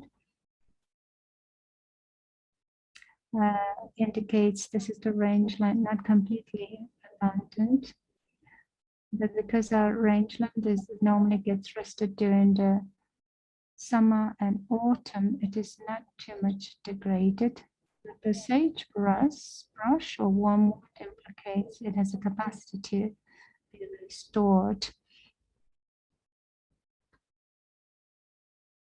So facilitating, conserving, and restoring rangeland, and also improving the balance between carrying capacity and number of heads of livestock is important to be continued to improve the economic benefit. Now let's proceed to the next assignments. In general, you are quite capable of identifying the rangeland carrying capacity.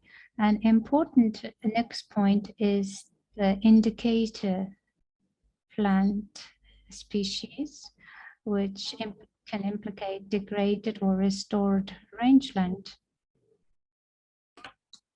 So because sometimes we pinpoint certain particular plants and species, plant types and species, and can identify the level of degradation. So next assignment is go back to your field, assignment field, and based on your previous identification and list of types of species, plant species, try to identify what are the indicator species and how many of them.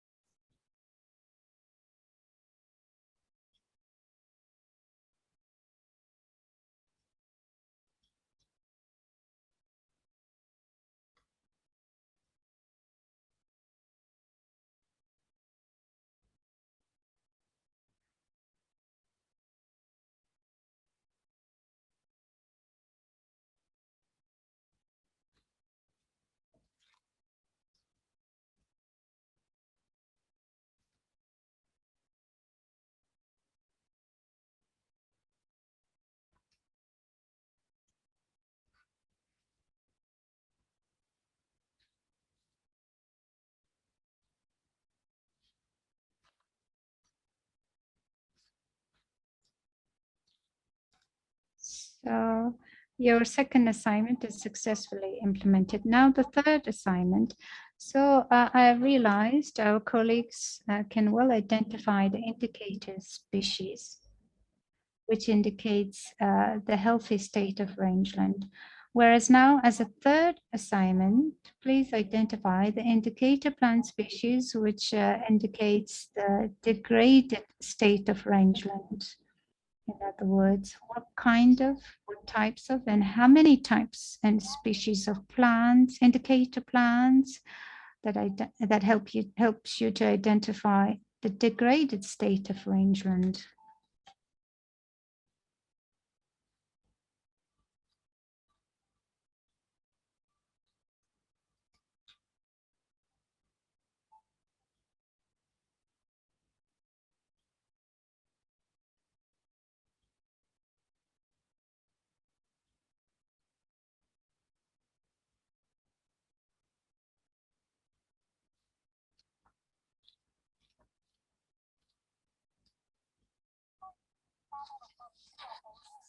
So this types of assignment can be carried out more in a conclusive way. So this wintering camp and spring camps had been rested for about 1 to 3 years. Restoration cannot happen within just one day, but this degradation or restoration processes gradually but slowly continues. So by using and identifying types and numbers of plants and species, we can identify the level of our restoration or degradation state of our rangeland. So we must be able and capable of identifying that sort of transition processes. A certain area dominated by a certain dominant species, whereas some of the rangelands are identified with the very bare, patchy land. In other words, what kind of characteristics can help you to really surely say this is being restored or degraded? So therefore, please consult among your members and please introduce the assignment's outcome.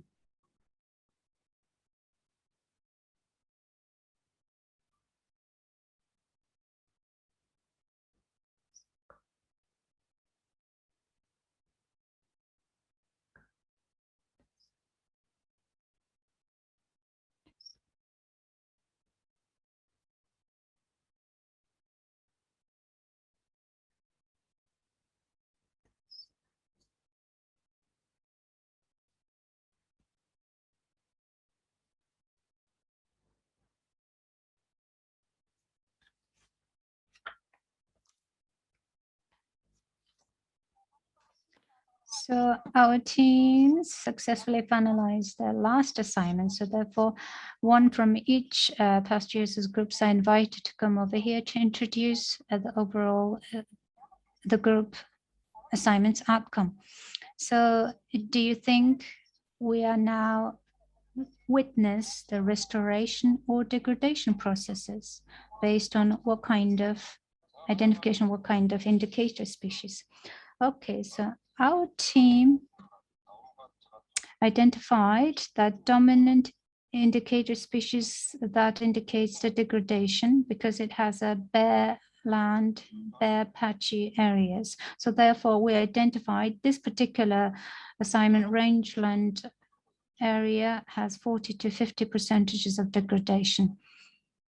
It is now in a transition period down to degradation because we identified the indicator types and species of plants. Our team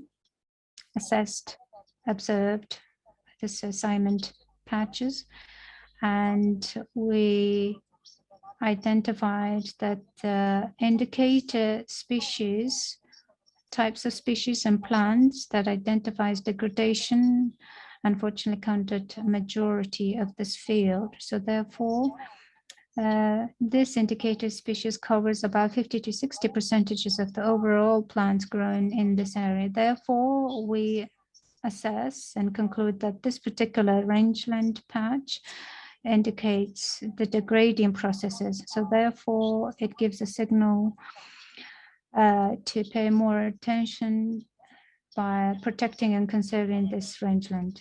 We also identified and assessed our assignment patch land, and we estimated 40% of degradation. Because we constantly actually resides in that area, comparing to the last years of 60% of degradation, this particular 40% of degradation rate gives us positive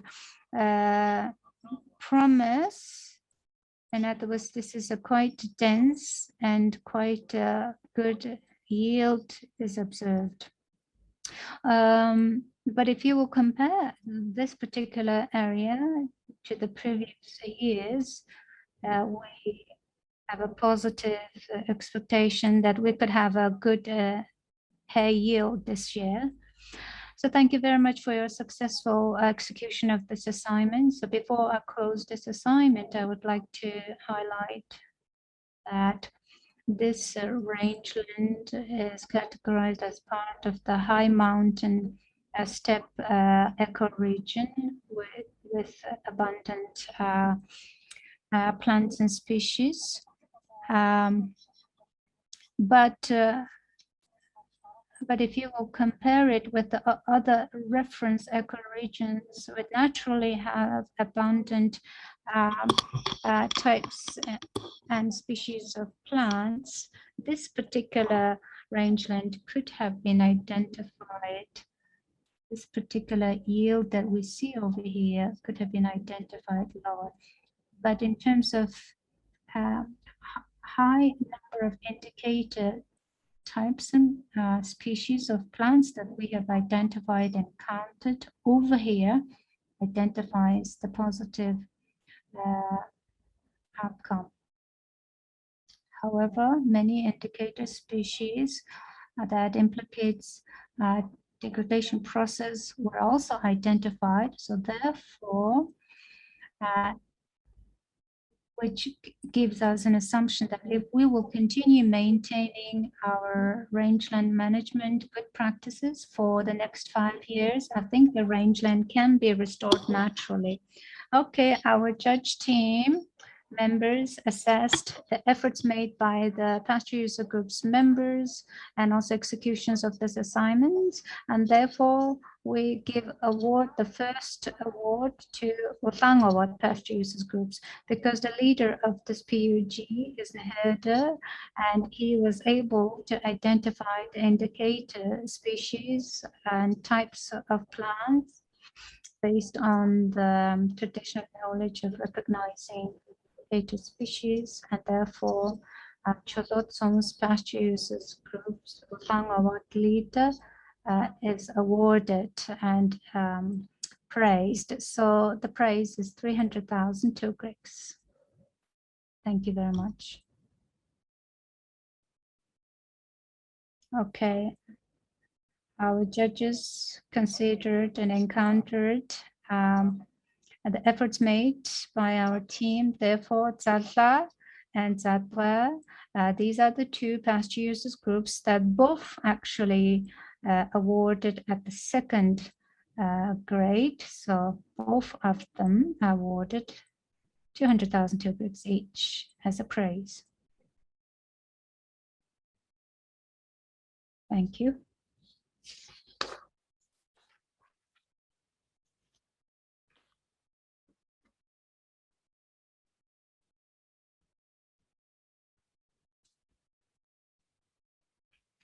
So thank you very much for judges who made a very wise and efficient judgment. And thank you very much for all the pasture user groups members who successfully contested. So Arhanga Milk's pasture users groups director, Mr. Patorj, actually decided to give you a present which are identified with the good traceability that assures environmentally friendly production practices.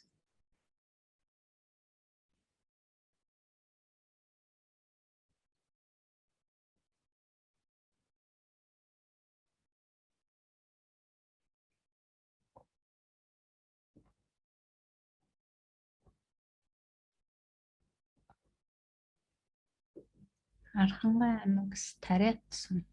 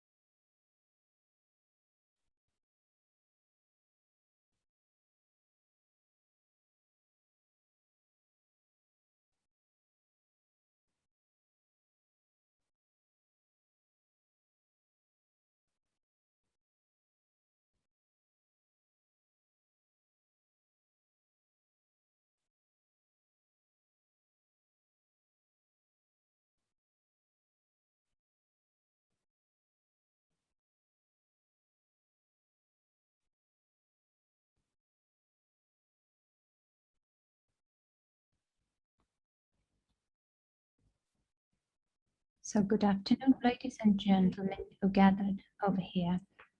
This year, we're organizing this competition, normally organized traditionally among herders and scholars and students under the motto of who can best identify the rangeland indicator plants and species.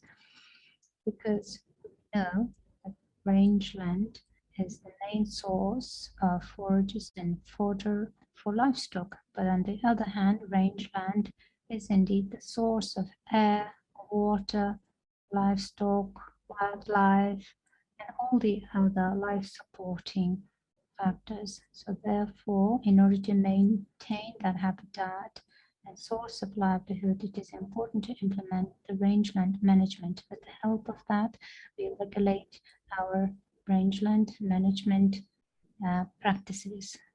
Thank you very much.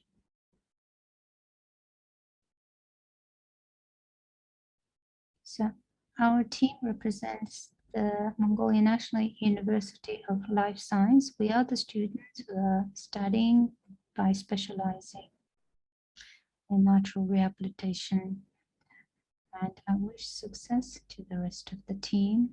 Thank you very much. Good afternoon. Our team's name is Black Rose. Motto is loving, caring, and protection. So our team, as a main motto, is to protect the essential plant, just like our life. Good afternoon. My group's name is Edelweiss. We are presenting Mongol National University of Mongolia, the Department of Biology. We are the third course students. Our team's name is represents Mongol National University of Life Science. Anemone is the name of the team. I wish you success. Basically, you've been informed that you'll be assigned to execute 4 assignments. So first, you have to review the plant collection, but each of you need to select 10 plants from them, and then you have to identify the family name, type and sort name, and species name, as well as the habitat of those identified plants.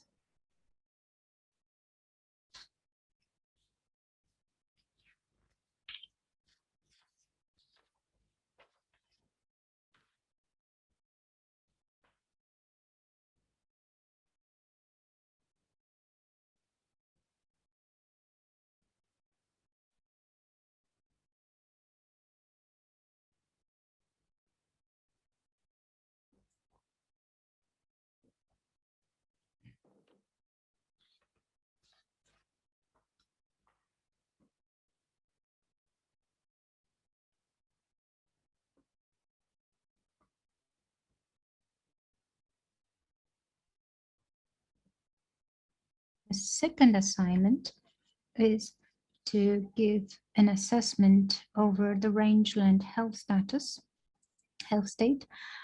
First of all, you have to use this catalog, and you'll be provided with certain photo. 2 photos will be given to each team. By referring to those photos, you have to identify the rangeland health state.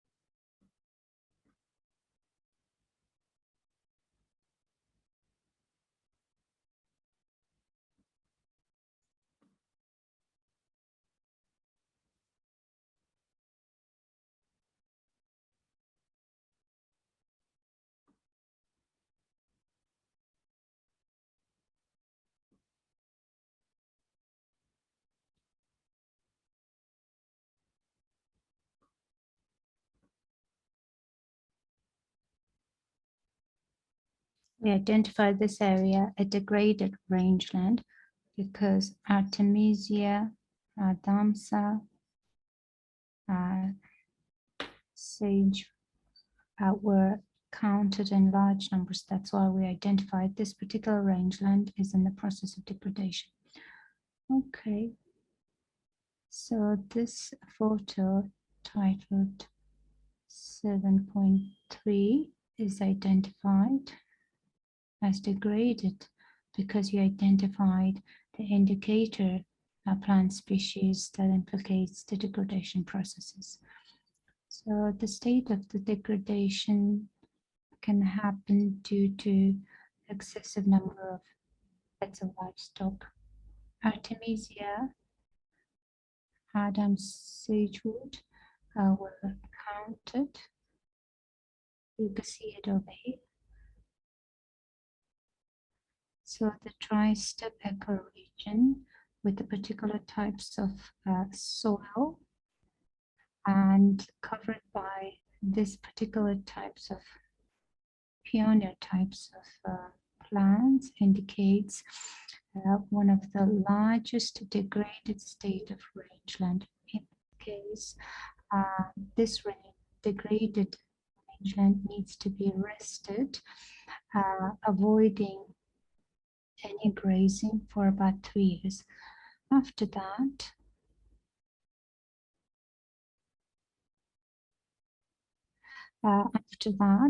this rangelands, 15% can be applied for grazing, and then afterwards it should be rested as a second, third stages in order to recover them fully. We identified this particular types of photo implicates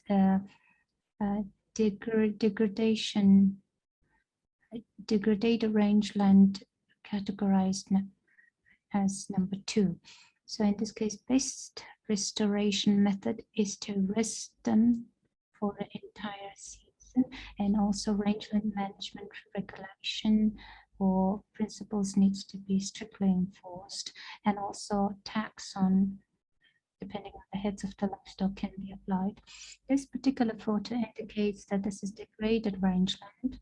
The main dominant types of species was Adam's sagewood and Artemisia, and it has a bare, sort of patchy bare lands identified, heavily degraded by the livestock as desert gubby, semi-desert gubby steppe. This is actually dry steppe ecoregion and Cartography types of grasses like couch grasses, wheat grasses were actually encountered. In order to restore this particular rangeland, degraded rangeland, livestock grazing needs to be diminished, therefore it could naturally restore itself. This is actually desert steppe ecoregion. So in this particular ecoregion, the plants usually grow in a distance patchy pattern, and there are certain indicator species were counted and identified. Therefore, we identified it has a weak degradation, not much degraded rangeland. So third assignment includes question and answer session. This session would enable each team to select 2 questions from here and then try to answer it.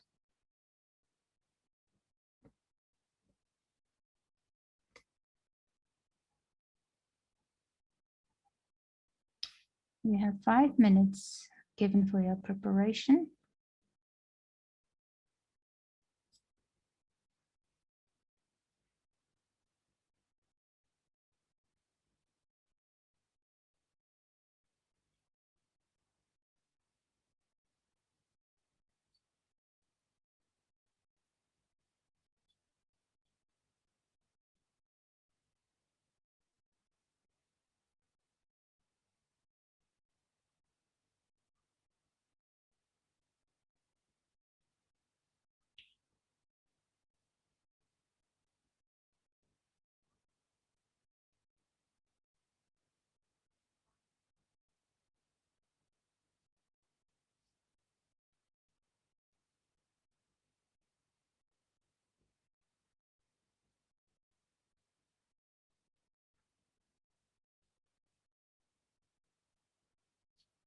So I chose the question number 5.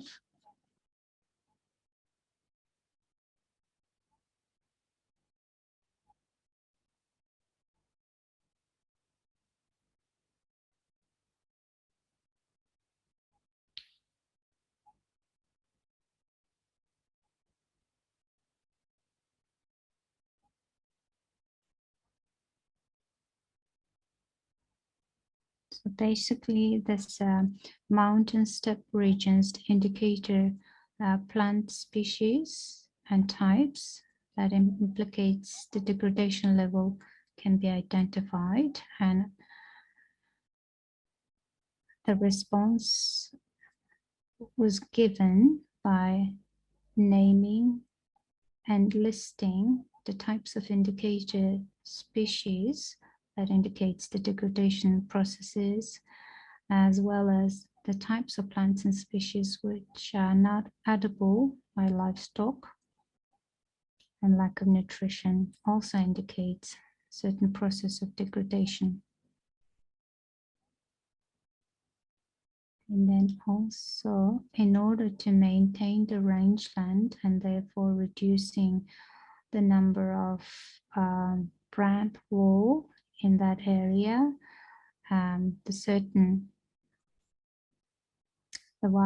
the birds also can be applied. So this question was about identifying the pioneer, the key indicator plants, types, and species of the plants in that particular ecoregion.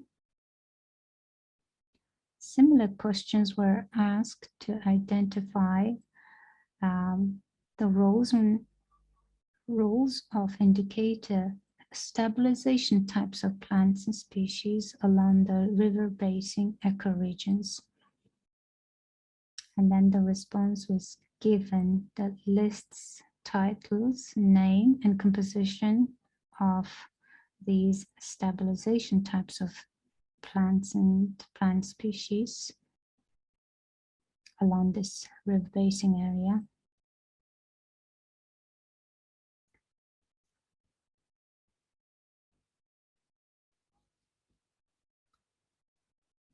So this is Batu type of linear Batu type of plant, which grows as an indicator plant in high mountain steppe region.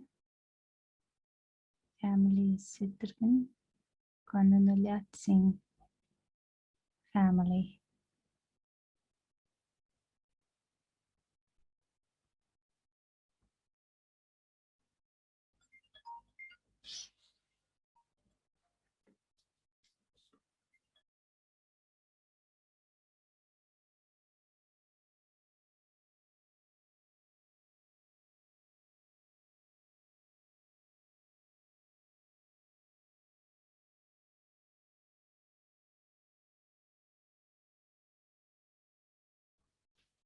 So because the leader of each team is quite capable and knowledgeable about identifying the key plant species, you will be asked directly, and then each of the respondents can get 36 score.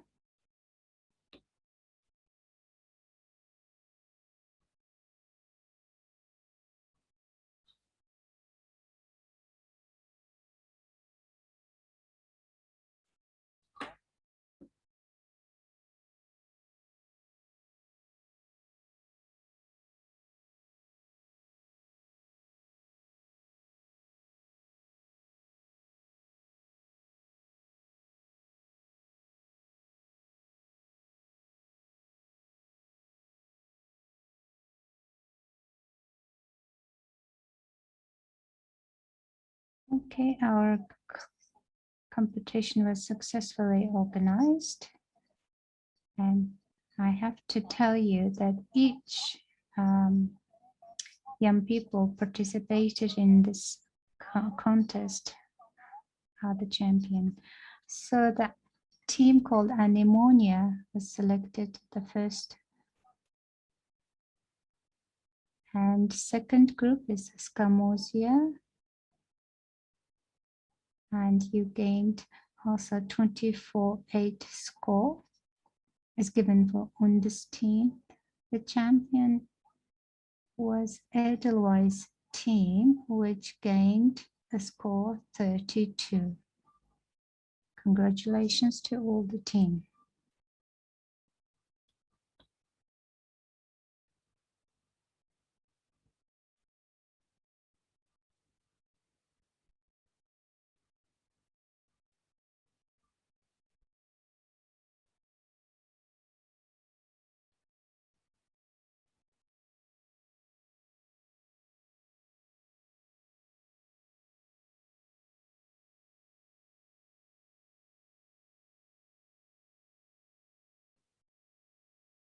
Rangeland is not only beneficial to herders and farmers and individuals, but it is beneficial for all the entire people in Mongolia. And we wish that public communities must be able and knowledgeable and must have a capacity to identify the plants and species.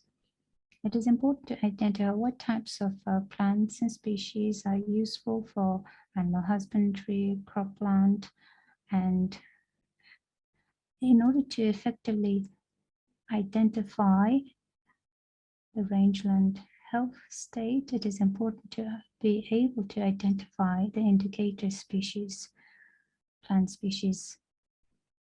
When we visit the local regions, sometimes we encounter the fact that number of heads of livestock tends to increase beyond the rangeland carrying capacity.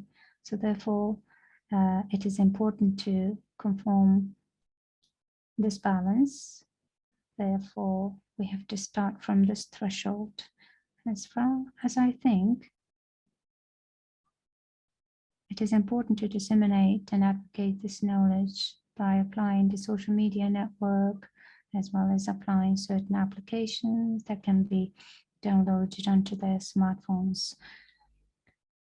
I wish the rangeland should not be only used and applied for the purpose of exploitation, but also for the long-term objectives of maintaining it and restoring it.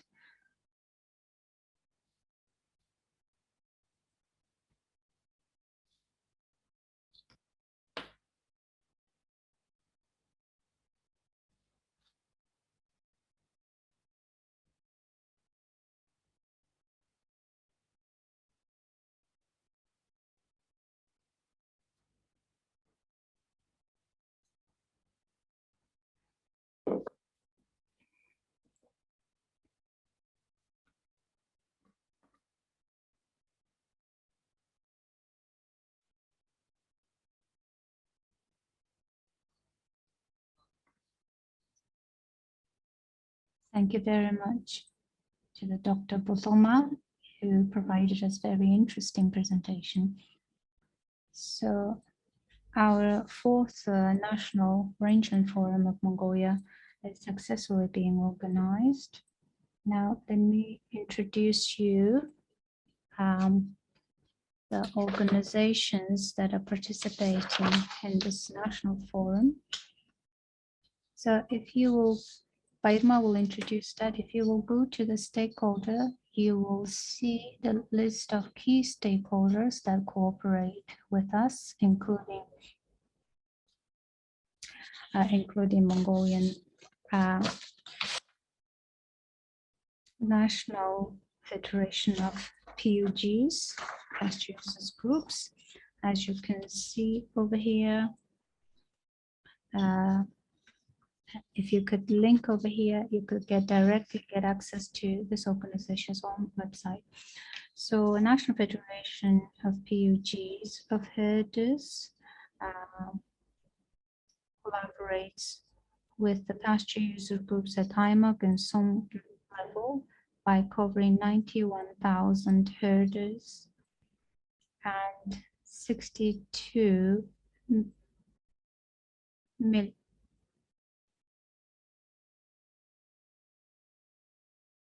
So over 1,200, the pasture users groups established the rangeland use agreement with the local governments. So within the context of rangeland management, they restore, they rest and rotate their rangelands and fence them and maintain them. And as a result of these kind of maintenance services, over about 10 million hectares of rangeland is restored.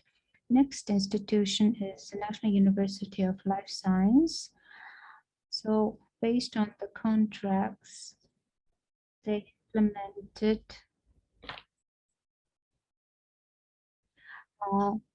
they cover 220 pasture users groups of 10 IMARCs. So livestock productivity needs to be increased and traditional practices needs to be further improved. And these kind of works being implemented as a model work in cooperations with the stakeholders. So they formulated the model on livestock turnover based on special eco-region features of that local regions and the number of heads of livestock within the time frame of 10 years of span.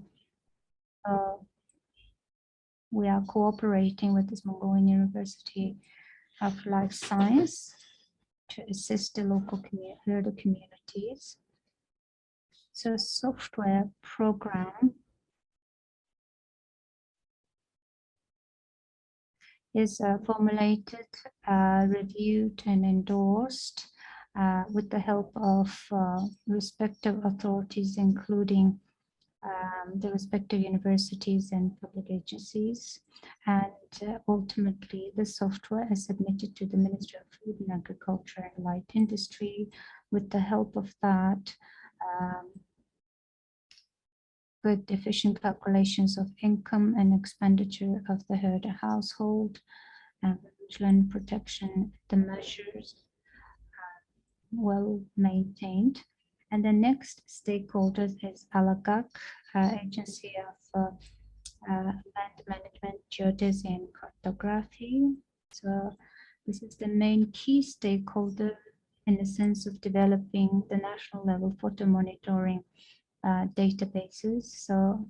So far, this institution is carrying out the research and surveillance work by applying its over 5,000 photo monitoring the grassroots sites and units. As a result of undertaking the annual surveillance, they facilitates the pasture users groups to effectively manage their rangeland and establish the contract and to monitor the rangeland health state. So those pasture users groups, the pastureland boundaries are also recorded over here. And in that regard, this institution provided lots of facilitation. And they also provide theoretical and methodological guidance to the local governments and respective public officers. As a result of that, 77% of those rangelands and their boundaries are recorded. As a result of that, possibility to implement these contracts is provided. Next institution is NOMADS, National Agency of Meteorology.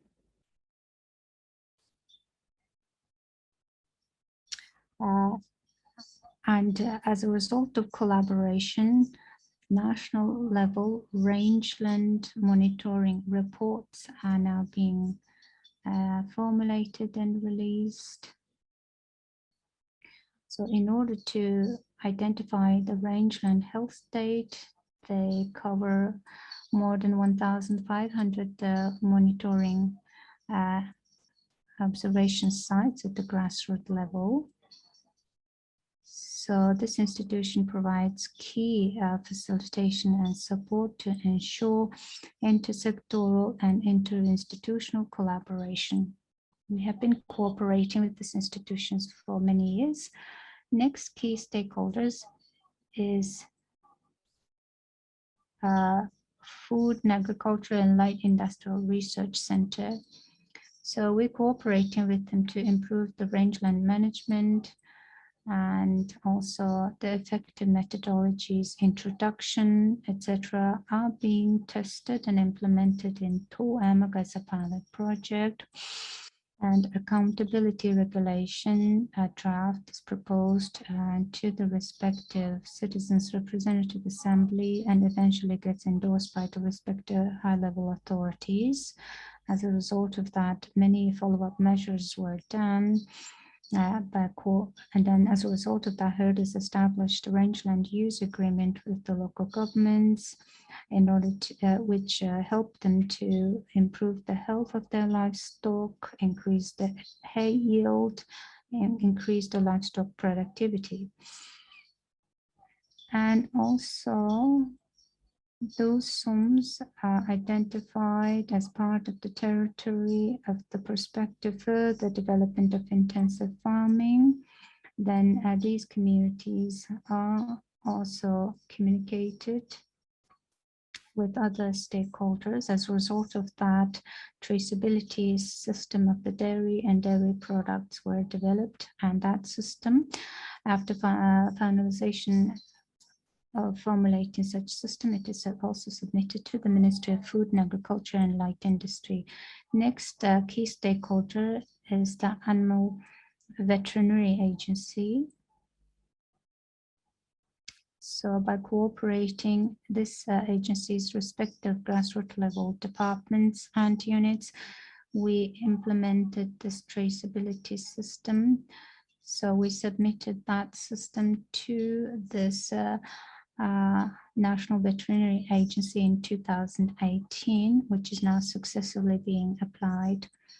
So we call it the Veterinary Traceability System, which records the health state, respective records registered online. As a result of introduction of the system, this veterinary certificate can be issued based on evidence based, and therefore this veterinary service has become delivered, has started to be delivered quite effectively. So this collaboration agreement is established with the respective police agency in order to enforce the respective laws. As a result of introducing this veterinary national level integrated system, 777,000 online certificates were issued. Also in collaborations with this agency, also for the purpose of effectively implementing the law on veterinary services, the respective over about 100 follow-up regulations had to be formulated where our SDC Green Gold project provide facilitation services. There are also certain respective private sector institutions cooperate with us. So responsible NOMADS, this traceability system-based milk and dairy product modules are applied by certain private sector brewery company, beverage company, including Vitafit and Apple. And we tested that in Amaraa starting from 2019. So the Vitafit company has been quite active and made certain initiatives. As a result of that, this new system is successfully implemented. And therefore, they benefited from that activity, and the government started providing certain incentives for those herder communities and farmers who effectively supplying the milk and dairy products to these private sector enterprises according to the production standards. So this response, those responsible herders who are registered to this responsible nomad traceability system and their products, especially certain cream and types of dairy products, which are validated by this traceability system, now soon will be delivered to the consumers, which provides the assurance that this eco-friendly and healthy and quality dairy products with geographically traceable products can be accessible to all users. And next stakeholders is the IFAD institution. And JASIT is another institution that we cooperate together with Mongolian National Federation of PUGs, and they are effectively cooperating in an area of improving rangeland management, especially effective utilization of resources, increasing the household community's income, and also effective collaboration on maintaining and supporting rangeland management. So thank you very much for all stakeholders who provided these institutional introductory materials to us, and thank you very much for cooperating with us in the last years successfully. And therefore I wish we, on behalf of our project, we express our appreciation to these long-term partnership of these stakeholder institutions. Thank you very much, our Mrs. Bayirma, for providing brief introduction of our PFARM project's key cooperating institutions. So our fourth National Rangeland Forum is successfully being organized. Now we are proceeding to another session where the competition, the contest result will be introduced and respective praise will be awarded. And Mr. Devangar will be, who is the veterinary specialist at our Green Golden Animal Health Project, will be introducing the contest outcome. So we announced that competition well ahead. So we are now ready to announce the outcome of this contest and to award the prize. Basically, I will introduce you the award of this contest according to 4 categories. First of all, I will give you information related to photo contest. I will call those the winners who have successfully participated in this type of contest. And second, I will introduce you the winners of the photo video contest. And third is actually drawing contest, which has 2 subcategory of the participants: children aged 6 to 9 and children aged 10 to 14. So shall we start from photo contest? Yes. So basically this contest would require the contestants to capture the pristine beauty and special nomadic livestock and livelihood practices in the photography. So this was the main criteria. In order to organize this contest, Mongolian National Broadcasting TV and Agrobiology School of Mongolian University of Life Science, and as well as other international organizations have joined us. So the the total contest fund is also facilitated by these stakeholders. So in that regard, let me express our appreciation to those key stakeholders who provided and contributed to the praise fund. So before I award the prize, let me give you a brief introduction. The photo contest managed to attract 37 contestants. Because there were so many contestants, we had to organize them on two phases. First and foremost, we had to select 12 pre-selected photographies, and actually acquired interpretations from the photographers or contestants, and based on that explanations, we further identified the best pieces. These photo pieces actually displayed at our panel sessions,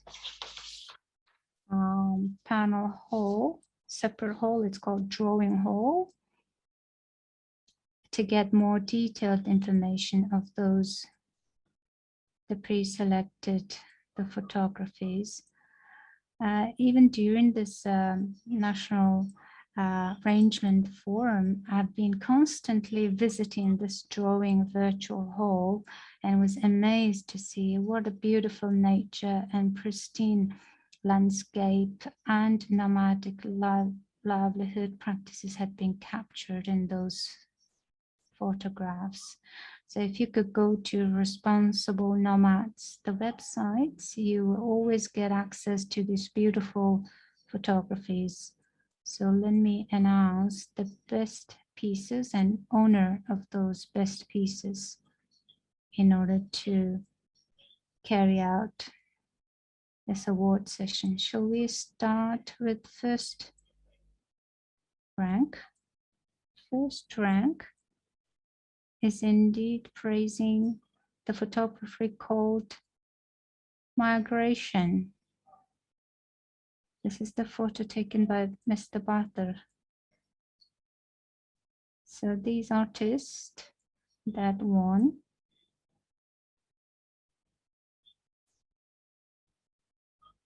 can contact us, info@greengold. They can contact us via the Green Gold email, so that we will deliver your praise directly to you. So congratulations to the winner. And next is Narangiril.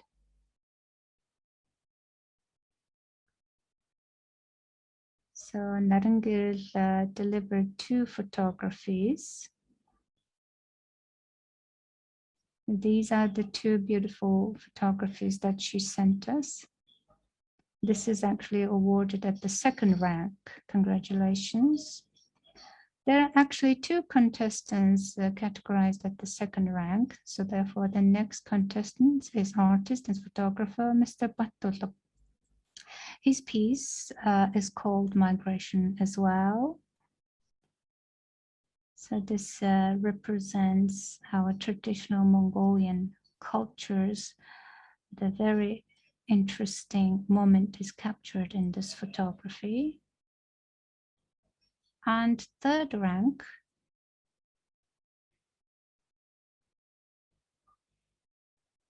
was won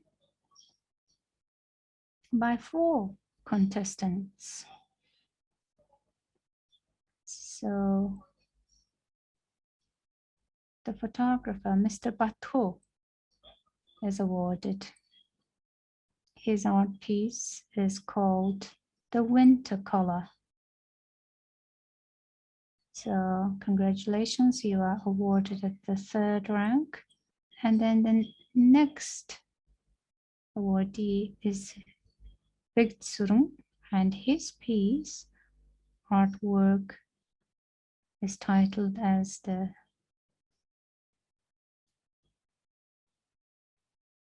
Human Spirit, Human Heart, which captured just the regular nomads, the daily grazing practices. And next photographer who awarded at the third rank, delivered this piece, which is title of this piece is that choice depends on my preference. So very artistic expression was well implicated in the background. And the fourth contestant is Akut, and his photo pieces are awarded.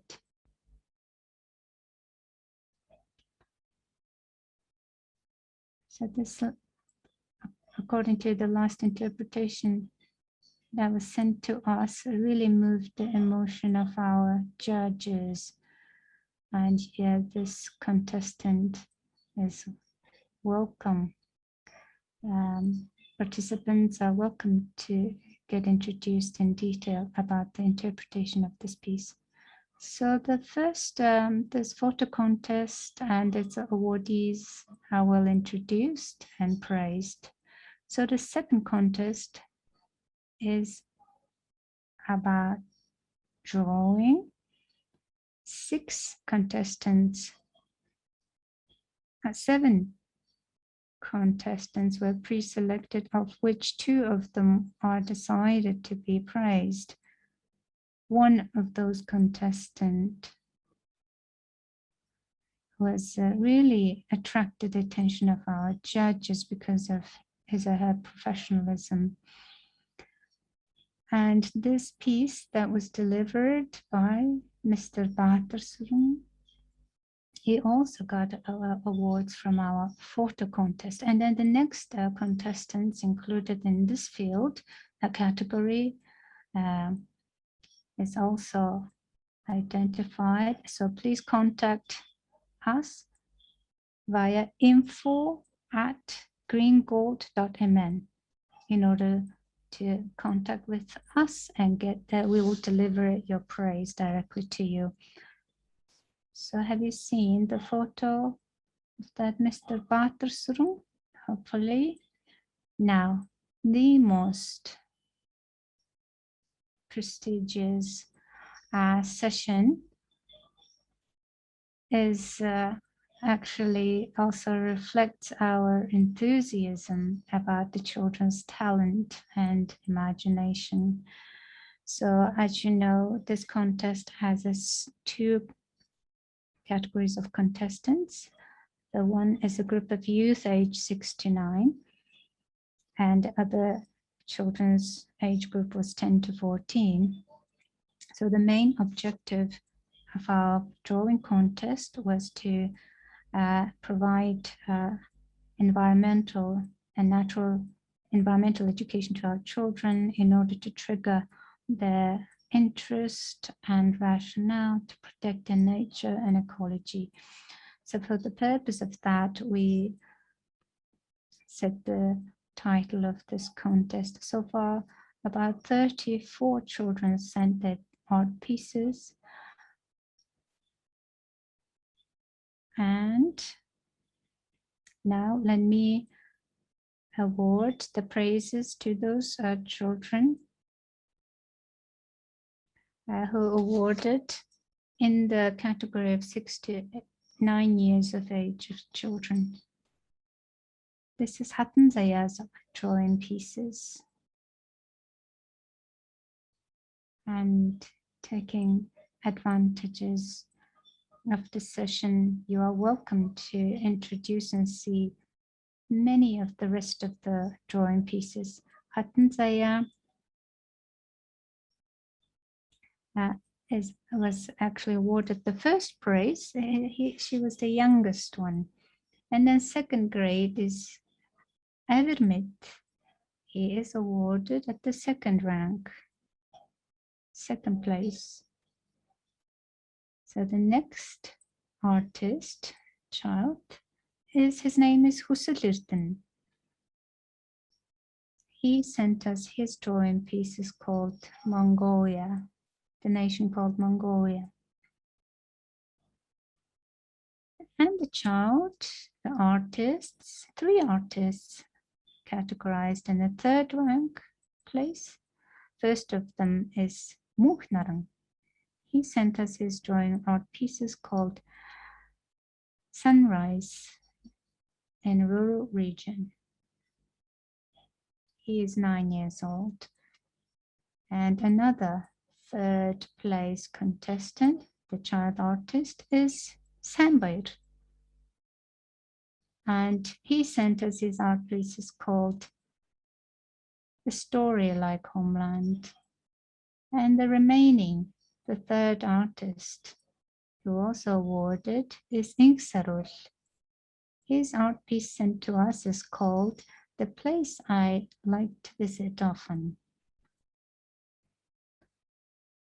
So hereby I finalized praising and awarding those the winner contestants at the first category, age category. Now let's proceed to the second age category. The first champion is actually Ayunder. Congratulations, you are awarded at the first place. Now the second, there are two children. One is 10 years old and one is 12 years old. One is Urintuya.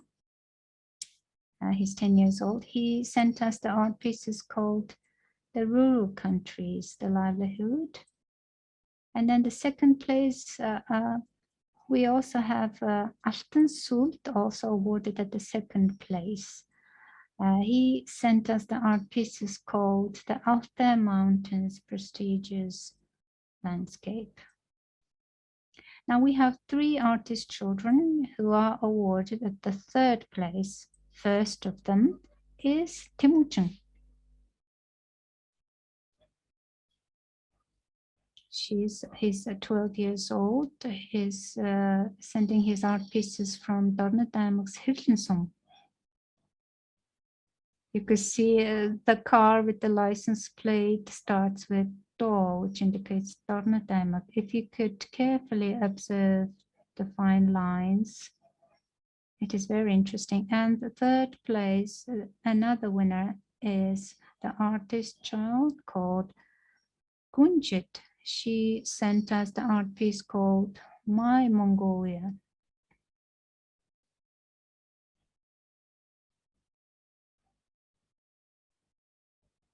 And the third contestant who also awarded at the third place is called Chingung. He's 11 years old. He sent us his art piece called Herder.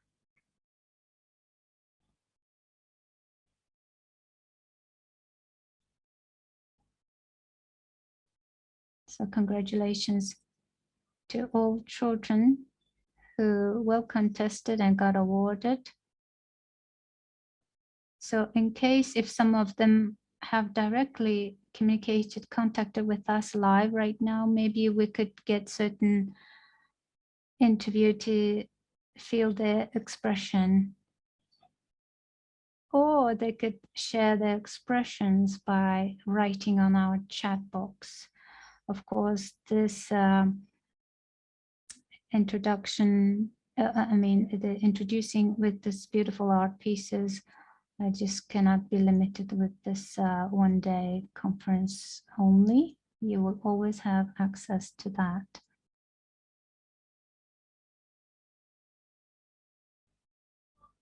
Okay, if you will go to the drawing hall, you would be able to get access to all art pieces that are sent by our artist children.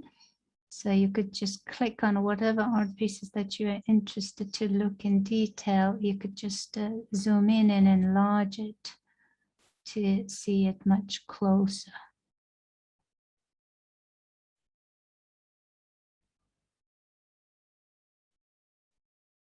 So these are the gallery where you can freely navigate to see all of these beautiful art pieces. So looks like Bielgee has directly contacted with us. So can you just talk? Hello, can you hear me? Good afternoon. My name is Bielgee.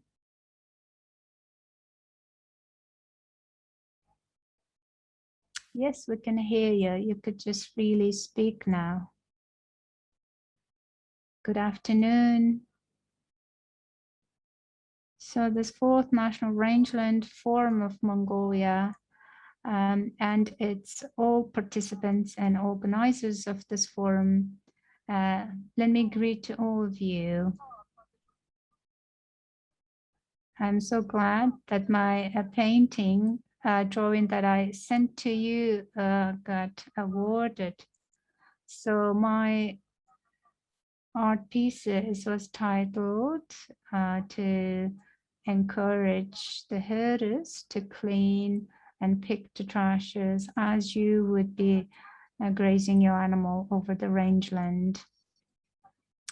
So in the past, I tried to help certain local herder communities, and that particular landscape has beautiful mountain called Darkhan, as you can see on the far in a distant area.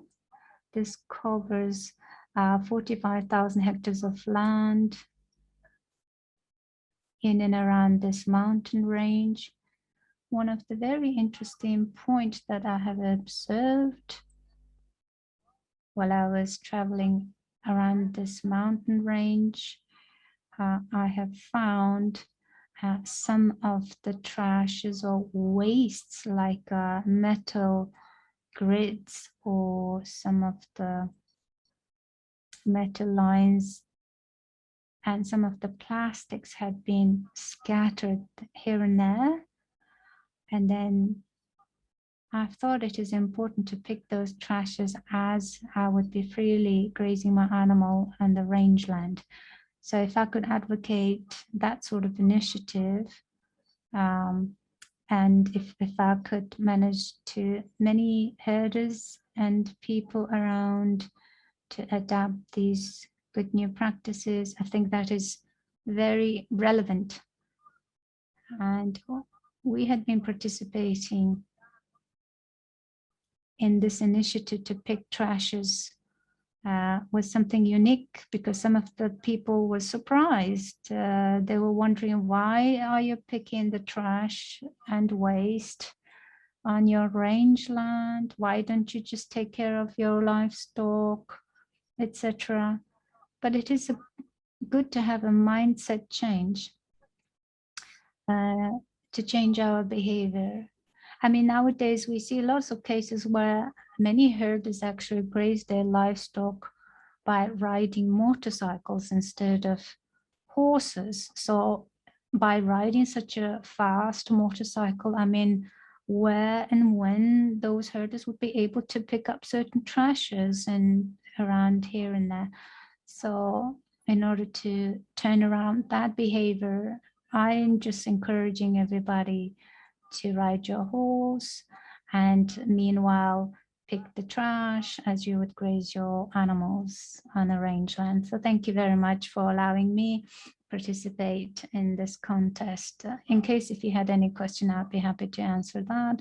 Thank you very much. Thank you very much for your participation. Your effort and your interpretation and explanation was one of the very good highlight as part of this National Rangeland Forum. Thank you very much. Thank you very much for your exchange.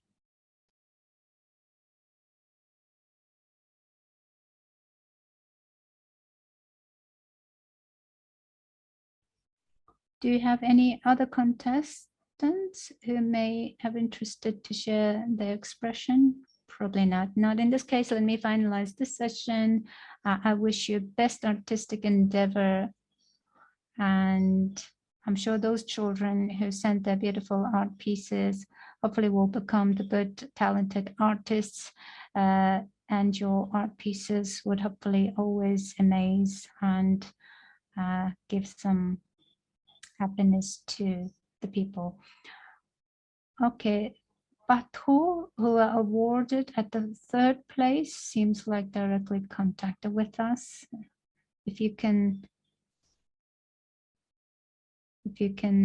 present your expression by explaining your photos that you have sent us would be great. Good afternoon, ladies and gentlemen. Can you hear my voice? Okay, great.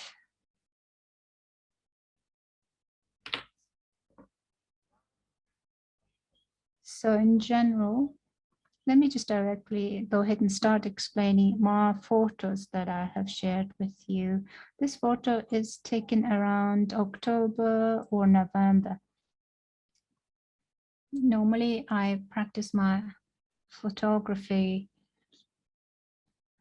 sessions in Gankhuyag.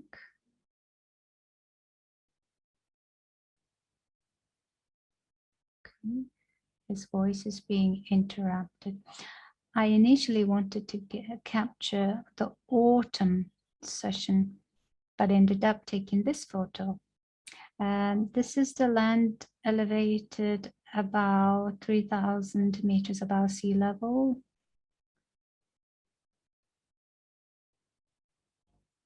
So I titled my photo as a rural country family, which implicates some of the recent trends where the rivers and streams, number of rivers and streams nowadays tends to get drought and reduced. So therefore, the herd families, local communities tends to settle around these small number of remaining rivers and streams. And I tried to capture that moment. Thank you very much. So thank you so much for sending. Thank you so much for all the children, all the photographers who have sent and shared their photo art pieces to us. We would like to extend our appreciation by sending some kind of certificate to all children, all young people who sent us these art pieces and photographies to value your genuine engagement. Thank you very much, Mr. Divangaru, by effectively introducing this photo contest and its outcome.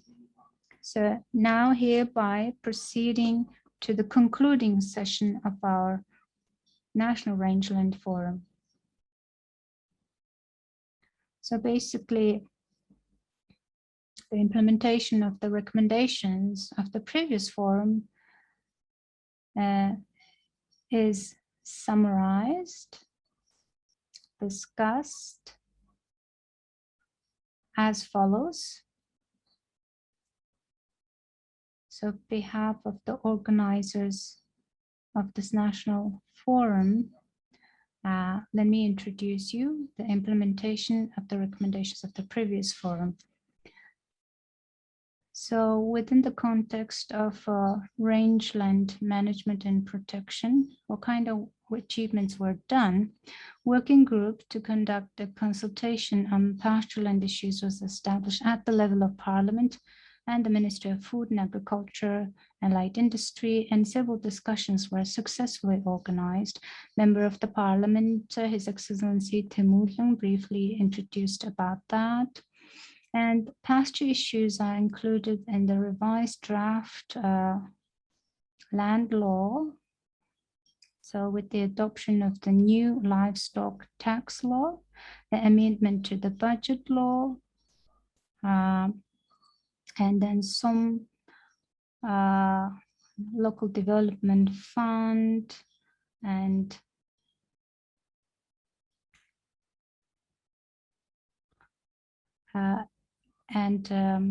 Governor's Office have been authorized to allocate additional livestock tax revenue to local development fund and spend on these 12 types of work. It has become a reliable source of funding for rehabilitation and alleviating the degradation. So pasture users agreements have been signed with 1,262 herder groups and 984 contracts, rangeland use contracts have been registered in the cadastral database of the Alakak Agency of Land Affairs.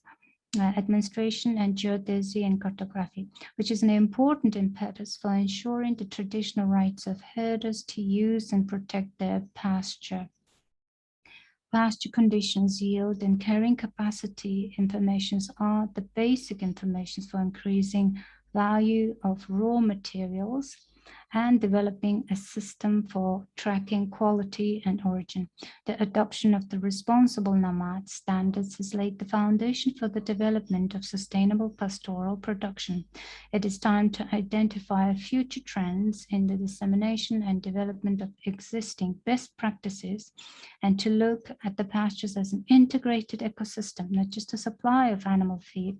By the way, I would like to thank the organizers and all the organizations and individuals who have always supported our activities, organized our 4th National Pasture Forum, and provided opportunity to discuss vital issues.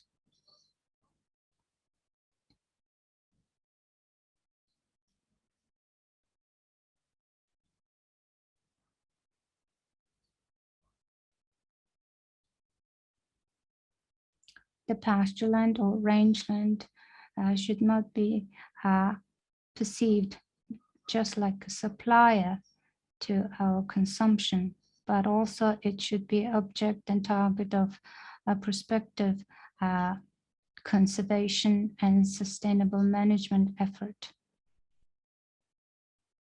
So this rangeland management would provide a great contribution to combat against the negative impact of the climate change and improper use of natural resources.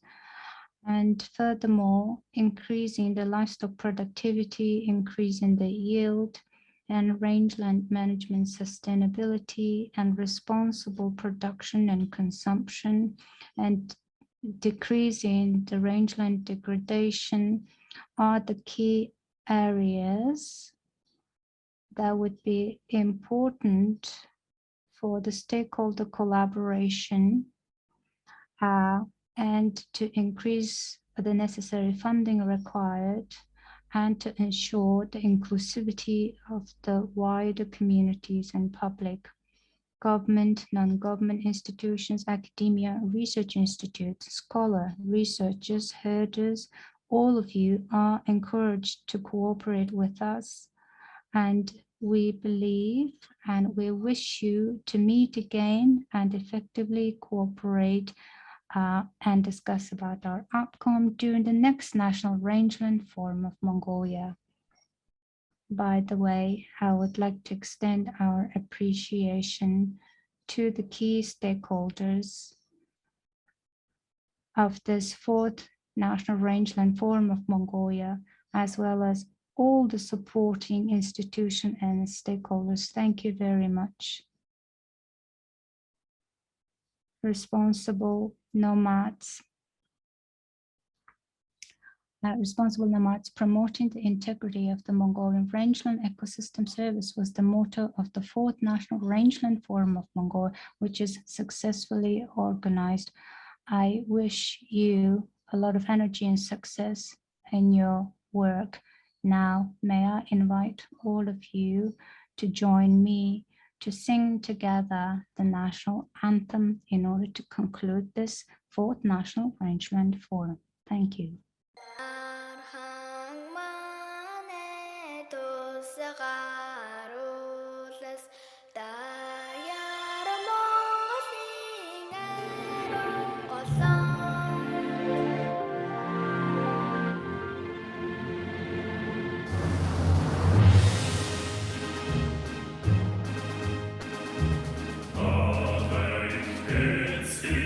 Gegen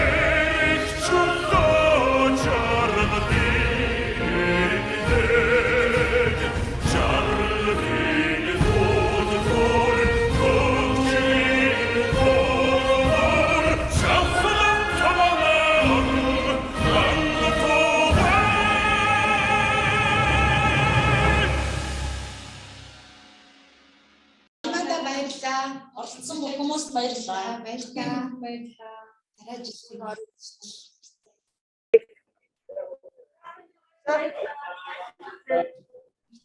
Баярлалаа. баярлалаа.